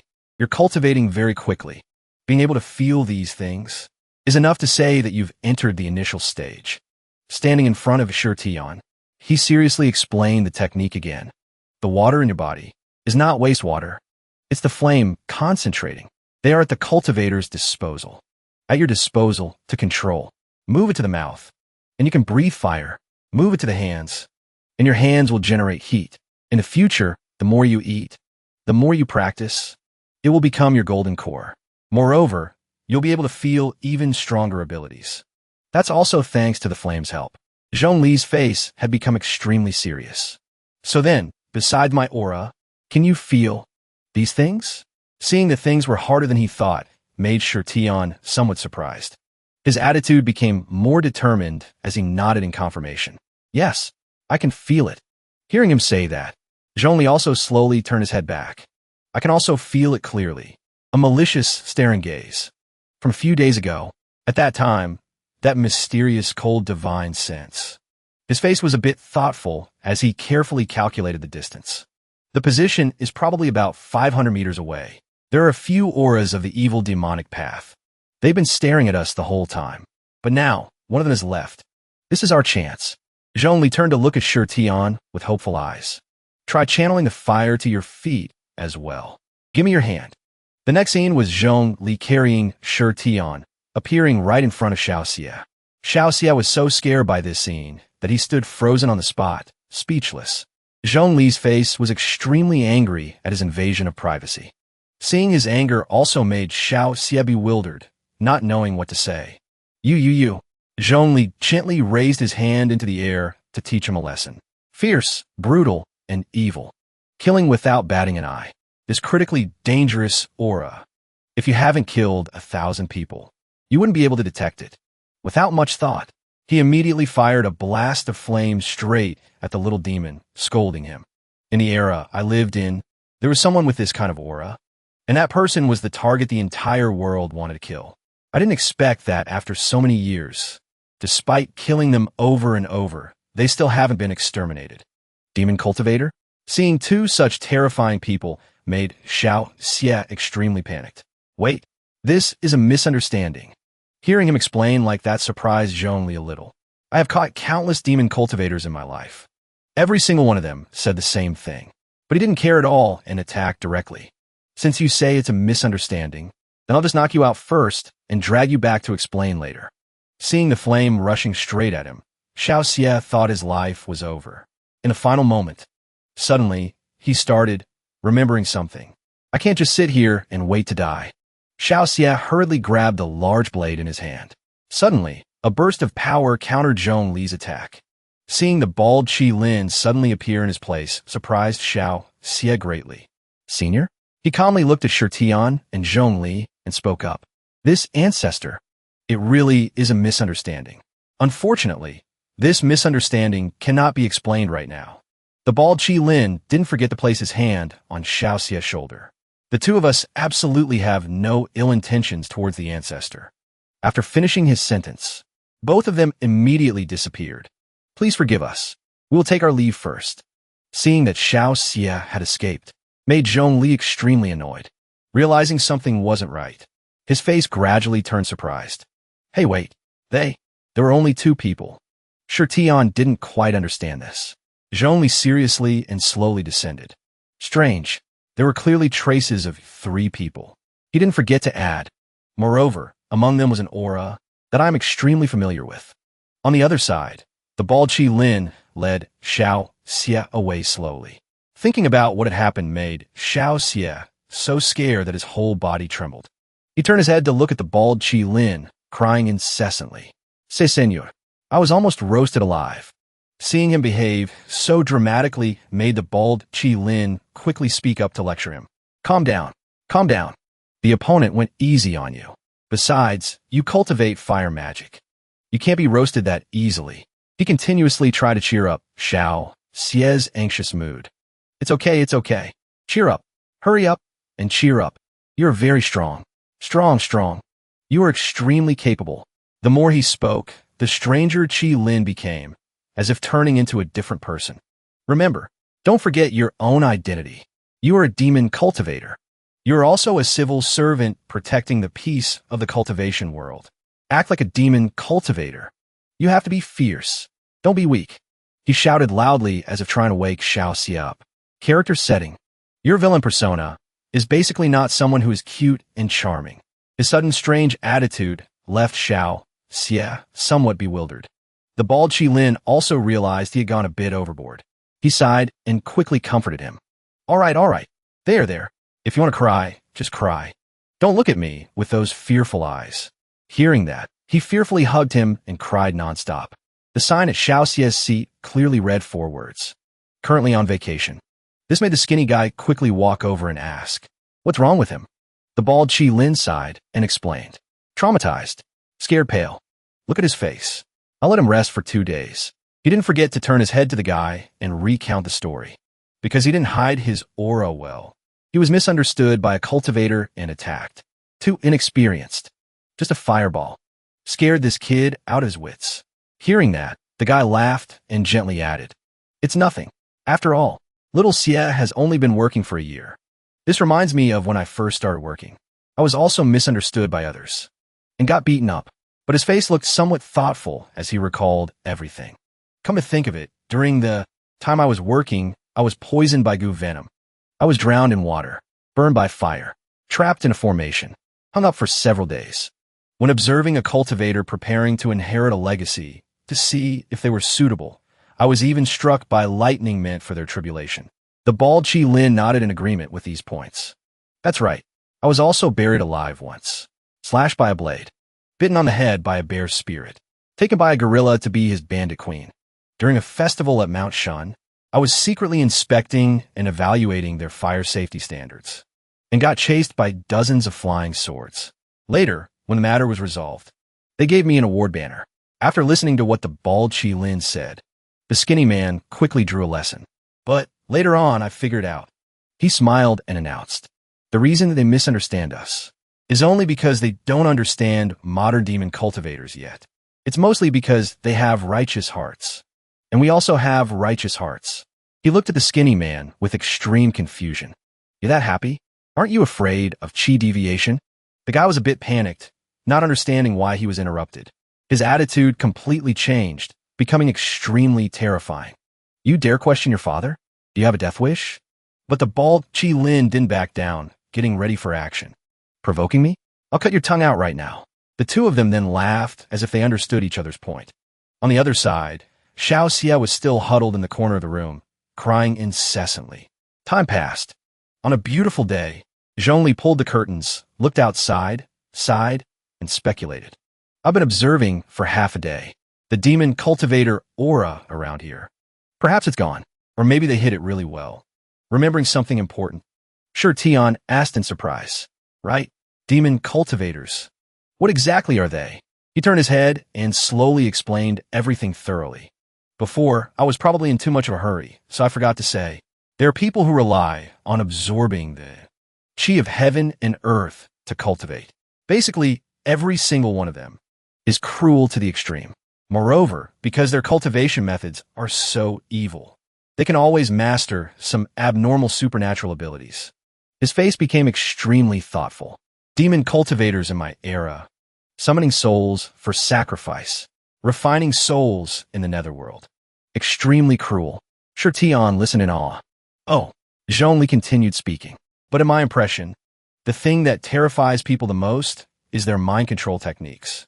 His face became extremely serious. Taking advantage of when a cultivator's will is not firm enough, they will invade the subconscious, then bewitch them. Finally, they become a controlled puppet. Heart demon?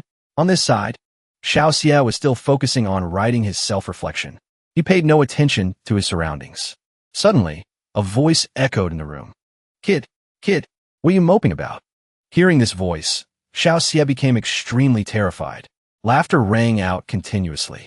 Yan Dao slowly appeared and chatted. "Who am I?" He quickly flew up into the air. "I am your blade." Xiao Xie was extremely confused seeing Yan Dao speak such puzzling words. "I am, just like you, a demon cultivator. You just awakened. Your ancestor." These words left Xiao Xie somewhat bewildered, not understanding what was happening. Remembering his father's story, he started realizing something. "You are the senior who held in his pee?" "I remember." Hearing this made Yin Dao extremely angry, and he shouted curses. "Hell am I pee my ass." While I was sleeping, I secretly heard the words passed down from generation to generation in your family. It's been passed down for 1,000 years. Will you cut it out? It wasn't holding in pee at all. The situation back then was actually thinking about the humiliation of that year made him not want to face it at all. Back then, when the enemy only had a few people left, we agreed to continue fighting after going to the bathroom. As a result, while I was pulling on my pants and unprepared, they attacked directly and hacked me to death. Seeing this, Xiao Xie realized in surprise. So that's how it was. Dying like that is a bit embarrassing. Yin Dao's desperate voice rang out. "I hate it." Finally, he gradually manifested into a human form. Thinking about what happened. "I hate it. I hate this world." He aimed straight at Xiao Xie, standing to the side. "Kid, you are truly weak. Too soft. Just a fireball made you scared pale. Do you want to obtain power?" Hearing this question from Yin Dao, although a bit confused, Xiao Xie still nodded in agreement. "What? Of course I want to." This made him extremely happy, and he smiled, proposing. "Then go slaughter. Go declare war on this world. Abandon the methods of your previous cultivation." He didn't forget to reach out his hand towards the boy. "Your origin technique was created for me. Actually, there's another half. It is a technique that requires human blood sacrifice. And the you of right now, if you want to become stronger, then this is the price." Xiao Xie was somewhat panicked and fearful listening to Yin Dao's words. "Since you are my descendant, don't make me lose face anymore. First, go kill a random person." He angrily shouted in his face. "Stop joking. What are you saying? If that's the case, I'd rather not become strong." This attitude has made him gradually lose his cool and attack directly. Truly disgraceful. This isn't up to you. If you won't do it, then hand over your body. To me. Clearly, Xiao Xie was no match for Yin Dao. He suddenly felt pain all over his body. His face turned pale as if he couldn't breathe. His hands and whole body trembled strangely. My body, after only a short struggle. Finally, Xiao Xie stood still in one spot. As soon as he opened his eyes again, his body had been completely taken over by Yin Dao. This is possession. You inside my body. Watch quietly. This story has been told for so long. It needs a proper villain. The scene shifts to a convenience store in the city. The salesgirl smiled and welcomed him. Welcome. As soon as she looked at the scene before her, she became extremely panicked and scared. Customer, your hand. Yin Dao, with a fierce appearance, slowly walked in and declared, I want a map of this city. He smiled a strange smile, accompanied by something malicious. Right? By the way, the flame in his hand flared up. It seems Yin Dao is preparing to do something bad again. Sure enough, the guess was correct. Yin Dao immediately acted, blowing up the convenience store in the blink of an eye. Fire trucks rushed quickly upon hearing news of the fire. Zhongli stood high up observing the situation and sighed, speaking up. There's a fire in the distance. Moreover, there's a very troublesome aura around here. His face showed some annoyance. It's the feeling of a demon cultivator. Yin Dao became extremely smug after burning down the convenience store here. He used his wind-like speed to rush in another direction. With his current power, Yin Dao continued to use flames to burn everything. Seeing everywhere engulfed in a sea of fire made him extremely happy. Different voices rang out continuously. Sir, please stop. Monster, stay there and be arrested. This surprised Yin Dao a little. He turned his head back with an expectant look. The busybodies have arrived? Before him stood two Taoists waiting there. Who are you people? Han Yang laughed smugly and quickly introduced himself. Flowers fill the hall, drunk with 3,000 guests. One sword chills the frost of 14 provinces. Shizhou under Mount Qingsheng. The frost swordsman is this humble one. If you have heard my name, then you should quickly give up resistance and surrender. Avoid the loss of limbs. Jing Guan, right next to him, shouted loudly to declare his name. Deputy Director of the Jiading Branch of the Bureau of Protecting Traditional Arts. Title is Jing Guan Shangren. I have caught thousands of monsters like you. Running into me is your bad luck.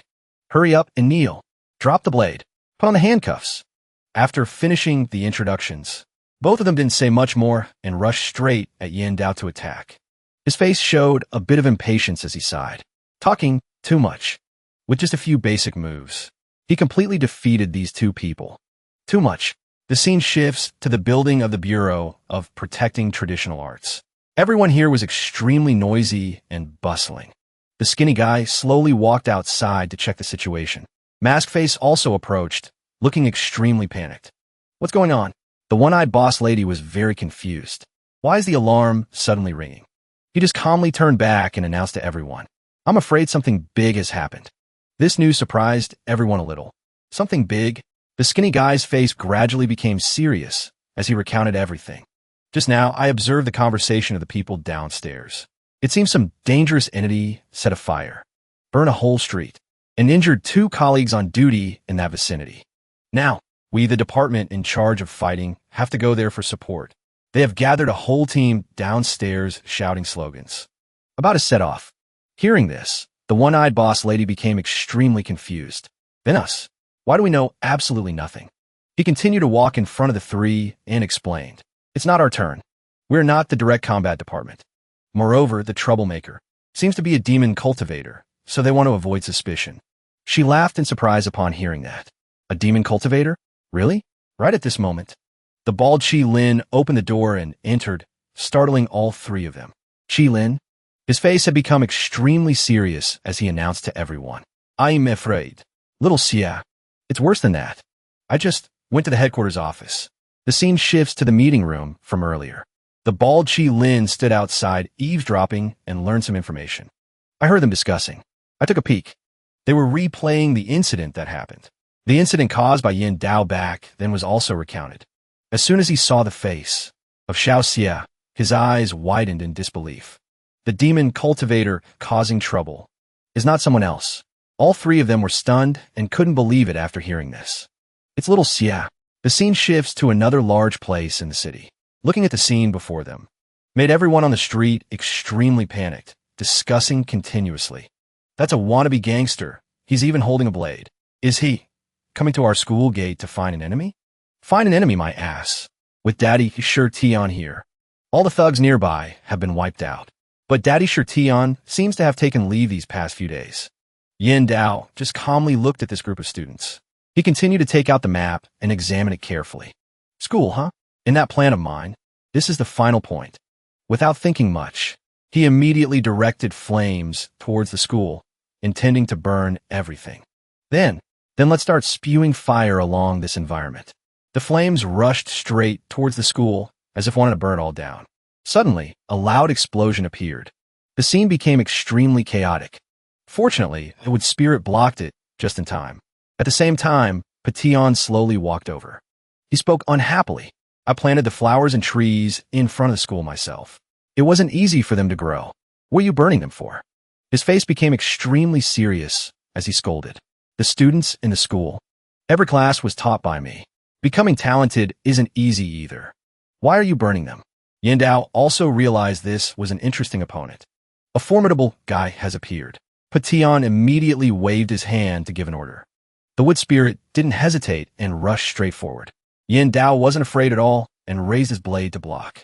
Suddenly, strange vines appeared on the ground and held his legs tight. Yin Dao was surprised to see these vines suddenly appear, immobilizing him. Seizing the opportunity while he couldn't escape, Patillon immediately rushed in with a punch. He decisively punched Yin Dao straight in the face, making it impossible for him to defend. Patillon's face was extremely calm and cold as he decisively declared, "Behave yourself. Don't resist anymore. Wait until the police come to take over. The grass, trees, and flowers around here are all planted by me personally. When I planted them, I injected my qi, so I can control them at will. This whole place is my domain." Yin Dao wasn't afraid. His face even showed that he found it somewhat interesting. Domain? The smile on his face gradually became distorted and strange. Whose domain it is remains to be seen. Suddenly, Patillon started, realizing something was wrong. A huge explosion immediately occurred there, making everything increasingly intense. With the impact of this explosion, the wood spirit was also blown back in pain. The power of these flames slowly burned away the vines Patillon had created. The clothes on Yin Dao's body were now mostly tattered, but he didn't care much. It's fire. We cannot eat it. Just burn it down and it's done.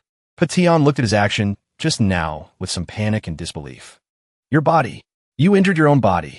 Hearing him say that, Yin Dao slowly looked down at his body. But then a twisted smile bloomed on his face as he declared, "It doesn't matter. It's just a host vessel, that's all. As long as it can hold up, I'll just find a better body later."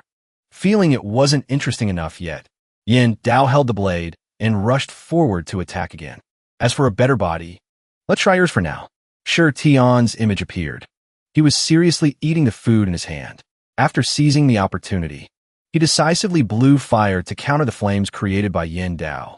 Seeing him suddenly appear surprised Patillon on the side greatly. Recognizing his familiar figure, he called out in panic. Tion? Zhongli appeared in midair, seriously evaluating. Good spit. The posture and fire are both decent. Tion tiredly replied to him. The remnant soul residing in my body said, "This aura is very heavy." He cared a lot, so he forced me to come check. So I just came. His face became extremely annoyed as he stared intently at Yin Dao in front of him. So, do you have a background? What do you want? He sighed, realizing his opponents were increasing day by day. More and more nuisances. But consider it a good opportunity. This place is indeed where I hold power. On my way here, I've been setting fires, but it was just to vent my anger. Right in front of everyone, Yin Dao stabbed the sword hard into the ground below, leaving everyone bewildered, not understanding what was happening. Realizing the situation was becoming unstable, Zhongli spoke up worriedly. Formation array. This formation. I know it. Patillon on the side looked at this scene and started thinking. Red light. My body is becoming heavy. Yin Dao laughed loudly in delight, pointing the sword at Tion and declaring, "This is a formation I drew with fire. I follow the map, setting fires all along the way. And the arson just now was the final stroke. This is magic that has been lost for a long time. It belongs to the ancient demon cultivators from before. Manipulate. Sacrifice the blood of everyone in this area. Then use it to improve my own power. The scene shifts to a place not far away. The people around became panicked seeing this scene. Over there, those people, what are they doing? While they still didn't understand what was happening, the layer of red light immediately rushed over. Before the remaining man could react, the red light made both of them dazed. Beside that, the one-eyed boss lady realized the situation was bad and hurriedly ran to the car. She climbed into the car and hurriedly announced to everyone, hurry up, hurry up. We have to get there before everyone else to save him. Otherwise, the outcome will be getting shot dead on the spot." The car carrying the group rushed forward at high speed. Conversations rang out continuously. "We are demon cultivators. We're bad guys. They'll deduct points from my driver's license."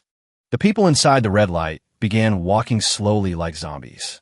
Yin Dao was extremely smug, gathering these poor people involved in this. "Like this, the strength between us will have a huge difference." His smug voice rang out continuously. "You are restricted by my formation. Moreover, you are also restricted by morality. Morality will prevent you from attacking ordinary people." Patian and Sure Tian listened with some anger.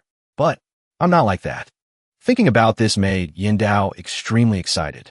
"Everyone here, after being controlled by me, have all become my shields." He slowly placed his hand on the head of a pretty girl. "Of course, it's also to absorb spiritual energy from me." Right in front of everyone, he absorbed the girl's spiritual energy. "My food." The wounds on the face of Yin Dao slowly healed. He also threw the pretty girl aside. Right at this moment, the group of demon cultivators also arrived in time. Looking at the scene before her made the one-eyed boss lady extremely panicked. She hurriedly ran towards Yin Dao and shouted loudly, "Little Xie." Hearing this familiar call made Xiao Xie in the vast space slowly open his eyes. Who was calling me? He still hadn't realized his body was possessed and floated in this space. Me? What's wrong? Wait, where am I? Right? On this side, vines were holding the unconscious people tight. Seizing the opportunity, Yin Dao held the sword and rushed straight at Sure Tian to attack. Although he really didn't want to fight, Xiao Xie had no other choice right now. "I'm being controlled."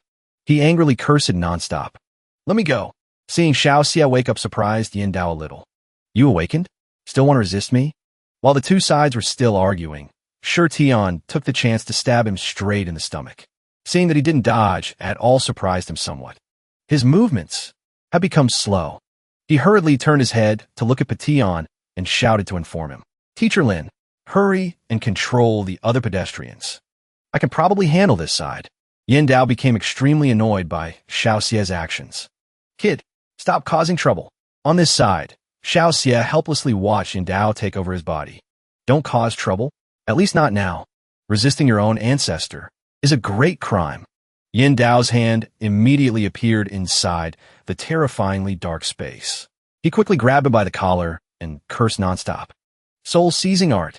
You basically don't understand. You can't resist me.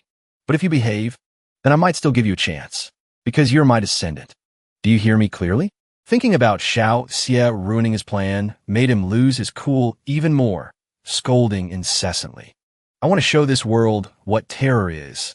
Terror can be converted into my energy. That is the cultivation method of a demon cultivator. Therefore, the people here, I must kill them all. But I will choose a better body. Seize it, escape, then hide myself to prepare for a new slaughter. I have my eyes on that guy who can shoot fire. I want to possess his body." Yin Dao's voice rang out. "When that time comes, I will return your body to you. How about it?" The weak Xiao Xie was now being bullied pitifully. Seeing that he still said nothing, he became even more smug and laughed loudly. "Kid, do you desire the complete demon cultivator technique? It's okay. I wrote it. I can pass it on to you. Kid, these people who suddenly appeared, is there anyone you care about? If you agree, I can even spare them. It's not impossible." Suddenly, Yin Dao said some confusing words. "To be honest, I also don't want to lose you." He slowly let go of Xiao Xie. His face became extremely smug as he declared, "I have slept deeply for 1,000 years. Just woke up, with no one to rely on. Still, feel a bit lonely. I can take care of you." Although there was a hint of disdain in his voice, Even though you are trash, you are still considered the only bloodline related to me right now. Thinking about what he said made Xiao Xie grit his teeth in anger. He bowed his head and cursed loudly. Just this one word from him startled him a little. Xiao Xie's attitude completely changed. He shouted curses. Shut your mouth. Get lost. You evil heretic. Seeing Xiao Xie emotional like that, Yin Dao laughed in surprise. Since you speak to me like that, kid, don't be too insolent with your ancestor. Towards his words, Xiao Xie was extremely disdainful. What kind of ancestor are you considered to be? His voice slowly rang out. The people around me are all good people. He slowly stood up. I was educated by a good person. The friends I know are also good people. Thinking about Yin Dao destroying everything made him extremely hateful. My life has nothing to do with you. Xiao Xie slowly pointed 2 fingers forward. Moreover, I hate you extremely. As soon as Xiao Xie opened his eyes again, he had regained his body. This action of his also stunned Yin Dao on the side in disbelief. What? Since when? How is that possible? Regaining control of the body in such a short time? He angrily questioned. You, what do you want to do? He just calmly announced. If you're the ancestor. Xiao Xie's action was extremely decisive. He directly took the sword and aimed it at his own body. I won't be weak anymore. I want to betray the ancestor. Seeing him act so recklessly made Yin Dao somewhat panicked. This is wanting self-harm? Damn it, can't sit still anymore. Yin Dao hurriedly rushed outside. He continuously pushed Xiao Xie down to the ground. Thinking about the actions he did made him angry and curse madly. To dare rely on self-harm to force me out. Not bad, but unfortunately, there are plenty of people here for me to possess. This time he decided to possess another person. After successfully possessing, Yin Dao's face was extremely smug. Right at this moment, the group of demon cultivators rushed from behind him, cursing continuously. Bastard! You bully people too much. The 3 of them combined forces to fight, causing Yin Dao to fall back in pain. At the same time, the bald Qi Lin also arrived in time. Little Xie, he hurriedly supported Xiao Xie's thin body. So weak. Is this the after effect of being possessed? Looking at this group of people, Shi Tian was a bit confused. Who are these people? He thought in surprise. Before they appeared, I actually couldn't sense the aura on them. But Tian remembered something. He slowly recounted their identities. They seemed to work for the government. I met a few of them. In short, good people. They even helped our school plant trees. Since they are here, we can rest assured. After being attacked massively, Yin Dao was knocked back repeatedly in pain. All the demon cultivators cooperated to surround Yin Dao. Everything seemed to stop, surprising him somewhat. Suddenly, he realized something. Formation array? Filled with hatred. Moreover, the strength isn't bad. In a moment, they could actually use a formation to control me? Yin Dao's face became even more unpleasant seeing his plan fail again. Truly stirred up a hornet's nest. Moreover, this body hasn't undergone cultivation. Too hard to control. With no other way, Yin Dao could only think of a way to escape. Can only create a little chaos. To escape, the layer of red light also slowly disappeared right then. Everyone's consciousness gradually returned. The crowd became extremely panicked, holding their heads and screaming in despair. Me? What's wrong? We just lost consciousness.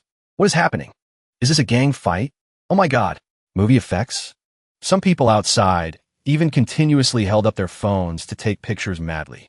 Mass Face on the side felt extremely confused by this scene. What's going on? The skinny guy next to him seemed to understand something more.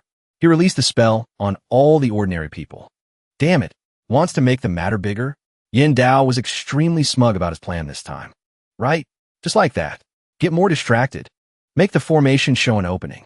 Suddenly, a familiar voice rang out, startling him a little. Don't get distracted. Xiao Xie, despite his weak body, spoke up to warn everyone. Don't get distracted. Use all your strength to suppress him. Don't let him escape. The bald Qi Lin quickly reminded. Little Xie, he had become extremely worried. Your body, but he stubbornly explained. I'm Fine. I can still take it before this matter is resolved. I won't faint. Xiao Xie's body trembled, but he still held the sword and slowly stood up. I understand my family's technique best. When cultivating, the soul becomes strong, good at escaping, and very hard to hurt. But the way to control it is fire. Seeing the situation was unstable. Yin Dao's face gradually became unsightly. It's over. Xiao Xiezel was burning fiercely now. He held the sword and staggered forward. This blade, the fire released, can seal him. Let me. Final move. Seeing Xiao Xie so decisive made everyone present cheer continuously. His blade is glowing. Cool effects.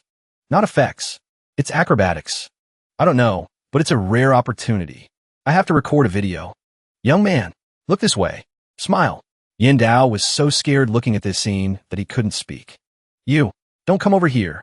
Xiao Xie slowly walked over, a smile on his face. Ancestor. That's right. I still have to thank you. Because of you, there is the me of today. But, goodbye. He used all his strength to slash straight at Yin Dao's body. I want to protect this world. Our paths are different.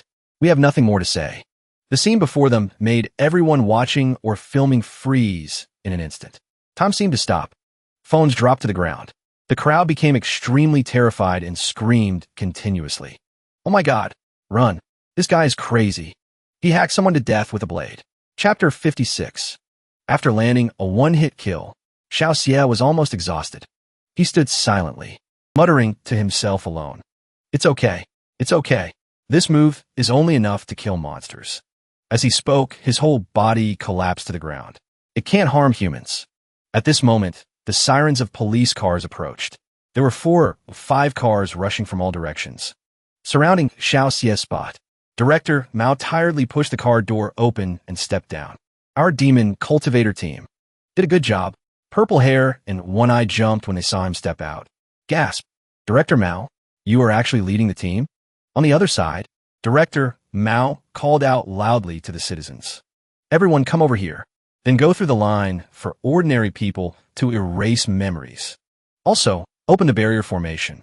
Remove the traces of the scene. Then he walked to where Xiao Xie was lying slumped. Have to say, very fast. Director Mao drank all the water in the cup, then used magic to make it float up. Suddenly, the cup grew large. Collected the Yin Dao Demon Lord sword on the ground. Inside, Zhong Li's eyes widened, startled by his awesomeness. Magic tool? That white pot over there. That thing only appeared a few decades ago, right? How'd he do that? After collecting the sword, the cup returned to its original state. Director Mao clasped his hands and bowed to the floating cup. Thank you for Senior's help. This humble one is extremely grateful. This junior is endlessly grateful. After that, he held the cup in his hand and gave an order. Assemble. Director Mao didn't forget to remind Zhong Li's group, making his face darken. Also, you demon cultivator team members, come to my office for tea later. Just tens of minutes later. Qi Lin, horn hair, purple hair, muzzle, and one eye were present at the station. Director Mao calmly drank a sip of water from the divine cup. Then he slammed the cup on the table and scolded them severely. Your sense of danger is too poor. When we comrades work, what is most important? It is to act in secret. Look at yourselves. Suddenly being scolded for poor senses. The whole group vented without holding back. What did you say? Dare to lecture your father? Your father. Do you want to be skinned alive? Who do you think you are? What are you arrogant about? Do you want to be dragged by my motorcycle?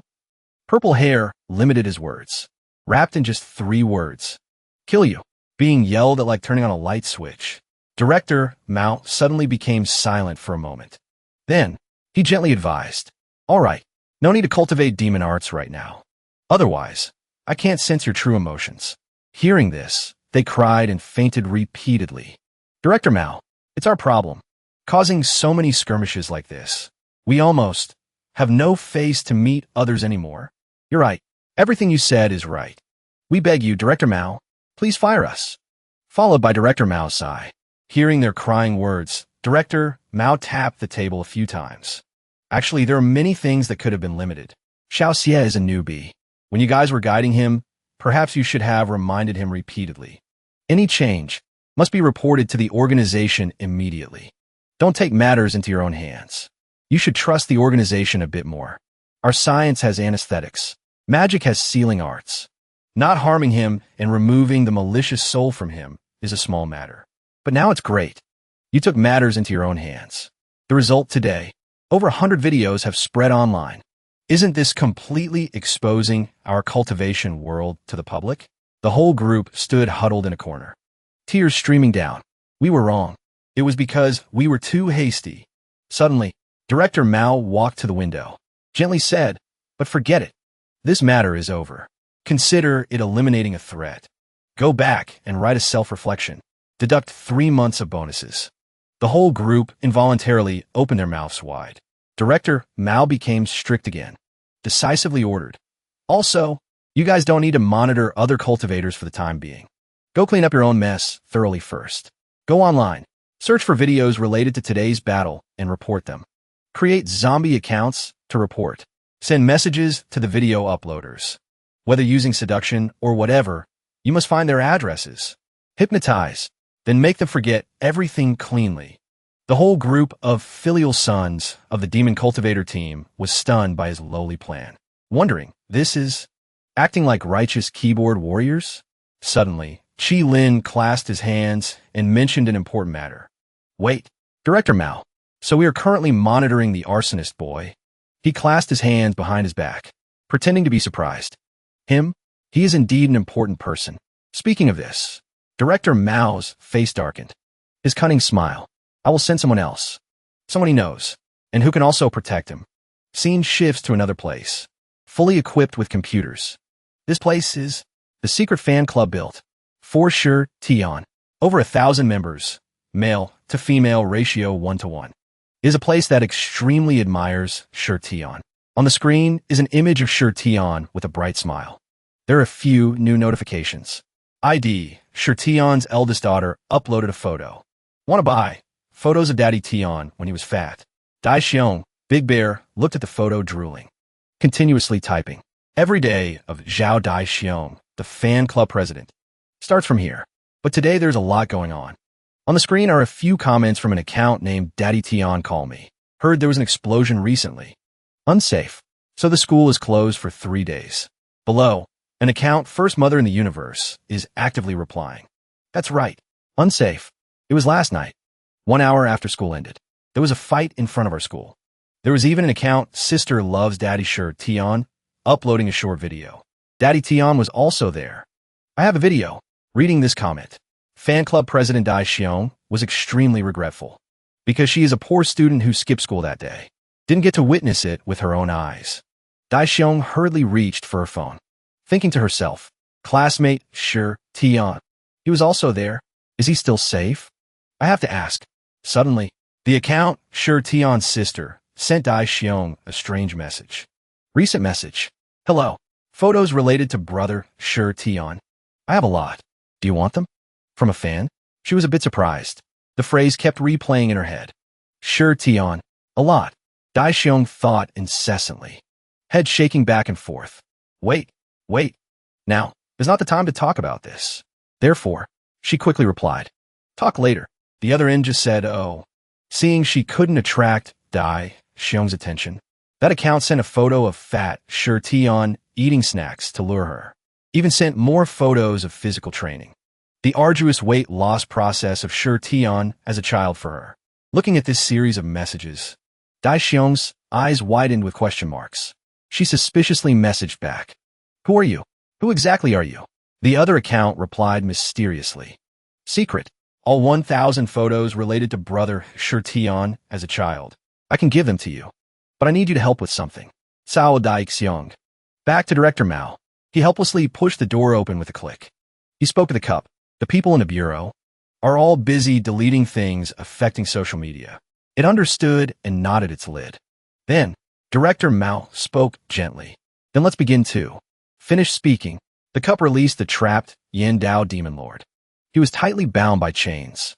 5 elements, soul, locking great array. Director Mao began his interrogation of the criminal. His face darkened and his voice turned cold. Directly rushing into the civilian area, using explosions to set up a blood array. The power of cultivators in this era. You, a fox who has lived for 1,000 years, even if you don't understand, shouldn't have caused such a big incident right after awakening, right? Suddenly, he shouted loudly in front of the demon lord. "What exactly is your goal? Speak. What exactly made you spare no cost?" He strained his neck to argue back. Do I need you to care? Bastard. I won't say a single word to you. Not getting a satisfactory answer.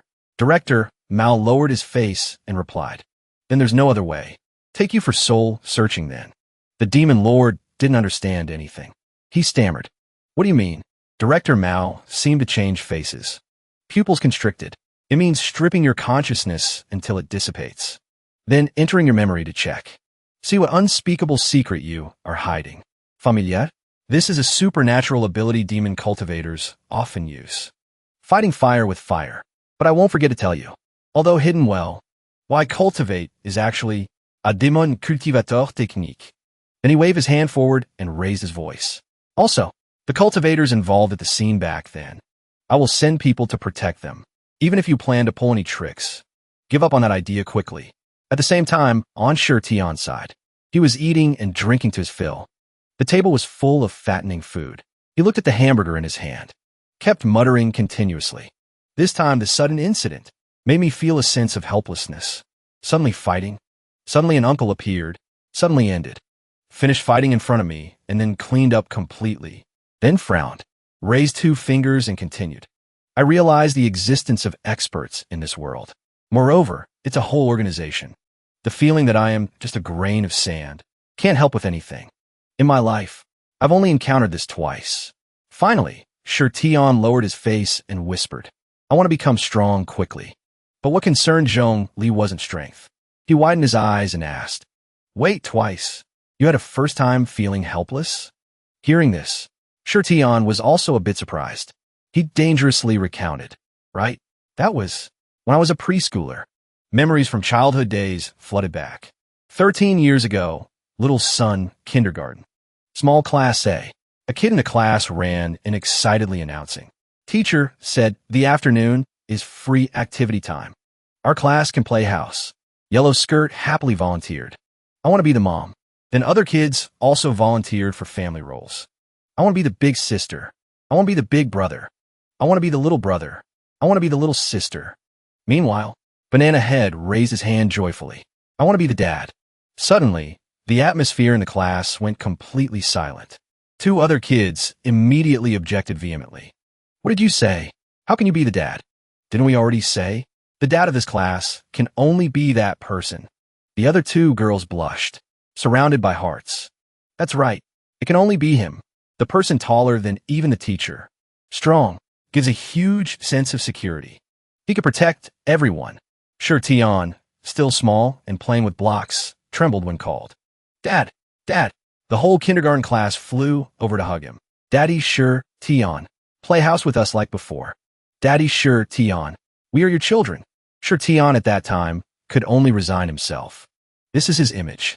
Tion, 3 years old, 45 kilograms. The kids kept running to him, spreading their arms and calling. Dad, Dad, I want to fly. Dad, Dad, I want to spin. There was also a time a classmate was bullied and ran back to tattle to him. Dad, Dad, next door, there's a bastard who stole my slide. Dad, help me beat him up. To understand what happened, we have to go back half an hour. At the kindergarten's shared slide. Today is for our class A to use. You can't use it. Liar. Today is clearly for our class to use. 2 kids clashed because they couldn't decide who would play. Said it's every Monday, Wednesday. Friday is for our class. You guys are Tuesday, Saturday, Sunday, right? Not right. Why do I always see you guys playing more than us every week? Children, very prone to disputes. After fighting fiercely, they cried loudly. Longhair ran back to class, threatening, You wait. I'm going to call the dad of my class. You wait right here for me. Who's afraid of who? I'm also going to call the mom of my class. At this moment, Longhair ran to hug Tion and called, Daddy Tion. After that, he went with the kid in the class to the slide to check. Let me there. Let's see. The other kids saw this scene and were extremely panicked. Calling each other, wait. His dad, want to go alone? Real or fake? At that time, but there's that person. The person who is the queen mother of their whole class. Do you think Dad can beat her?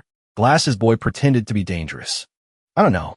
Even though I'm the smartest person in this class, I also don't know between Daddy Tion and her, who exactly is stronger. The boy's eyes were full of high determination. Confidently concluded, a draw. But That will definitely be a battle. Cruel. On this side, the other boy led Big Daddy to buzzcut. Dad, it's them. It's their class bullying me.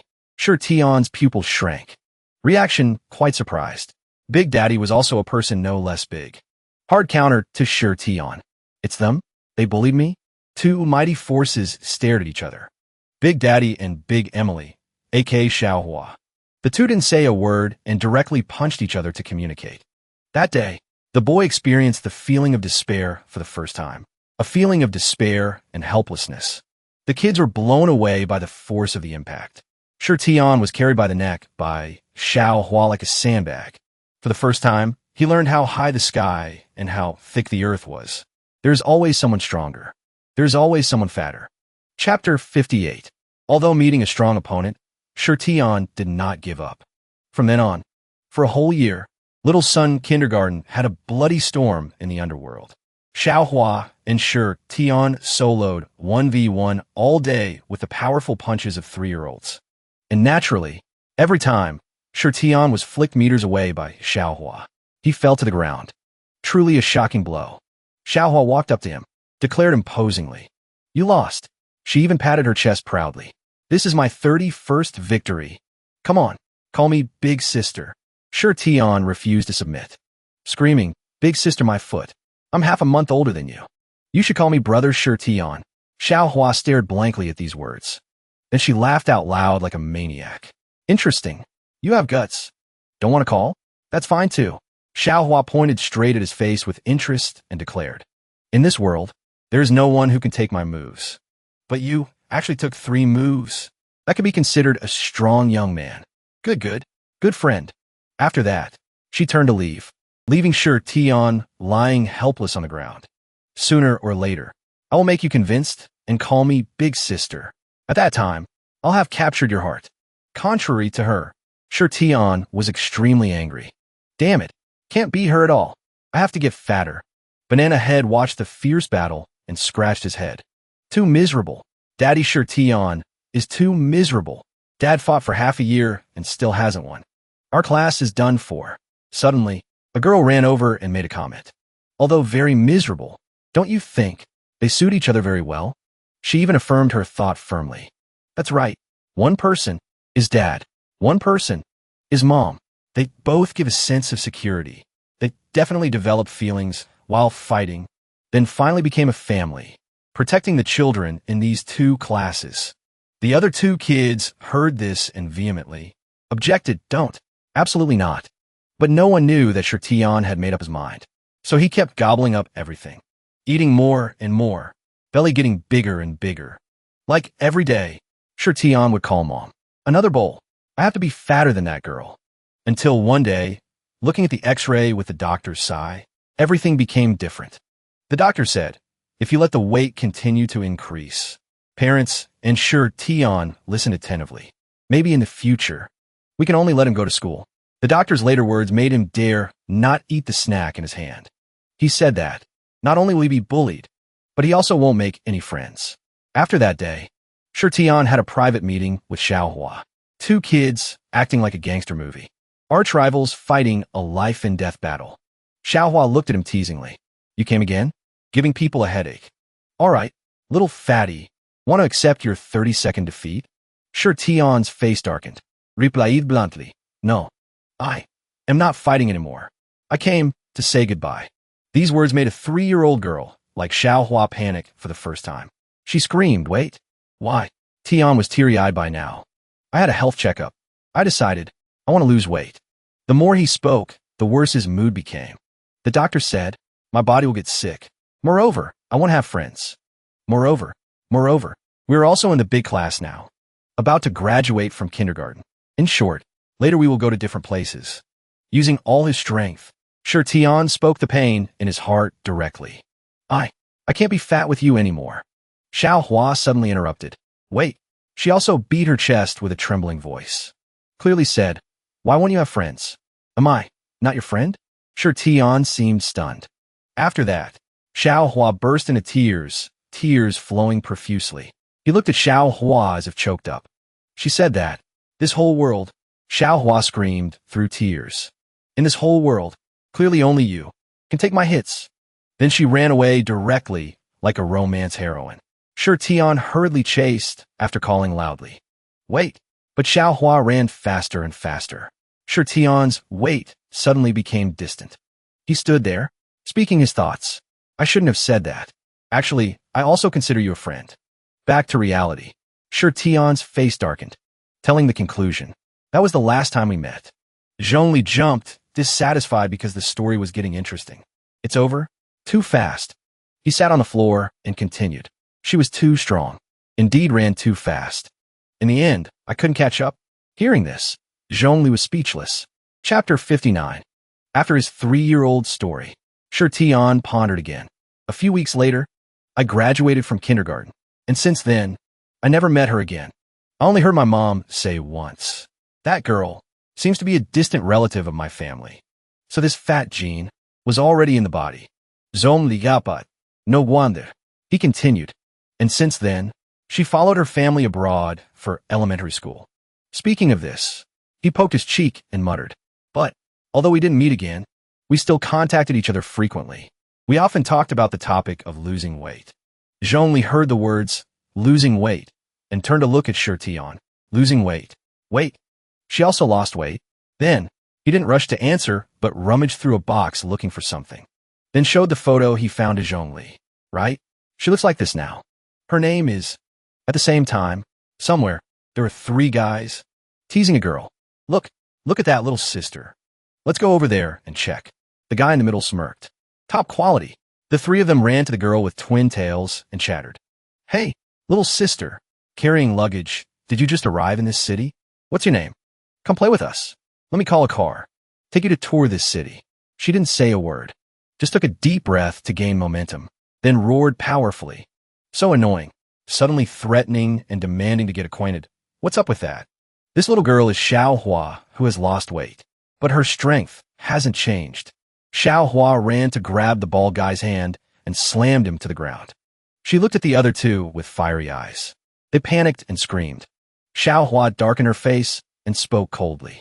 This city, I've lived here since I was small. She angrily punched the wall hard. I'm much more familiar with this place than you guys. The group of boys surrounding her just now were chased by her until their pants dropped. After that, only screams remained. You, what do you want to do? Oh my God, can a wall be punched apart like that? She pulled out a steel bar to chase us. Help, monster, don't come over here. Don't come over here. Mommy, back to Tian. He showed off Xiaohua to Zhongli. But Zhongli trembled continuously. Right? You didn't see wrong. She is my cousin, Xiaohua. Tian patted his chest proudly and said loudly, we have the same fat gene, but since I was 6, I persisted in exercising every day. Result is I got fat. While in the frenzy, the doorbell rang, interrupting. Tian went to open the door, not forgetting to throw back a sentence. But she persisted in training 10 times more than me every day, pulling the door open while speaking loudly. Just lost weight like that. The door opened. The person ringing the doorbell was cousin Xiaohua, smiling brightly. Tian was stunned for a few seconds, then jumped. Xiaohua smiled radiantly and called, brother, Tian. The 3 guys she beat up were unconscious on the spot. Tian saw her and was extremely surprised. Oh my God, why did you come? At the same time, the TV was also showing a clip about a mother meeting her child after a long time. So, you're thin again. Why are you so thin? Is it very hard in the army? The son replied clearly. I'm not afraid of hardship. I serve the people. Tian at this moment was also teary-eyed. Thin again. Moreover, started calling me brother. Don't be like that. In my heart, you are forever big sister. Sister Hua. Xiaohua brought a few gifts for Tian. She said happily, saying that makes people shy. Brother, Tian. A meeting gift. Zhongli beside them gaped. The atmosphere is so strange. Is this the person even stronger than Tian? He hurriedly took the gift out to check with Zhongli, but still didn't know what it was. Then, Xiaohua accidentally blurted out, when I was cultivating abroad, I killed 7 bears with my bare hands and skinned them. Tian jumped and screamed. Holy crap, so this red stuff is blood. She added the purpose of this trip. Also, actually coming this time, is to protect you. Tian was a bit surprised. Protect? She just replied calmly. Right? You and the senior behind you have entered the threshold of the cultivation world. Hearing this, Shirtian and Zhongli both gaped. Xiaohua looked at her bewildered cousin and laughed nonstop. No need to hide. I have long been a cultivator too. Actually, the scene of you fighting at the school gate last time was spread online. Colleagues from the Bureau of Protecting Traditional Arts are frantically deleting videos. Also because of that, I was transferred back from abroad to watch over you. The veteran officer who appeared last time is my mentor. He widened his eyes and asked tremblingly, Wait, Xiaohua, will I encounter some danger? She pretended to be mysterious. Hard to say, but the demon cultivator who suddenly awakened last time is very likely targeting you on purpose. Then Xiaohua changed her attitude abruptly, serious to the extreme. He is not the first ancient demon cultivator to awaken. Recently, demon cultivators are awakening everywhere, and their actions are mostly the same. After causing chaos for a while, soul seizing. The following words carried even more intense news. The targets of soul seizing were all cultivators weighing over 200 gene. Can seize souls? Then seize souls. If the constitution is not good, then they'll be brutally killed. Xiaohua slammed the water cup on the table, voice a bit annoyed. The person fighting with you last time was a rookie who just awakened. But the most brutal demon cultivator right now likes to act on rainy days. Has killed 20 fat people already. Her eyes became terrifying with a creepy smile. Now he's hiding in this city. We call him the Rainy Night Serial Killer. Chapter 60. Xiaohua began to tell about the cases caused by the Rainy Night Serial Killer. On the drawing board, you think it's a fat person, but little do you know, in reality, the person creating a truly fat person is this artist, trying to draw a super fat protagonist. Rougher a bit more, draw him to be loved a bit more. After finishing, he slammed the pen on the table and screamed in joy. Even wanted to explode like his fat body. Finished drawing. This chapter is finally finished. I have to order fried chicken. Order fried chicken for myself. I want to eat. I earn money so I can happily eat a grand meal. 10 minutes later, the doorbell rang outside. The artist was eating and glanced out. The person outside called loudly. Your food. He hurriedly went to open the door. Coming. So fast. However, the delivery person gave him an extremely dangerous feeling. The artist turned pale, thinking to himself, on his body, so gloomy. Is it because of the rain? Moreover, wearing a hat and covering his face like that. He stammered, Excuse me, are you really here to deliver food? That person bowed his head, smirked, correct. How much do you weigh? The artist was a bit confused. His body involuntarily trembled as he replied, 200, 202. That person seemed interested. Took off the gloves. Not bad. 202. And ordering fried chicken at midnight. You are excellent. That is your food today. But you, before he finished the sentence, the killer covered the artist's head tightly to suck dry the spiritual energy. Are my food today. Sucked until the artist's excess fat also disappeared. In the room, only his frantic screams remained, even leaving only a withered body. Becoming fat. End of story. Xiaohua seriously told Shirtian. It was exactly like that. He screamed in terror. Why are you suddenly telling this? What kind of ghost story is this? Gaining momentum, Xiaohua made an even scarier face to threaten. This is a case that happened consecutively recently involving fat people. In just a few minutes, the victim was drained dry. After struggling to try to call the police, he was immediately taken to the hospital for emergency treatment. Shirtian was confused. That's really tragic. Xiaohua used a tone that made others curious. Actually, no. The artist was taken to the hospital for emergency treatment and could open his eyes to look around. The nurse called loudly. He's awake. He's awake. He's awake. Doctor, come here quickly. At this moment, the artist frowned. A handsome face appeared. Am I in a hospital? He looked at his hand and body, wondering. I remember. I was sucked dry. Suddenly, Xiaohua angrily slammed the table. Later he lived, realizing he was extremely handsome after becoming thin.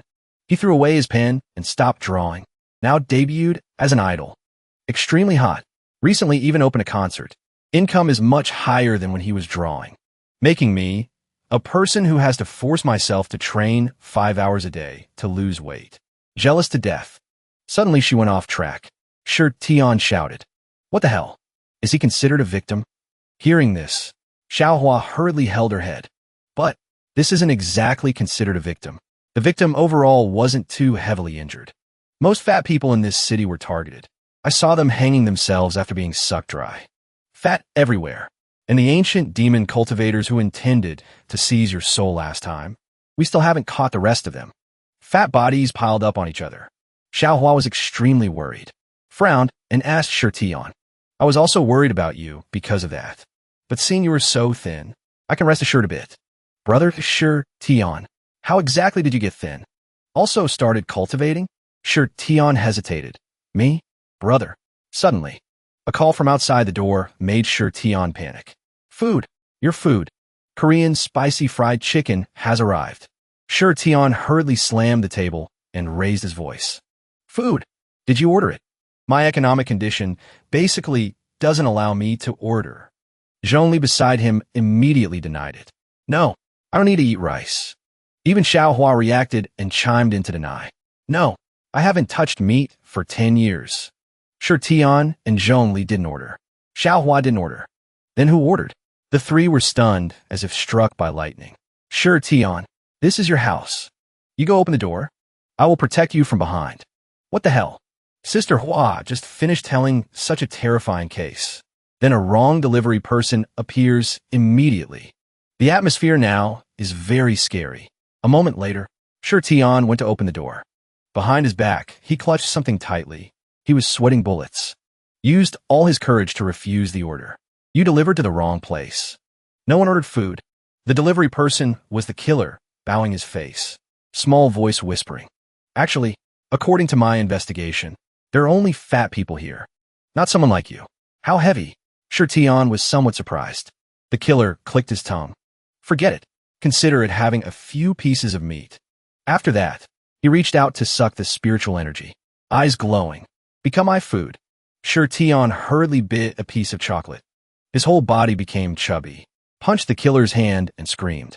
Don't casually call me food. The killer seemed quite interested. He smirked. Cultivator? Not bad. Your body belongs to me. He glared at him, thinking to himself. This guy also cultivates fire element? Not as weak as the demon cultivator met last time. But I also can't be indifferent like before. Come, must protect the person behind. Suddenly Xiaohua's voice shouted, holding a whole table in her hand. Shirtion, move away. Very quickly, she threw it straight at the killer. He was knocked away and screamed in fear. Even his 3-4 helmet fell off. Because of that, the killer's face was also revealed. He cursed, who is it? Who threw the table? What kind of force is this? Not letting him wait long. Xiaohua had a punch ready to strike. She didn't hold back and unleashed a flurry of punches on the killer's face. His frantic screams rang out echoing. After cleaning up, Xiaohua cracked her knuckles and said, after punching him more than 200 times. He fainted immediately. Resolved. Clean up. This scene shocked Shirtion greatly. The serial killer suddenly opened his eyes wide, observing the opposite direction. His face now full of bewilderment because he was tied up tight. Shirtion crossed his arms and shouted loudly. Sister Hua, he's awake. Zhongli sat next to Xiaohua and continuously massaged her. Boss, see how I massage like this? Are you comfortable? Xiaohua was so angry that her eyebrows knit tightly together. Speak.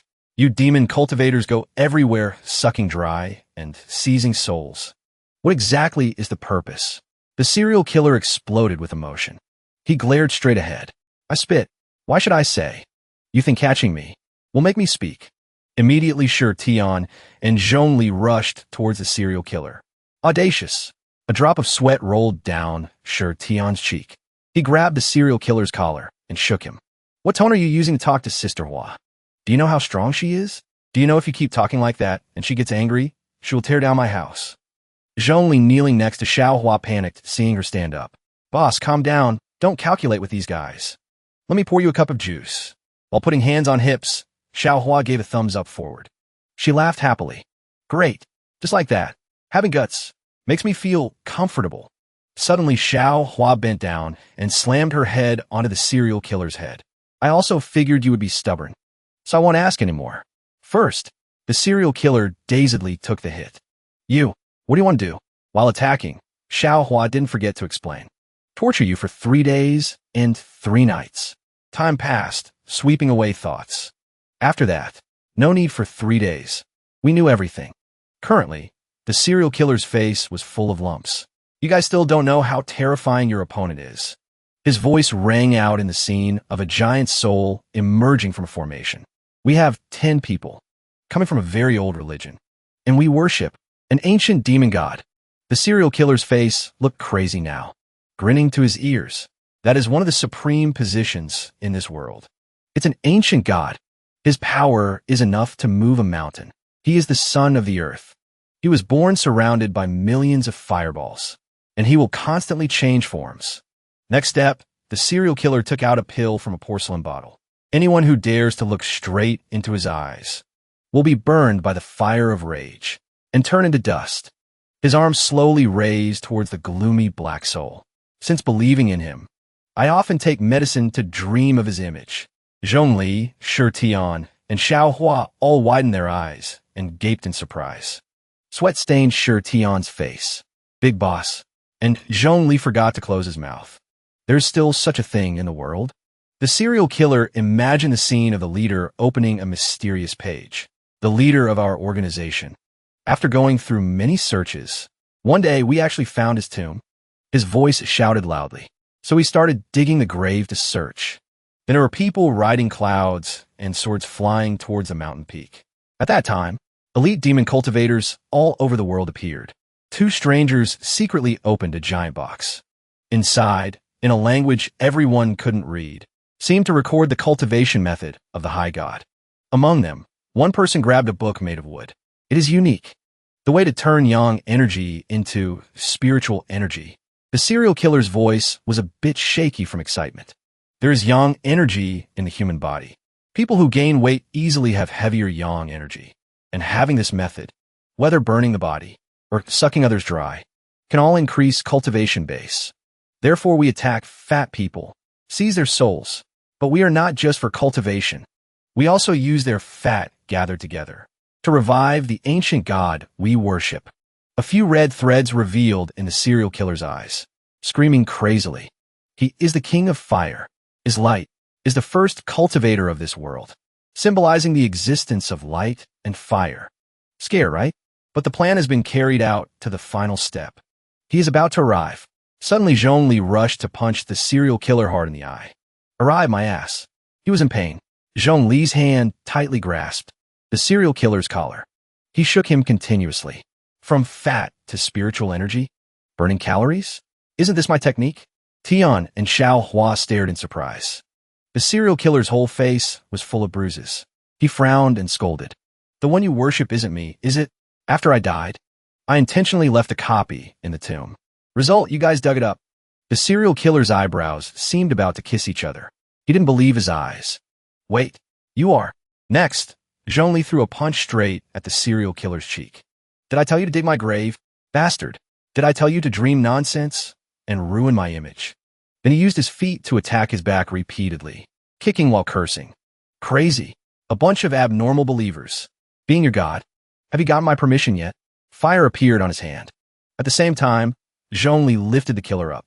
Did I tell you to casually use my technique to suck other people's bodies dry? Speak. How many fat people have you harmed and where? The fire flickered and burned stronger and stronger. It seemed that very flame reflected in the killer's pupils. You are. Tears suddenly flowed from his eyes.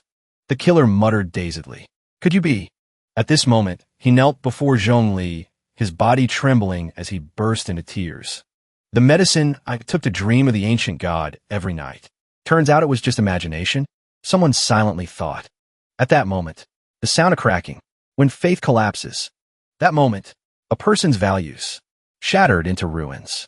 The thing always believed in the heart shattered into pieces. The serial killer's face seemed to age a few years. Smiling in pain. I've said everything. The fat people are all alive. They're locked by us in the stadium of the city center. Zhongli closed his eyes. He snapped his fingers, making the fire disappear. Consider yourself sensible. Otherwise, I would have killed you. Suddenly, the killer spoke up. Tears seemed to flow into his mouth. The serial killer cried loudly. My faith. If it doesn't exist, if this world turns out to basically not have that ancient god, then what should I do? Then what should I believe in later? Zhongli turned his back to him with an angry face. Believe in science. He shouted, loudly ordering. We go save people. Chapter 62. The scene of the building appeared amidst desolate ruins. Somewhere in the city, an abandoned stadium. The lair of the cult believers is here. There's a person holding a stick with a piece of red meat dangling like fishing. The chubby guy ran until sweat dripped all over his body. At this moment, the fat guy tried to run on the wheel to eat the bait in front. The guy in the cloak laughed while whipping the fat guy hard. Run, run. Come on, burn the fat. His face was full of excitement, with light flashing through his eyes. Turn fat into energy. Offer it to our god. From afar, Old Fifth's voice suddenly rang out. You, keep it down. He turned his head to look to the side. Old Fifth put his hands behind his back and slowly approached him. Too exaggerated. We're doing bad things in broad daylight. Too ostentatious. Recently, it hasn't been peaceful. We seem to have been noticed by the legal agencies of this world. Wrinkles clearly showed on his face. Old Fifth frowned in annoyance. We have a total of 10 people. Enduring hardship to awaken that person to this world. Now second brother, hiding in the blade, has been caught already. Last night's seventh brother disguised as a delivery man to catch fat people is also nowhere to be seen. Better to restrain a bit. Meanwhile, the blonde guy was so excited he laughed out loud. Delighted. Restrain? Are you becoming cowardly being beside the boss? Old Fifth, restrain is impossible. I am the one protected by the ancient god. Next, he took out a bright red bib. Look here. A few red threads peeked in his eyes. The blonde guy gripped the bib in his hand tightly. Do you know what this is? This is the thing I got from the ruins of that ancient god. This is an item carried with him. This is a relic of the god. It's underwear. The ancient god's underwear. And he closed his eyes and brought the bib to his nose. He was intoxicated by that scent. From then on, I have always carried it with me. And it always emits a special scent. It has always silently protected me. Having this item, I won't feel afraid anymore. Old Fifth was stunned. His eyes widened.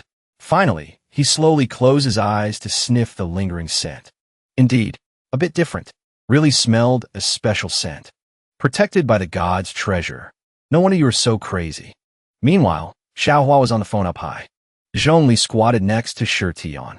She put the phone close to her ear to contact the other side. Hey, you two hurry up. I found the location of those evil believers. Zhongli couldn't control his anger. Blonde was excited holding the red bib. He kicked Old Fifth. Since I started sleeping with it, I can even dream of the vague face of the ancient god, Lord, every day. I have a premonition. Soon I can meet ancient god Lord. Suddenly Zhongli rushed from afar. His foot kicked straight into his stomach. Meet my ass. Blonde was immediately blown backwards by the wind. Next, he tried to keep his balance and shouted loudly. Who are you? At this moment, Zhongli slowly raised his head. His cheeks were flushed. Zhongli was both ashamed and angry. Bastard, return the underwear to me. You guys are too perverted. Xiao Xie was burying his face in the computer screen. He typed continuously. At the same time, Room 301 of the Bureau of Protecting Traditional Arts. Suddenly, Director Mao walked in from the door with a smile on his lips. Still working overtime to delete videos? Immediately, Xiao Xie stood up. Yes, serving the people, preventing public opinion. Director Mao held the cup in his hand and comforted him. All right, rest a bit. Next, he observed the people in the room. It's time for you guys to atone for your crimes. Especially you. Now prepare your equipment. Quickly go to a place. Catch people. Suddenly, his eyes darkened. The smile on his lips was full of killing intent. Then I will bring people later. Suffering recently because of this demon cultivator matter. It's time to end it. Old Fifth immediately waved his hand, pointing at Zhongli standing next to him. Intruders. Surround them. Sacrifice them to the god. Zhongli furiously shouted straight in his face. Got my ass. The person you worship is me. Hearing that, Old Fifth observed Zhongli more carefully. Look closely. You are actually a soul? Before he could finish his sentence, he received a punch and a kick. Interesting. Shi Tian bent his knees. Xiaohua cracked her knuckles to warm up. At this moment, Shi Tian tilted his head to look at the side with frowning eyebrows. What are you doing? Suddenly jumping down? Making us jump down too. Bear with it a bit. My things were also kept by many boys as souvenirs. It's nothing. But Zhongli was furious. He widened his eyes, explaining, "Stop joking. That underwear was a gift from my wife. I must demand it back. This is the wife-slave nature flowing in the blood." Next, Zhongli pointed to the opposite side. "Moreover, something's wrong. That corner over there is my coffin.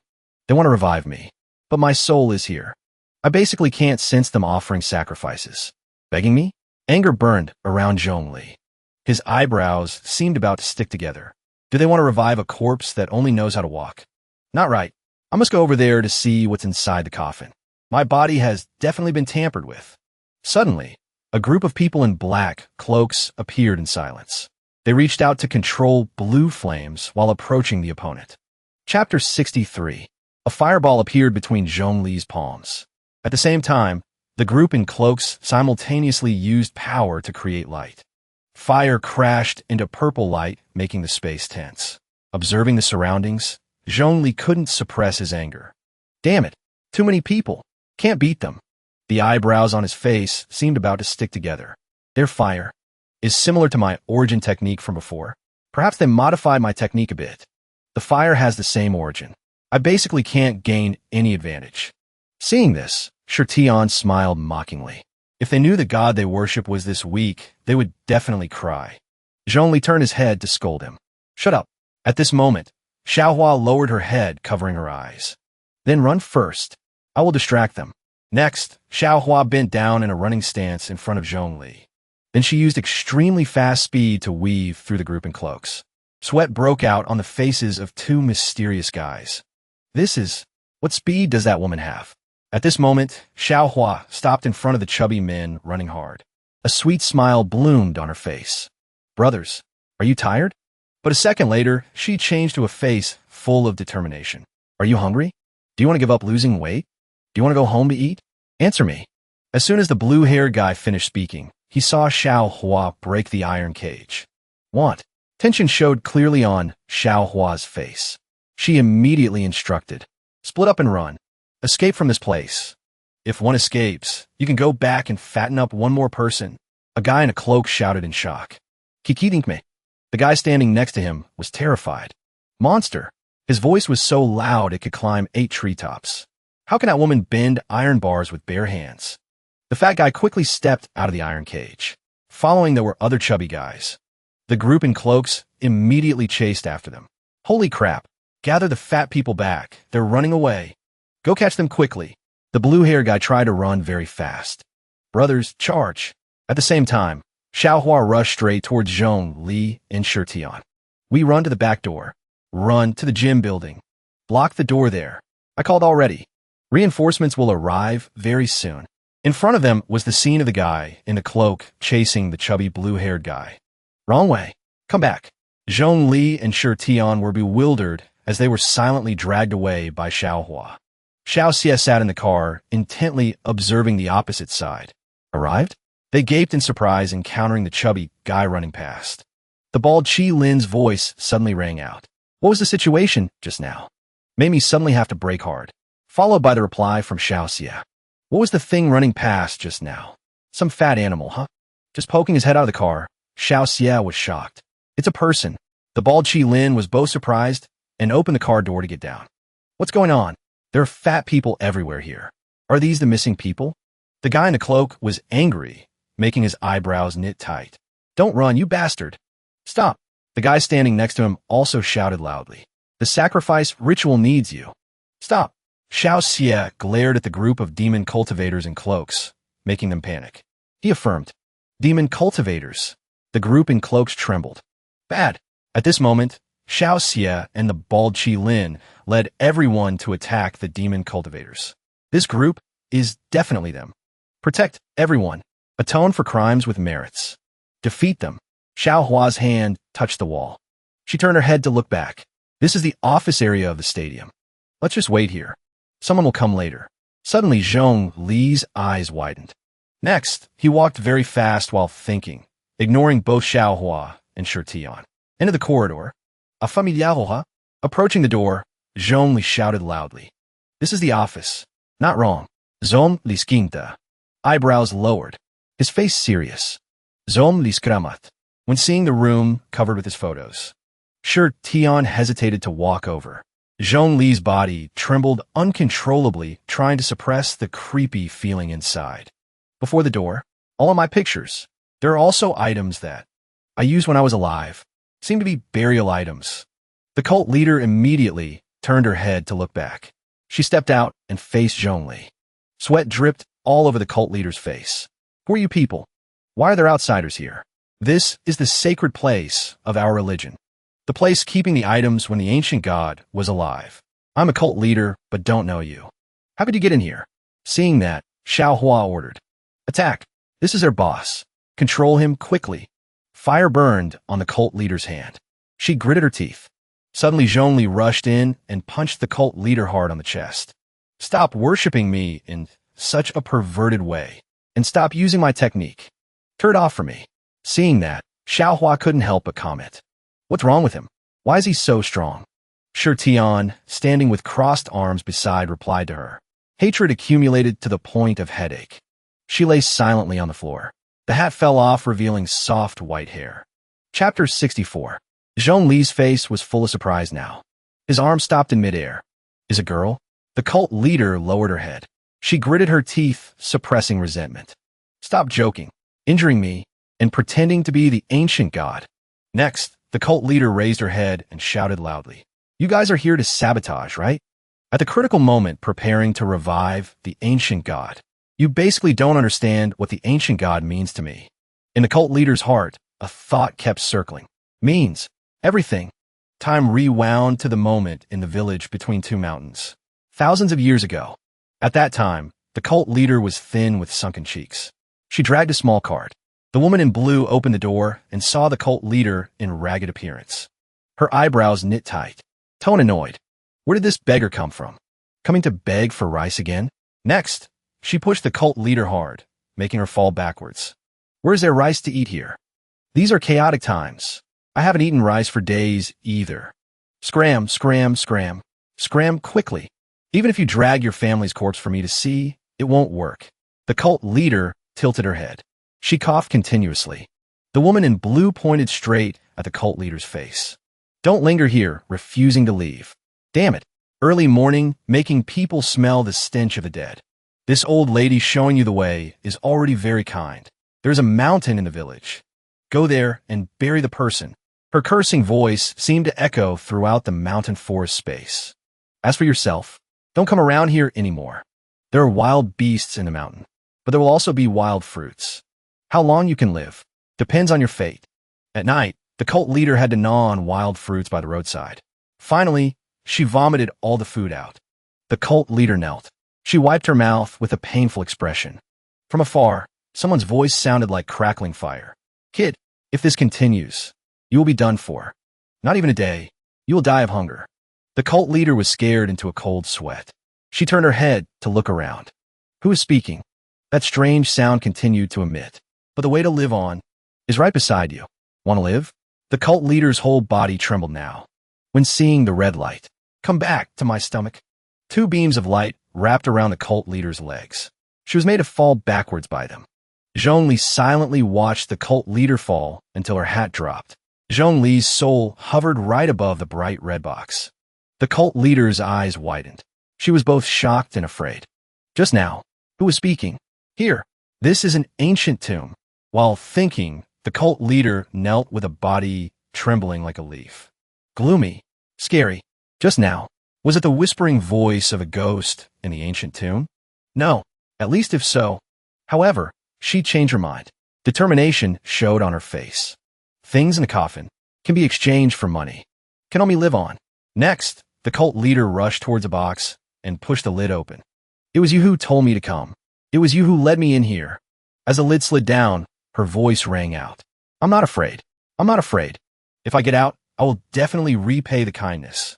If I get out, I will definitely repay the kindness. In her sight was the scene of Zhongli lying amidst precious treasures.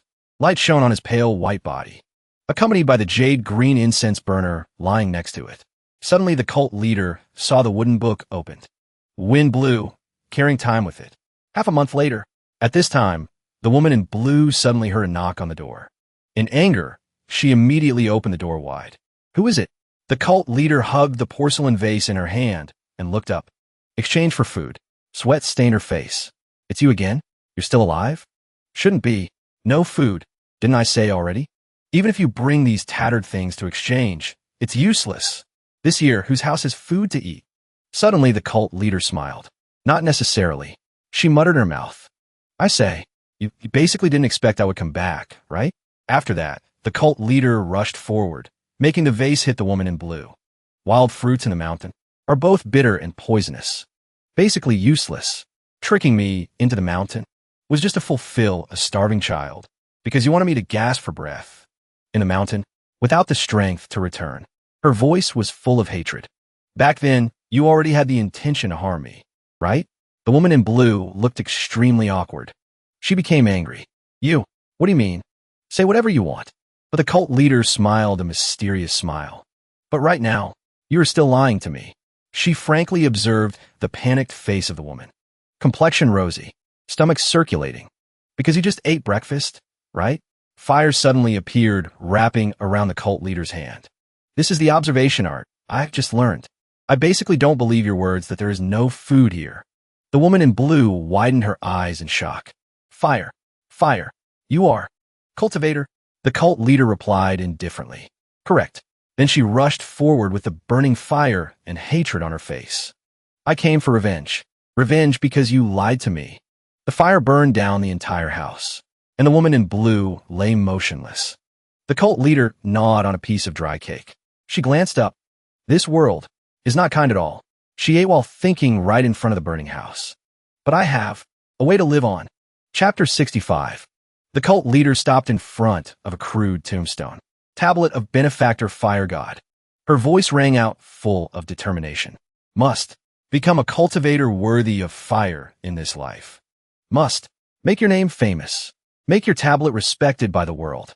After that, the cult leader clasped her hands forward and bowed. Her back bent down, carrying gratitude from the bottom of her heart. Thank you for saving my life. Time passed without waiting. From then on, hearing the horse neigh, the soldiers tightened their grip on their weapons. An angry sound rang out. Blocking our carriage for what? Want to die? Followed by a threat from another soldier. This is tribute silver. Get out of the way. The cult leader lowered her head, covering her eyes. She conjured fire in her hand. Next, the cult leader swung sideways, sending the fire flying. Another journey passed. Later, a man with a bun hugged a porcelain vase and fled. Run quickly. That is the fire-using cultivator rumored in the Jianghu. Being caught by him means death. The soul of the guy in brown was extracted by the cult leader. Hundreds of people simultaneously looked up at the cult leader standing on a mountain peak. Her eyes widened, looking somewhat creepy. Everyone is not considered good people either. All are people with no home to return to, because of admiring my reputation. That gathered here, and I now, Dichide, will teach my method of controlling fire to you all. The crowd below heard this and immediately cheered excitedly, while the cult leader pointed straight at the sky. Her appearance arrogant.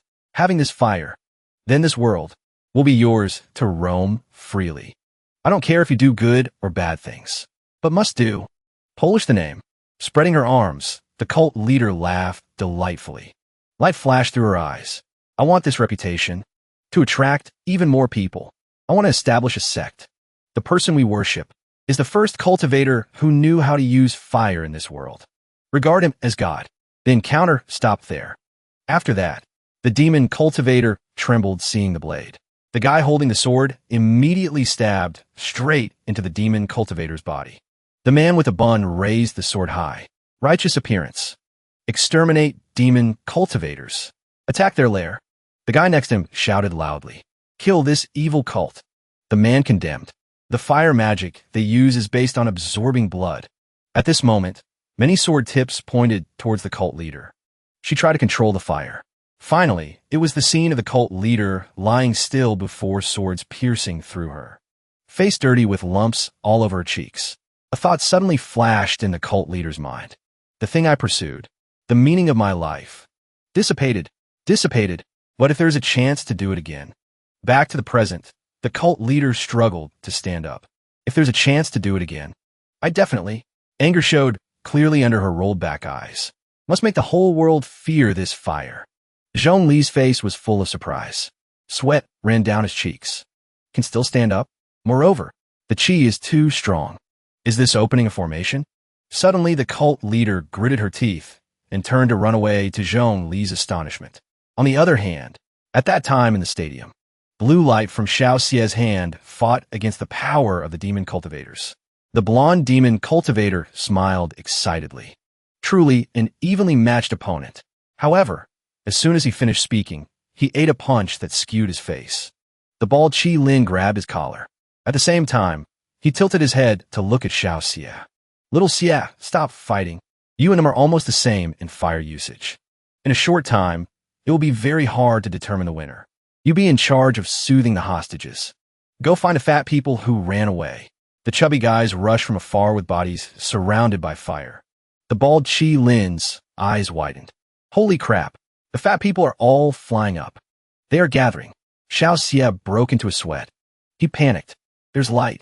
Energy gathering into light, radiating from their bodies. Frantic screams emitted from the group of fat people floating in the air. Suddenly, they turned into guys with slim bodies. A golden light flew down from above to the ground. Next, that light embraced the bright red coffin. When the lid opened, revealing Zhong Li's body, the cult leader immediately ran over, tears falling on her face. The cult leader couldn't help but smile.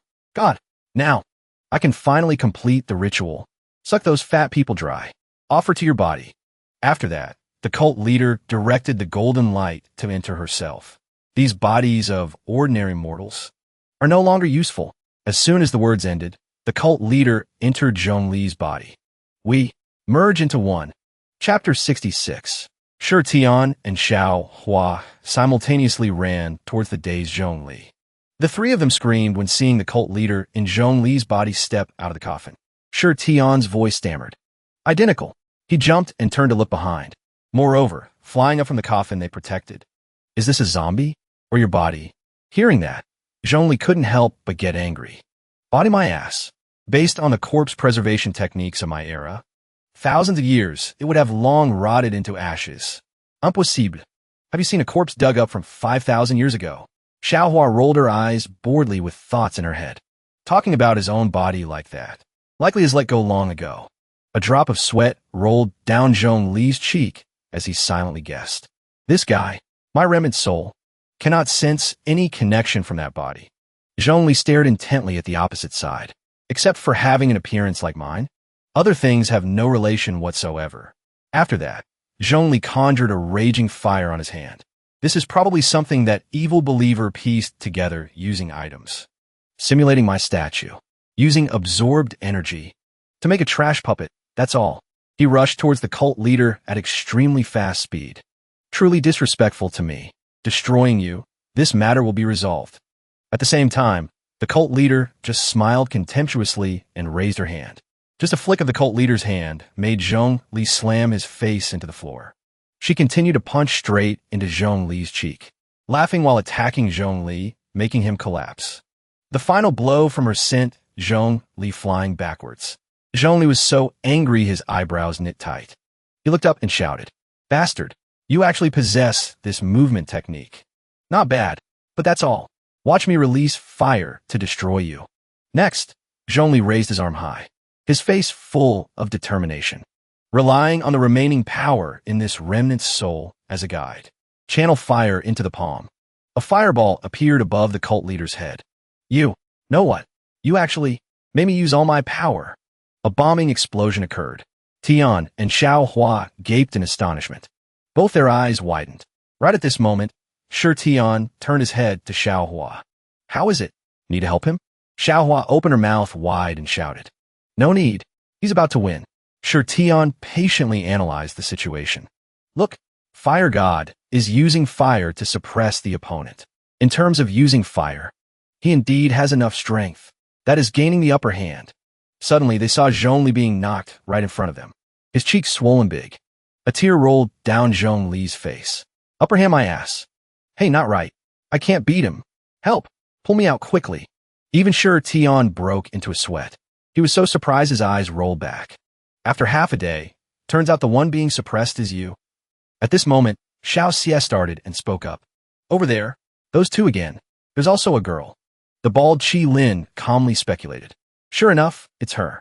A confident smile bloomed on his face. Qi Lin, the most secretive person who appears least in our company. Director Mao's direct disciple. Sure, Xiaohua. Perhaps she reported to the company. Clarifying the situation here. With her there, can rest assured a bit. Zhongli stood up with a body covered in scratches. He was both ashamed and angry.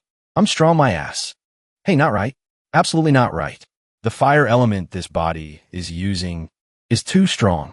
I saw wrong. This is indeed my body.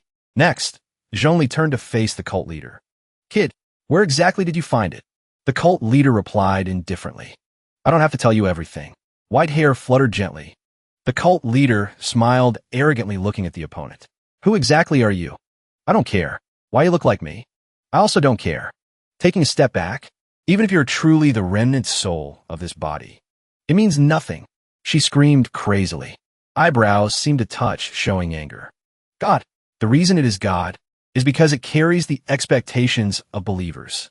If it goes beyond this scope, then it is no longer my God. This world should have been filled by fire believers. Everyone should worship it. Her voice got louder and louder. If you stop me, then you're not the fire god I worship anymore. Xiaohua silently observed the surroundings. Then she suddenly put her hands near her mouth and turned to shout. Colleagues over there. Negotiation failed. Attack. You guys have 3, we have 3. We rely on numbers to advance. Suddenly, Zhongli reached out his hand to stop Xiaohua. No need. Hair covered half his face. Zhongli looked up. You speak too self-righteously. This attitude, full of ambition, has angered me. Kid, do you know? Suddenly, Zhongli took a candy bar from his sleeve. Next step, he quickly gobbled up the candy bar. As Zhongli's voice rang out, his body caught fire. If you dug up my grave, then you must know. Actually, that way of using fire is not complete. Smoke cleared, revealing Zhongli in a chubby form. He reached forward and flew up. Today, I must take responsibility. Personally demonstrate the complete version for you to see. Chapter 67. Suddenly, Shirtian started in shock. You also use this move. Zhongli lowered his head, hiding his eyes. Hidden in the shadow. I also used to. A light flashed past him. Zhongli smilat confidently. Because my wife didn't love me. I ate and drank madly, so for a time I got fat. This physique really makes one nostalgic.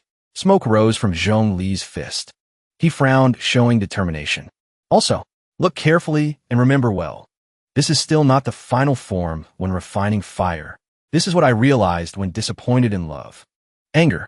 To merge as one with fire. Then, focus into the fist. After that, Zhongli pulled his shirt open, forcefully revealing his fat body. Fire fat meaning release. He ran fast towards the cult leader, raising his fist high. Fire fat recovery. As soon as Zhongli's voice ended, the attack punched straight into the cult leader's face. Fire fist. Tian broke into a sweat all over his face. What does this have to do with fire? Isn't this the fighting style I used before? The cult leader smiled, calmly watching smoke rise from Zhongli's hand. Just like that? Just like that? Soft. That fist. Suddenly the cult leader shouted. Didn't cause me a single bit of damage. Add some force. The cult leader's eyes opened wide. She stared at Zhongli. The cult leader's body trembled. She gritted her teeth and silently thought. How can it be? Just one punch. And he became so weak. Moreover, it looked like he used full strength. She immediately turned her head to look down at her clenched hand. Wait, me? My body? Why suddenly feel red liquid sprayed out from the wounds on the cult leader's body? Not right. Seeing that, Zhongli couldn't help but laugh delightfully. The spiritual energy in your body has been burned dry. Let me tell you what move this is. A familiar sound rang out. When I was alive, my wife didn't love me. The scene of Zhongli being slapped sideways appeared. At that time, Zhongli could only squat outside gnawing on a dry cake. Because my wife didn't love me, every night I stayed outside eating and drinking, relieving sorrow alone. Tears ran down his face. Outside was a forest, green and lush. Zhongli moved towards the lonely house in the dense forest. Going through that forest, I could secretly hear the noise when she was in the room. In his sight was the shadow of a woman and a man reflected behind the door. every time she was in the room, talking and laughing with other men. Seeing that, Zhongli lowered his head and punched his arm sideways. I painfully punched the tree trunk. He suffered seeing his wife being intimate with a stranger. She flirted in the room. After that, Zhongli continuously attacked the tree trunk to vent his anger. I punched the tree trunk. He looked straight at the scene of his wife drinking wine fed by another guy. She drank wine in the room. I also punched the tree outside. Zhongli in the memory was frantically punching the sturdy wood. Finally, every time she had fun with others in the room, I stayed outside using my fist to impact the tree trunk. He shouted with a blow that snapped the tree in half. At that time, Zhongli stood alone amidst the broken trees. The forest behind the house. Trees, all snapped in half. Determination showed in Zhongli's eyes. He frowned slightly, but I also realized. The image of a tree trunk with a round hole in the middle appeared under Zhongli's narration. Time after time, practice makes perfect. I finally learned how to hide fire in the fist, including the angry, emotional state, all directly punched into the part of the tree trunk. This is the killing move. Back to the present. Zhongli's face was full of arrogance, with an excited smile on his lips. This is a type of internal force. I use fire to transmit into your body, burning all techniques in your body. Before, I use it on tree trunks every day to heal my emotions, helping myself calm down. Because the process of researching it was too shameful, so I basically didn't record it. Realize your stupidity, right? After that, he turned to look at Shi Tian and Xiaohua. Hey, in his body, I burned all the magic power clean. Quick, he temporarily can't use fire. Can go up and beat him. Suddenly Xiaohua put her hand on Zhongli's shoulder, startling him. Zhongli turned to look at the side. What are you doing? Xiaohua lowered her head, trying to comfort him. Nothing. I just feel a bit sympathetic. Want to comfort you a bit. Suddenly Zhongli shifted his gaze to Shi Tian. He smiled and gave a thumbs up. Right, baby. Do you want to learn this move? Shi Tian was panicked and angry. Hearing you describe, it makes me not want it immediately. Meanwhile, the cult leader was gritting her teeth and trembling, while enduring the pain. Hateful. Hateful. Bastard. She raised her hand. Anger burned around the cult leader. Why? Why is my invincible fire magic practiced while burning fat? Counter by him. Next, the cult leader reached forward and ran very fast. I am not resigned. Based on what? What are you? Why can you counter me? This fire is. However, Xiaohua quickly held the cult leader's wrist tight, interrupting her. My faith. The bald Qi Lin gripped the cult leader's shoulder, and Xiao Xie put the sword close to her neck. The cult leader was suddenly locked by the bald Qi Lin and pressed to the floor. Thoughts full of resentment of the cult leader appeared. Again. She thought of the scene of herself groveling before Zhongli. A tear rolled down the cult leader's cheek. She closed her eyes. The whispers heard in the tomb. Maybe. Just hallucinations. Thoughts kept popping up in the cult leader's head. Actually, after that, I didn't hear the ancient god's voice anymore. If he really exists, then this fire wouldn't be broken. I would be invincible. Currently, she was lying trembling on the floor. The cult leader gritted her teeth, as if unwilling. Wait, the one who just defeated this fire is the person who invented it. Therefore, he is the real ancient god. This is the truth. Suddenly, she started hearing a mocking laugh. Zhongli squatted next to the cult leader. He laughed while pointing at her. Keep dancing. Keep pretending. Dig in my grave? I'm extremely angry now. Let's settle the score. Seeing that, the cult leader helplessly lowered her head. Such a vulgar god. I don't have to consider him as faith anymore. Her mind seemed swept away by a tornado. Destroy. Destroy. Destroy everything. I have no faith anymore. I am an atheist. I admit it. Chapter 68. The cult leader screamed frantically as her soul was pulled out of Zhongli's body. When her soul floated, Xiaohua immediately rushed over. The box sucked the cult leader's soul inside. Yellow talisman sealed the lid. Xiao Xie glared at the guys in yellow shirts. Fat people, form a line. Go over here. One line. Don't leave the line. The purple-haired guy gaped in astonishment. What are you doing? Who are you again? At this moment, the purple-haired guy clenched his fist. He angrily complained. After getting out, I want to call the police. I was at home eating hot pot and singing, then got kidnapped. Now, turned into this appearance again. Sud, I am heartbroken. Seeing that, Xiaohua clasped her hands and hit the guy's head hard as he replied. Return my fat. Return my meat. Smoke rose from Xiaohua's punch. She threatened angrily. Shut up. Don't want to be handsome? My mother worked hard for so many years to lose weight. You guys got this appearance and still don't like it? Keep wanting me to use physical impact to behave. Sure, Tian and Xiaohua's group won. Just like that, the culprit was caught. Other victims had their memories erased. Everything was resolved just like that. The incident gradually passed. We returned home the next morning. At this moment, Zhongli reached out to touch the door. However, his finger passed through the object. Zhongli's face was extremely shocked. His body seemed stiff. Sure, Tian, standing next to him, emerged. What's wrong? Open the door. Zhongli's hand trembled. He broke into a sweat all over his face. My body. I can't touch the doorknob. This day finally came? Zhongli's gaze locked onto his transparent arm. Damn it. I didn't expect it to come so fast. The me of right now can't control my soul anymore. Sure, Tian sat on the chair and looked up at Zhongli. What does this mean? Zhongli's voice slowly rang out. It means I'm running out of oil. Regret flashed through Zhongli's eyes. He smiled slightly.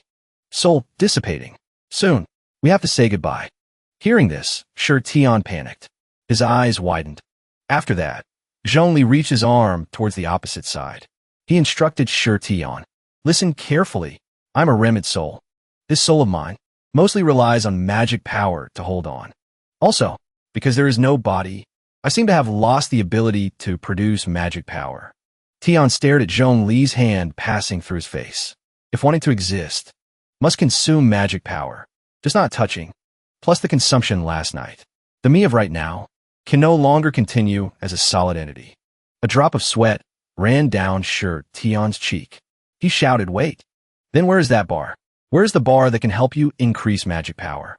However, Zhongli just calmly replied, can't do it. The magic power in there. I can only command, but cannot absorb anymore. While explaining, Zhongli smiled. However, he still couldn't hide the sadness on his face. This is also the result of a remnant soul. Continuing like this, almost a few weeks, I can probably reincarnate. But I regret, this time happier than when hibernating. Zhongli smiled very gently. His eyes closed. The only worry is you after I leave. Baby, don't be too lonely.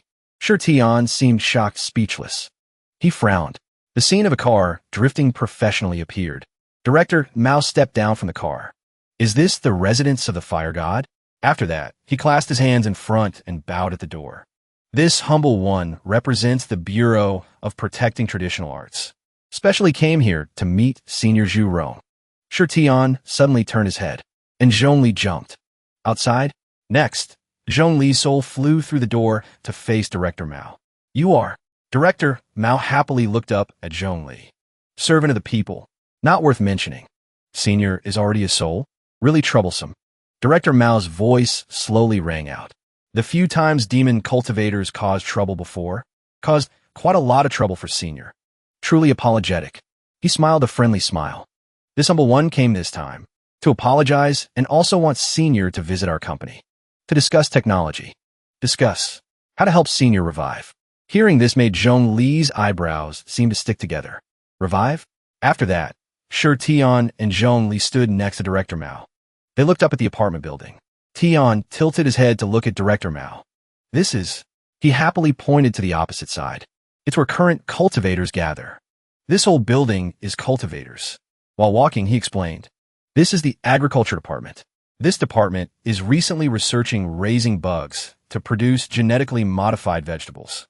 His words came out at the same time as the cultivators working.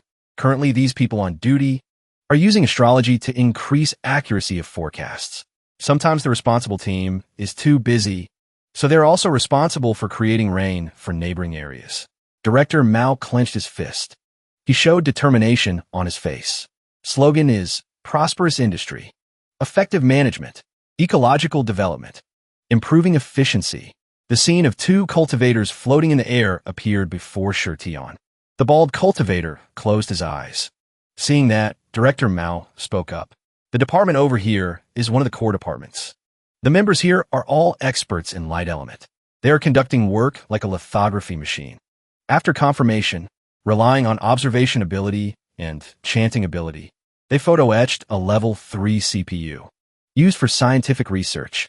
Once again, he raised his fist. We are all people who value science and technology as the leading productive forces. Everyone has worked hard to be able to soon lead the world in this technology. Director Mao chattered nonstop. There are still many other departments, and we are just a branch of the Bureau of Protecting Traditional Arts.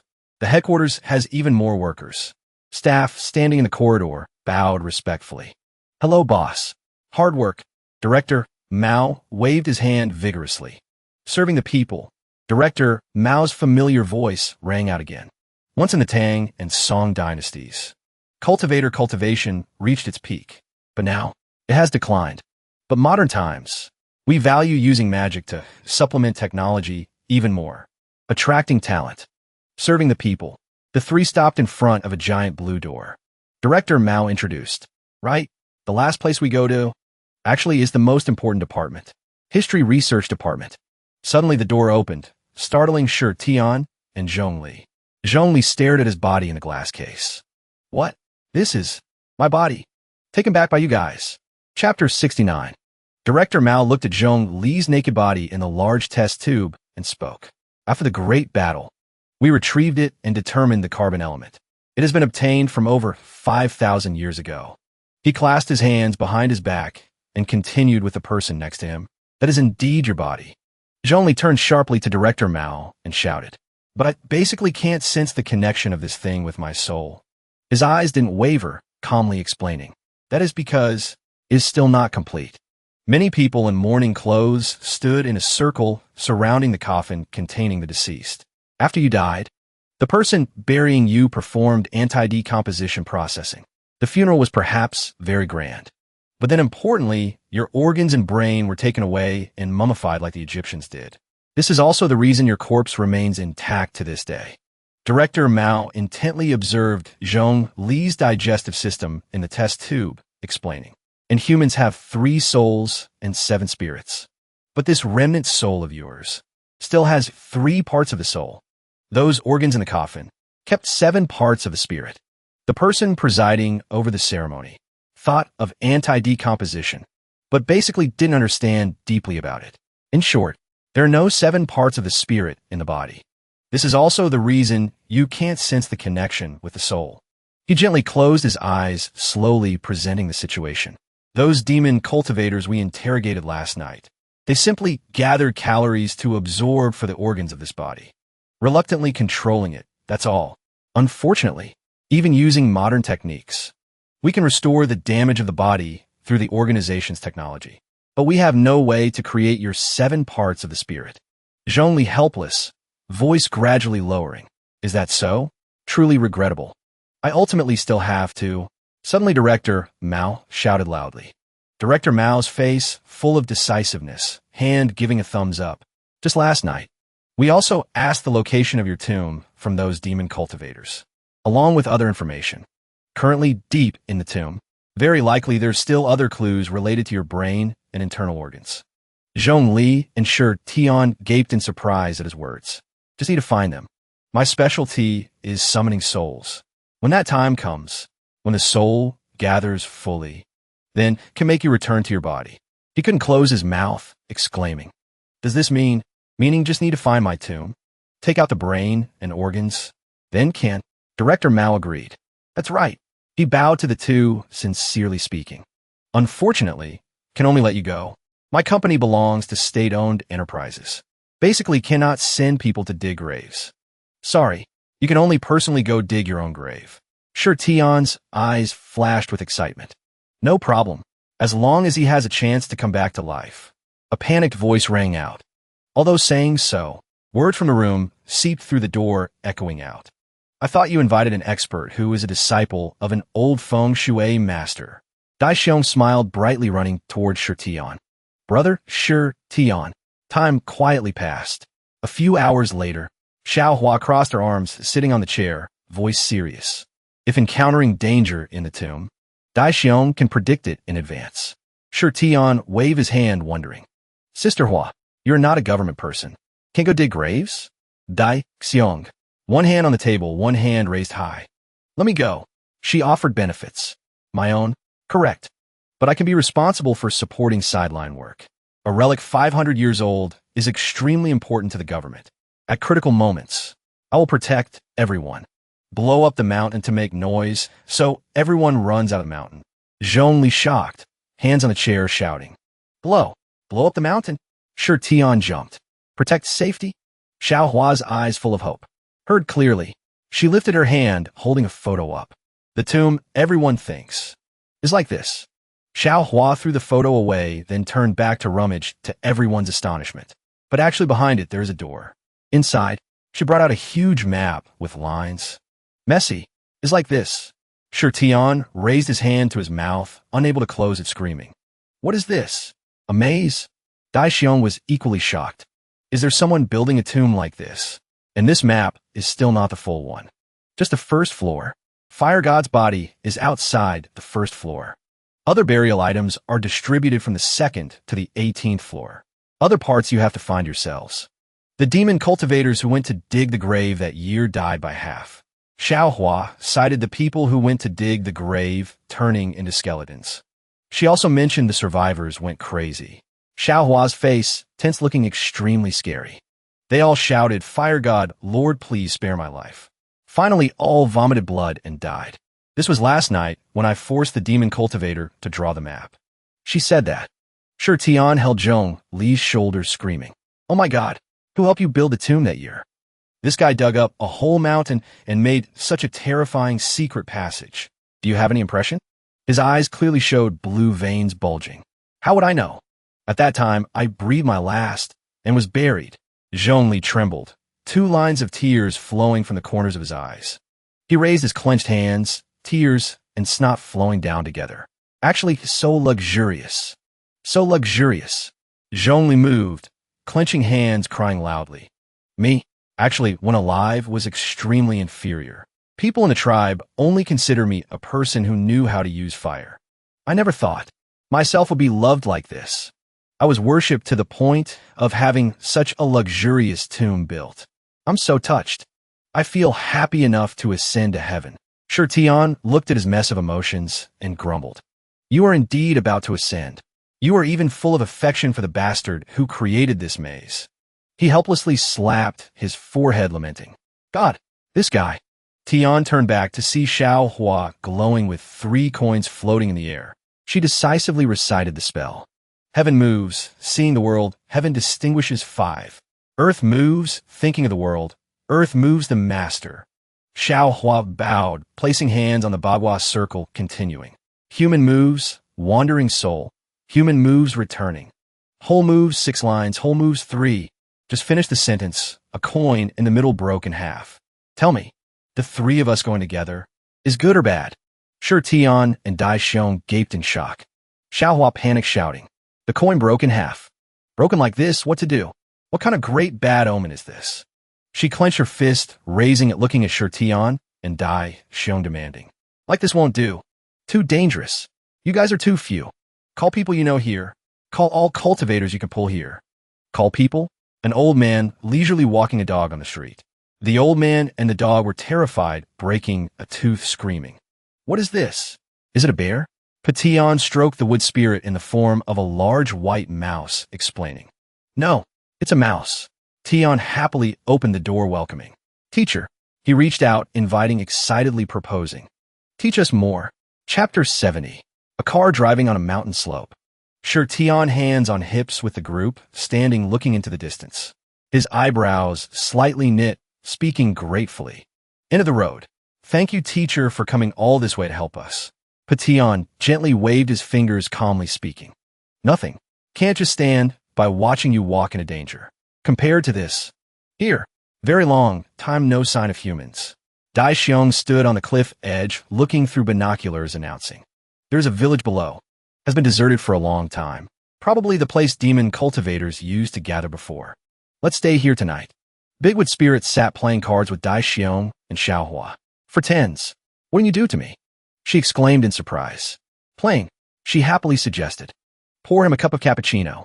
Zhongli stood looking far away, softly exclaiming. Truly nostalgic. The corner of his mouth slightly curved into a faint smile, wondering. This is the place I lived when alive. My tomb is over there. So good. When I was alive. respected by everyone, but didn't have love. Didn't expect that.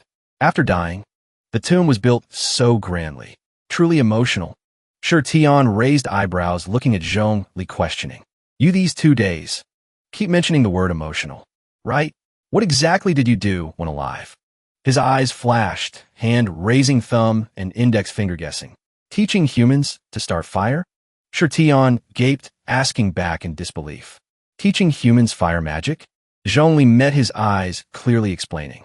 My era was a bit backward. There were always some people living savagely eating raw meat and didn't know how to start a fire.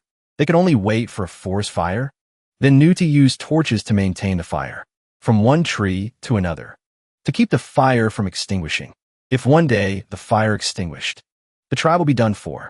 He pointed his index finger at himself, decisively speaking. And as a fire cultivator, the person who understands fire best, my job was returning to the hometown, popularizing how to use fire. Zhongli continued telling. Normally, would bring some followers to translate. The job, roughly, was like that. Image of primitive people standing around staring blankly at him. Zhongli tried hard to rub wood against a large log. Finally, smoke rose. The primitive people saw that and exclaimed in surprise. He held the fire with others, raising both hands, rejoicing. Done. Zhongli's face dripping sweat forced a smile, asking, Learn it? Learned it?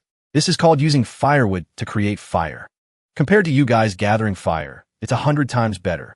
For primitive men happily cheered, then asked, Starting fire, awesome. Starting fire, awesome. Starting fire, awesome. Tomorrow help us start it again. He angrily grumbled. Learn it yourselves. Lahui gave a thumbs up to his mouth, using ancient language to praise. The translator smiled, squinting, pointing at him, introducing. War Song Clan. Patriarch. Name is Gulahui. He said you're the best kind of fire. Zomli furiously ruarat. All right, I don't want to start fire. He excitedly raised his index finger, translating La Hui's words. He said he wants you to settle down here. He can marry 15 daughters to you. He angrily raised an arm, shouting. I don't need. I have a wife. Zhongli, full of murderous aura, proposed. Tell him to find 10 smartest people here. I teach them how to use fire. Half a year later, I will come back to check the learning results. However, the truth was, later, not every tribe was easy to talk to. Sometimes things were even more difficult. Long Tan, with a muscular body, uttered difficult ancient syllables. Zhongli sat before the fire, pointing at him, asking the translator. What is he babbling about again? He waved, introducing. This is the clan, Snow Wolf. Patriarch, Tulontan. He said you're the best at striking fire with stones. Extremely respects you.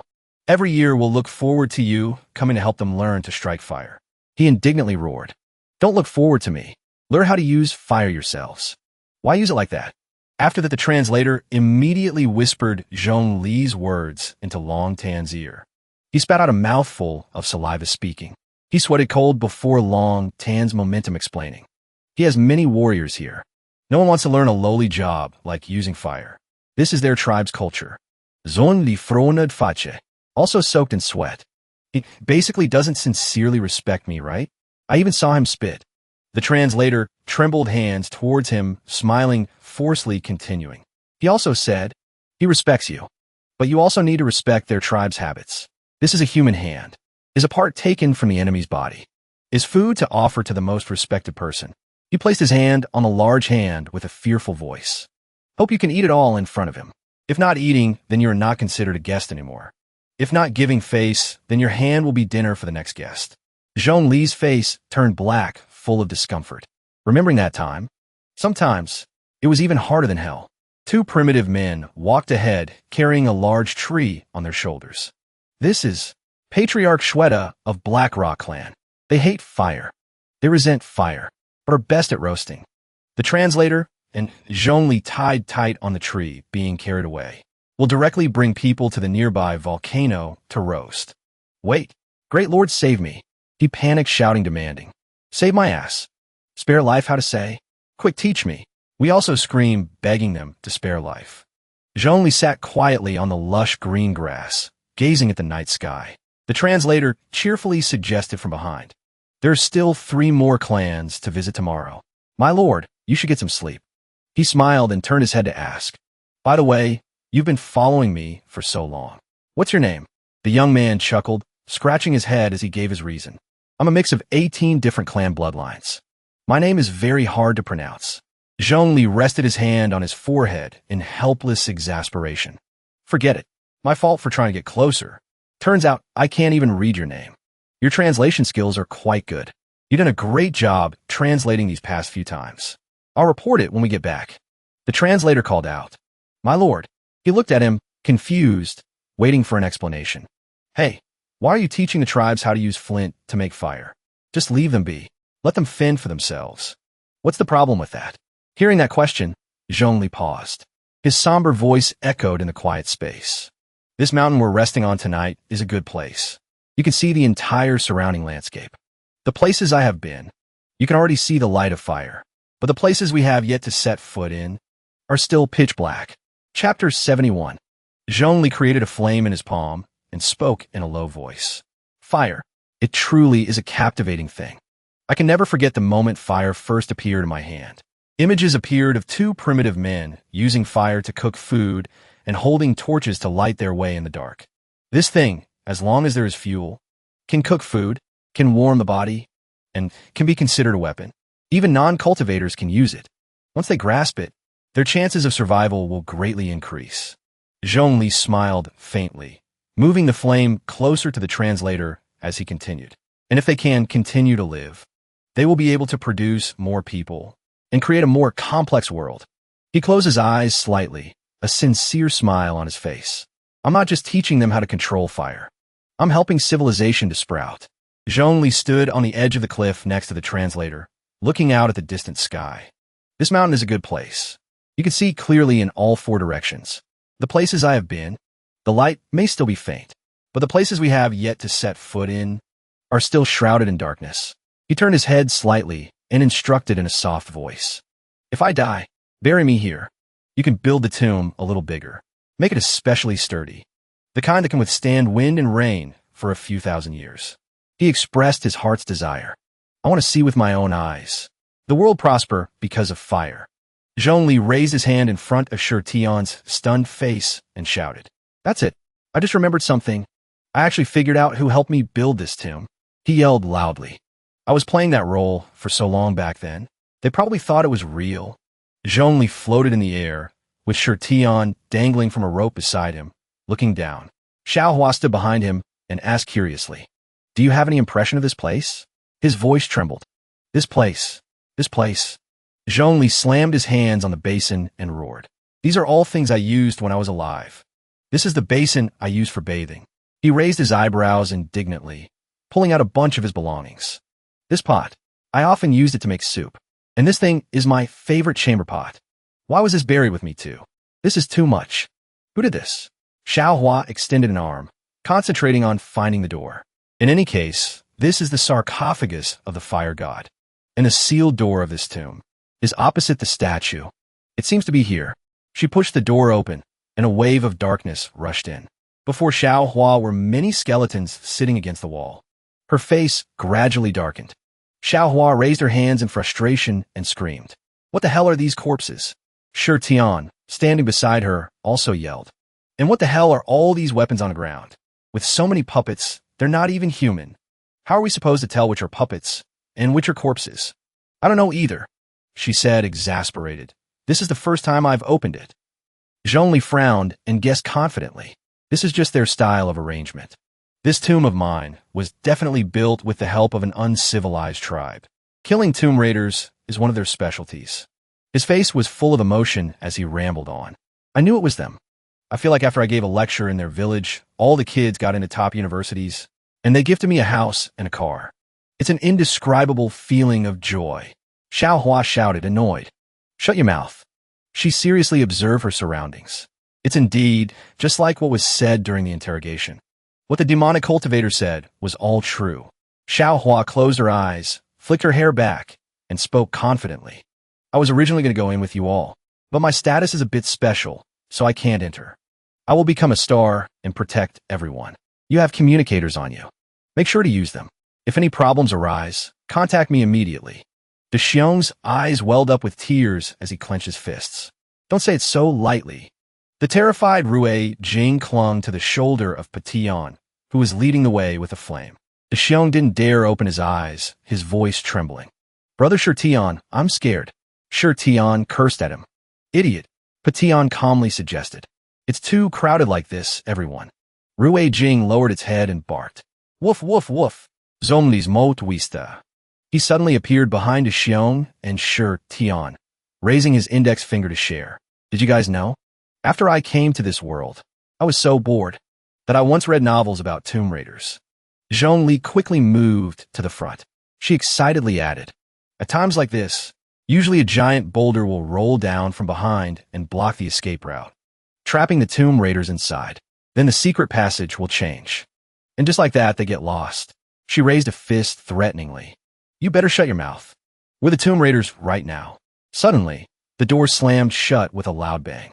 A cold sweat broke out on Zhongli's back as he felt a boulder fall behind him. At that moment, the skeletons also began to move, approaching them. The group's jaws dropped in terror. Xiaohua stood in front of the door, thinking in a panic. The door. It's closed.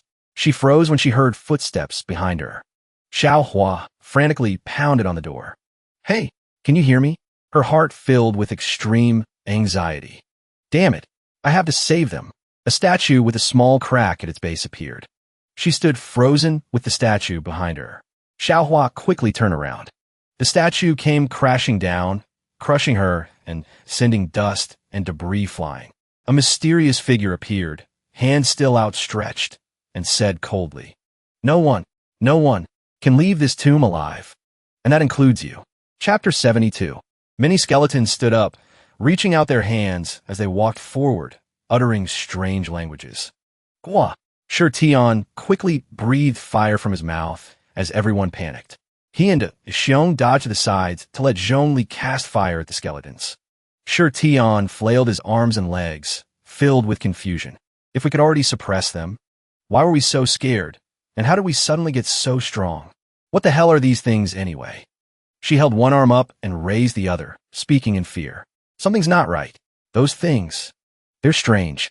She closed her eyes and decisively threw 3 coins at the skeletons. They aren't even ghosts or spirits. They're just scattered souls. These are puppets in the form of skeletons, animated by haphazardly used magic. I don't even know what this is. I can only divine that it's a simple mechanism. Patian pushed up his glasses with 2 fingers and calmly deduced. A maze. A mechanism. Let me organize my thoughts. This is probably meant to trap tomb raiders for life. He raised an eyebrow and his hand, demanding in a loud voice. But their thinking is too simple, too noisy. Patian jumped onto Rui Jing, one knee down and the other hand on the ground for balance. Playing tricks and pretending to be ghosts. I'll use this to expose you. Right? Combination skill. Suddenly, he transformed into a bamboo shoot. Bamboo shoot combination. Patian commanded. Rui Jing replied. As you command. Shirtion's jaw dropped. What is this? Teacher, you're really going all out. De Xiong's eyes widened as he called out a name. Ju. Patian, riding on Rui Jing's back, explained as they zipped past them. On its back is my bamboo form. In my bamboo form, I can grow with all my might and scout the surroundings. He frowned and continued decisively. The scouting ability of my branches and leaves, combined with its mobility, is no different from a radar. Wait for me. It won't be long. I can find the path through this entire maze. I'll leave a clone to communicate with you. Just follow the clone's directions later, and you'll find me. Meanwhile, Xiaohua lay flattened under the giant statue. A foot kicked her arm to check for any movement. The old man observed Xiaohua's condition with sharp eyes and spoke coldly. This statue weighs about 10 tons. That's for sure. She probably won't be waking up again. She was tough to deal with. I only hit her once, and she had already turned her head. If it weren't for that unexpected event, it probably would have been very difficult to determine a winner. She growled, pushing his leg off her. There's nothing difficult to say about it. The old man's eyes widened in surprise. What? In an instant, the statue was sent flying by Xiaohua.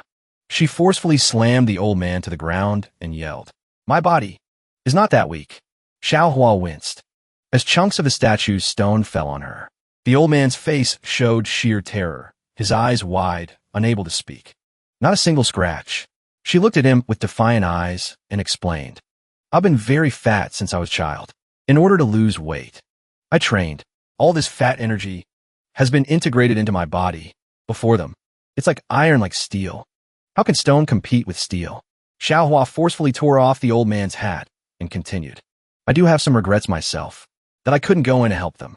But if there's a stranger in this tomb, that would become another regret of mine. Who are you? She asked. Why are you wearing a mask?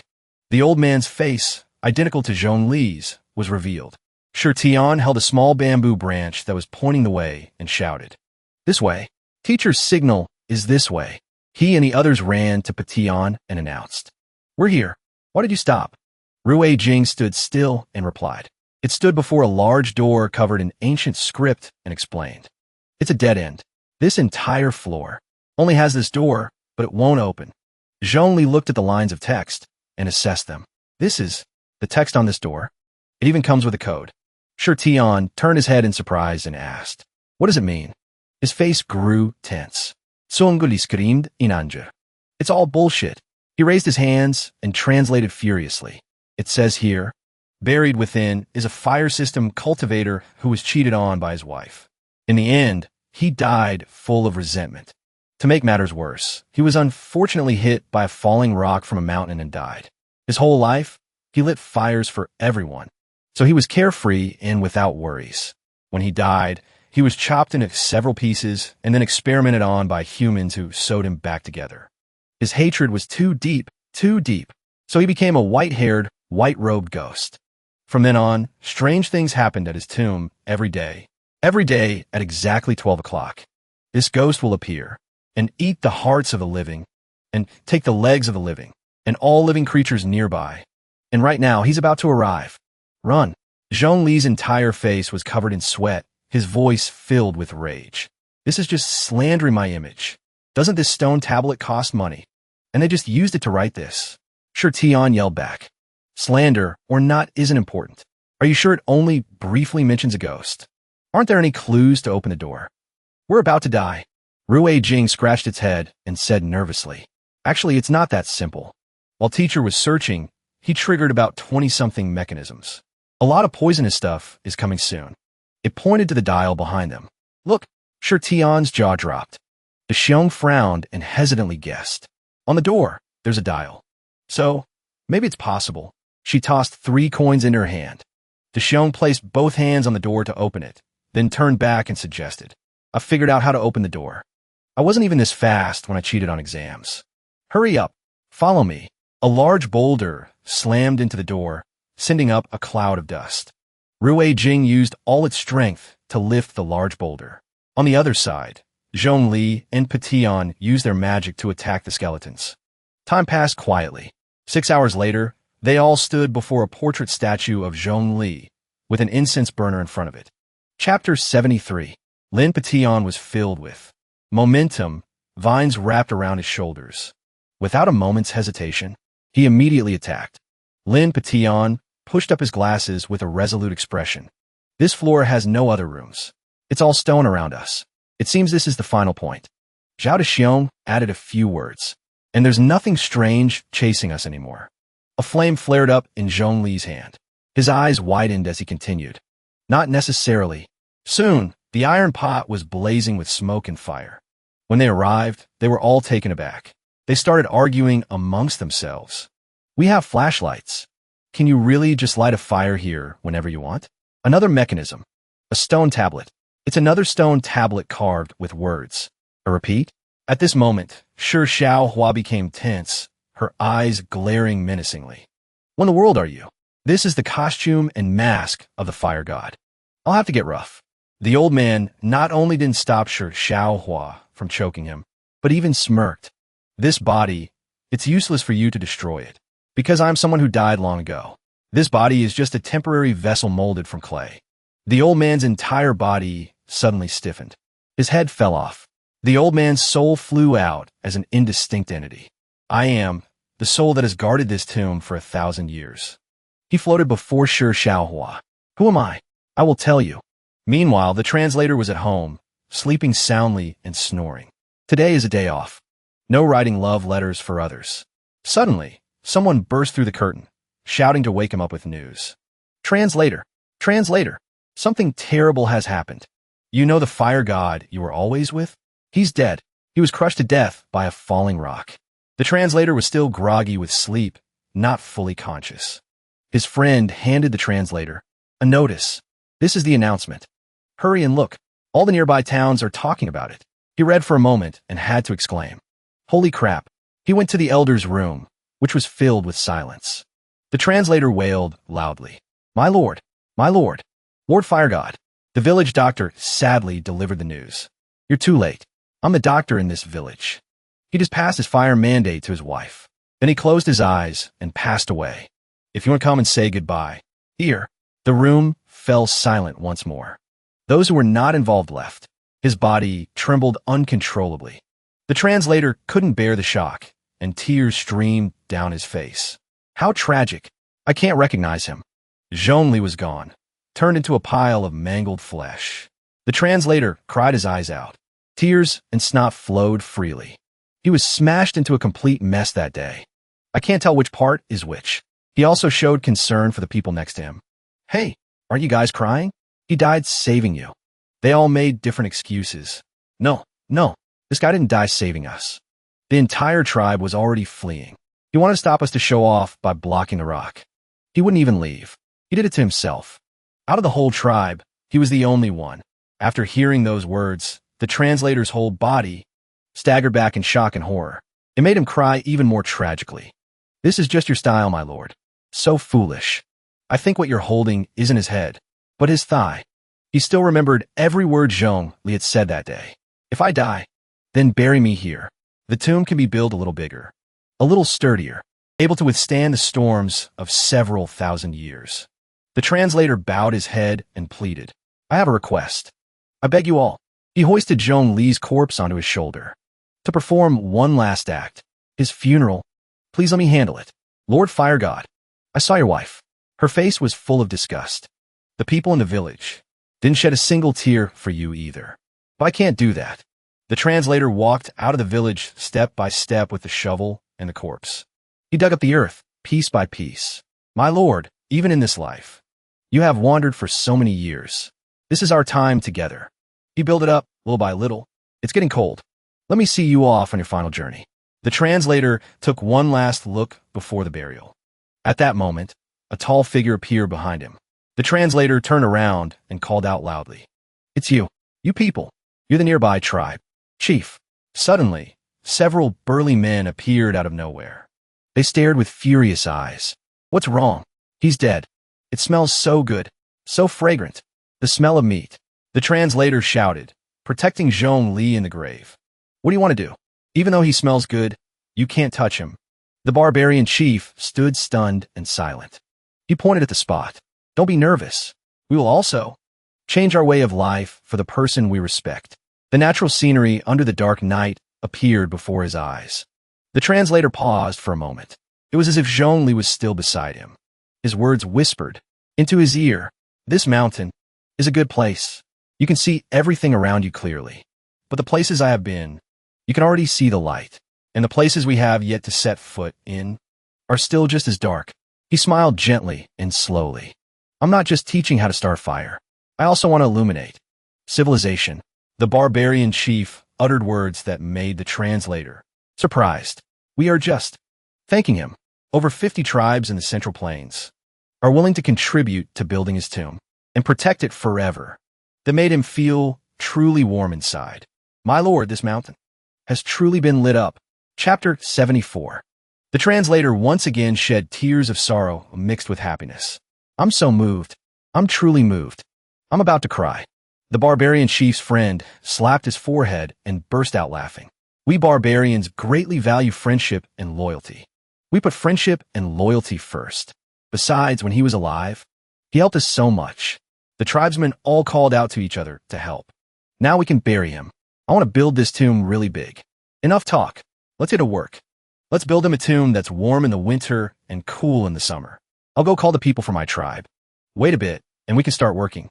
He only asked for one simple thing. "You just have to provide the food." As soon as he finished speaking, both of them froze. The translator said softly, "I don't have any." Then the two sides gradually started to argue. "You don't have any? Just a little is fine. I don't have any.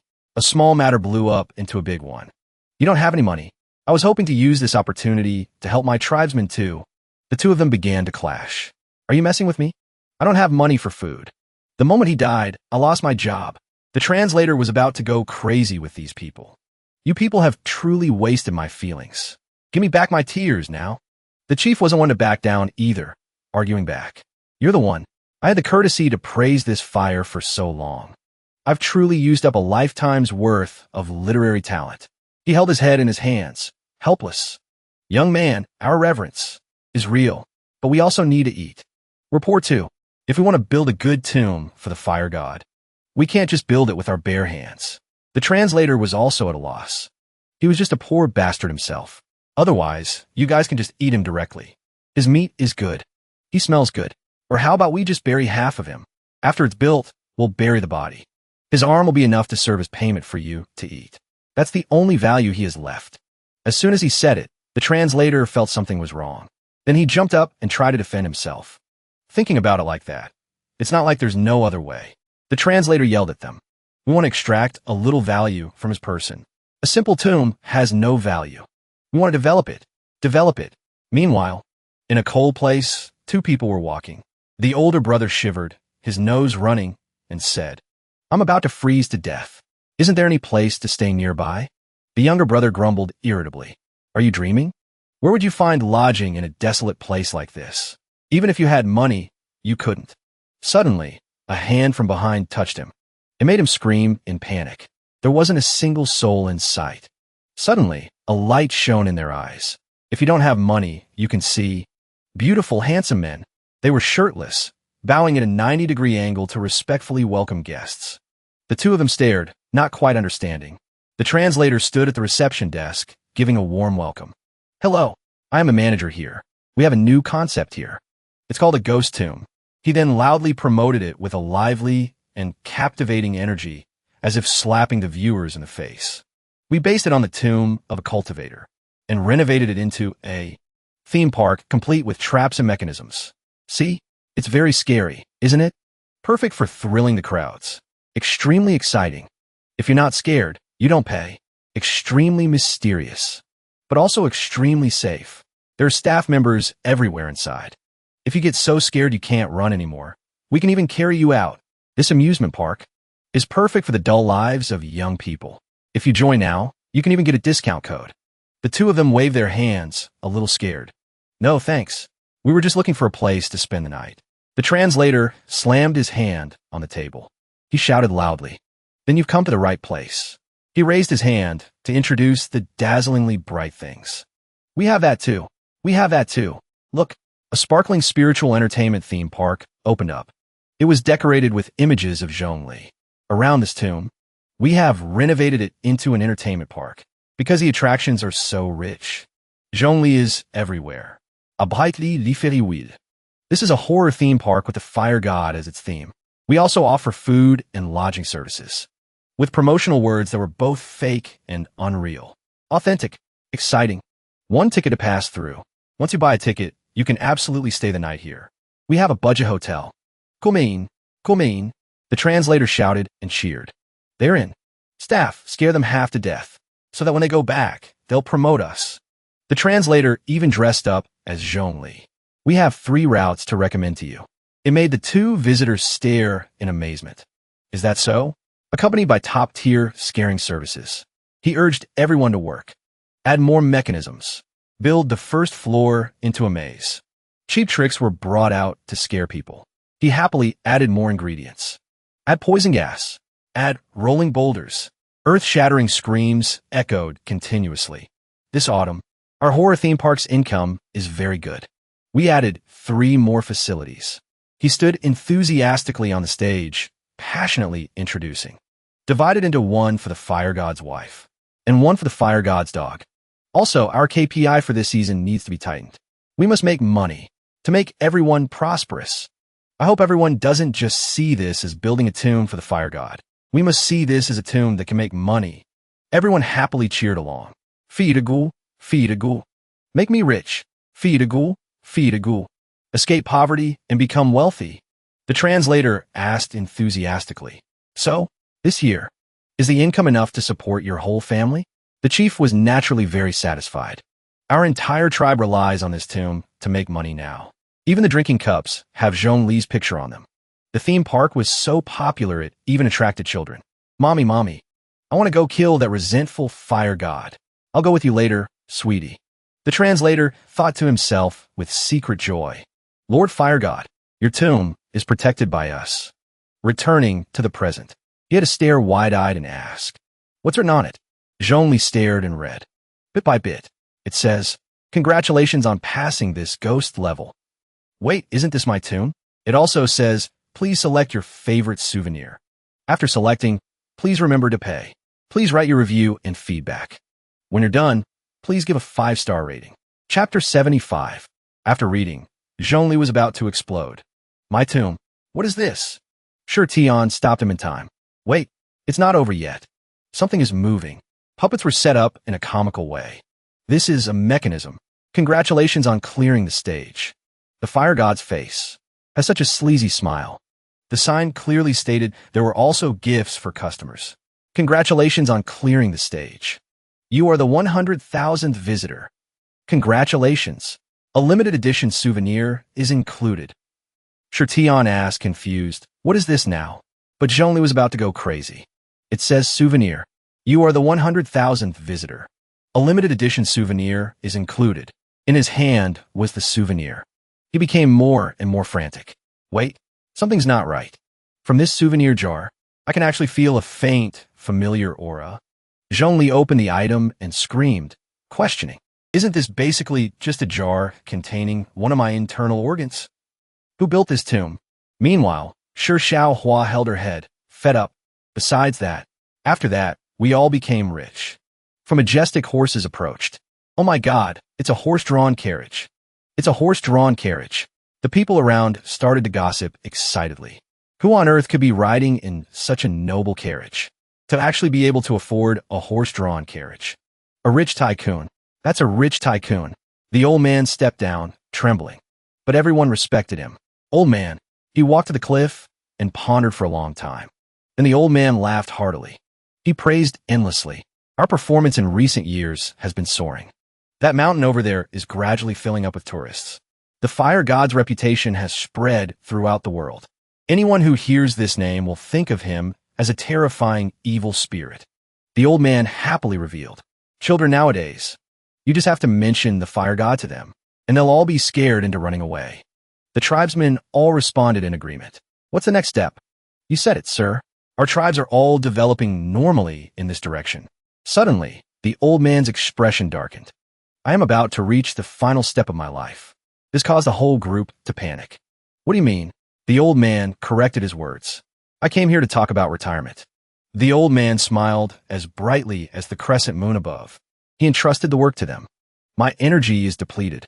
The me of now can't even stand steadily anymore. From now on, this place is in your hands. It's just that I still have one final wish. I hope that after I die, I will also be buried here. Let me come and take care of Lord Fire God. He could only shake his head and mumble. Burying someone in a theme park is not very lucky. Then the big boss pointed his stick and cursed wildly. Don't you dare complain. Originally, this was a tomb. I don't care. I just want to be buried here. The old man had already planned where he would be buried later. Buried, right in front of the tomb door. That way, I can always protect the glory of this place. This place buries a few things that are meaningful to me. It is my life. Okay. The atmosphere suddenly sank into silence. Lord Fire God. It's not just fire down there anymore. Sentimental mountains and rivers. Besides that, there's a bustling amusement park. Business is going extremely well. Are you happy? Zhongli screamed frantically and impatiently. Uvesercht everywhere. My internal organs are indeed here. They've all turned into high-end souvenirs. Let's go. We can't stay in this damn place any longer. Afterwards, everyone followed the big boss's wishes. They tearfully expressed their regret. Boss, I'm so sad. How are we supposed to do business in the future? I don't know. Just grab 2 people for us to eat first. We can drink and talk. Result, 5 years later. Because the business went bankrupt, it had to close down. After recounting a series of events, the big boss was still annoyed. From then on, I became a spirit, always protecting this place. Inside, there's a bit of magic and some mechanisms. Those skeletons were just used to enhance the atmosphere back then. I control them, to fight against those who intend to rob the tomb. The old man spoke up in rebuke. You guys are the second group. Xiao Shihua heard this and didn't find it very interesting. Is that so? The story is quite complicated. You also know how to do this and that. That made the old man even more furious. My skills are inferior to others. I try my best, but I did not go against my conscience. I did not betray Lord Fire God. She calmly replied. I don't see it that way. Suddenly, a rock flew past them. Zhongli rushed in from out of nowhere. I heard a little bit. Xiao Shihua felt somewhat relieved. Everyone is out? That's great. Then the big boss's eyes went wide. This aura, before I was in a deep sleep, so I ignored it. The big boss was overjoyed. Could it be Lord Fire God? Turns out you became a spirit too? The big boss hurriedly ran over to greet him. Is it you? Your tomb is still here. Are you happy? I have always protected this place. Who would have thought the old man would get slapped by Zhongli? Thank you, fam. He rolled up his sleeves and turned his back to walk away. Let's go. Revive first. We'll talk after. The two people behind were completely stunned. Heartless? No, not heartless. His mood is probably very complicated. Don't know if it's good or bad. The big boss, after getting his face smashed, sat down in sorrow. What's wrong? Xiao Shihua sat down to confide in him. Nothing. It's just that I discovered you guys were dancing on his grave. Think about the dead's feelings a little. He blurted it out as if he was incredibly wronged. The dead don't have feelings. How could I have known he would become a spirit? Xiao Shihua looked very authoritative. He's just a bit angry. But compared to that, your business model is very attractive to me. I plan to ask the higher-ups to turn this place into a museum. When that time comes, you come protect it. How about it? Zhongli and Shi Tian took the jar of organs to do something. Then, Zhongli's body was in a jar full of water. It seems he is about to revive and reincarnate. Chapter 76. He opened his eyes in shock. My body. I'm alive again. Zhongli shed tears as he felt it. He has truly been revived. This is a feeling, life flowing through the body. I can feel the air. I can feel the water surrounding me. Zhongli knocked continuously to be let out. I can feel the wind and the sun. This is the feeling of having a body. Zhongli's hand clenched into a fist. He pounded repeatedly on the glass. I had long forgotten this feeling. I can't wait. It's as if this whole world is smiling at me. Finally, his persistent strength won. He shattered it to get out. I love this world. Suddenly, a fist flew straight into Zhongli's face. He held his swollen face on the verge of tears. Who hit me? I was just revived, so I'm very sensitive. It hurts so much. Who are you? What are you trying to do? The lab technician came up to him and screeched, demanding money. You broke this test tube. You bastard. We've resurrected many dinosaurs. And not even the dinosaurs punched the equipment right after waking up like you did. Pay up. Suddenly, someone stood between them, stopping them. He even had the decency to give Zhongli some clothes. Calm down. Calm down. He cowered in fear. Who is this? Appearing out of nowhere. He then introduced himself. We're the ones in charge of this project. I'm Lao Wang. After hearing that, Zhongli became timid. Sorry, my consciousness was still a bit fuzzy just now, so my emotions were a little agitated. Just a small agitation. Lao Wang accepted, but still said coldly. In that case, I'll accept your apology, but you still have to pay. He gave a sinister smile. It's just equipment worth a few million. That's all. A person like you just needs to help us for a few years, and we can consider this matter as if it never happened. How about it? Zhongli jumped in shock upon hearing that. How much? He was so scared that he fainted on the spot. Shi Tian immediately caught him. He's passed out. His soul has left his body. The lab technician suggested a way. Pinch him. That might wake him up. But Lao Wang explained based on science. Because he just got a body, he might faint when subjected to stimulation. It's possible. Okay then. As soon as he finished, Zhongli came back to life and started shouting. Wait, didn't you say you really needed me before? Am I not very important? But Lao Wang was still firm with his decision. Necessary, but not mandatory. We just want historical data from your era. The three of them walked to a room where a person was confined. A young boy was sleeping soundly inside. Zhongli was vaguely familiar with the person before him. Inside is a teenager. Where is this? Who is this? No, wait. This is... A bone-chilling cold washed over them. It made Both their bodies tremble. There's a familiar cold feeling coming from this room. It's as if my fire could be instantly frozen solid. He trembled and shouted, asking, "What is this room? What's the temperature? Why is it so cold?" La wan ga fao et lai. This is our incident monitoring room. This child was discovered by the company when you went to the tomb. He reported the entire incident that day. By the time he reported it to the police, he had already fainted on the street, and his body suddenly developed an abnormal ability. Everything around him became cold. The scene that day, as it was recounted, was indeed quite strange. Combined with the rainy season, the cold intensified and began to freeze the entire road. It even took a dozen workers to come and rescue him. After that, he has remained in a coma, not waking up. Zhongli hugged his freezing body and raised a question. "It's freezing. I can't do anything about it either." Lao Wang reaffirmed once more. "It's related to you." He explained in more detail. The reason he's in this condition is because his body contains the soul of an ancient cultivator. It's just that the other party has always been in a deep sleep. He refuses to talk. There were only a few words, but it was enough to confirm that he is from the same era as you. And he is also a spirit body. At this moment, Shirtion's eyes lit up as he thought of something. "So you're saying this body's sudden abnormality is really similar to my situation back then?" "It's really similar to my situation back then," Lao Wang stated seriously. "This spirit is called the Ice and Water God." At this moment, Zhongli was startled into action. His face darkened. "What? Then he's really an acquaintance." Zhongli unleashed his energy.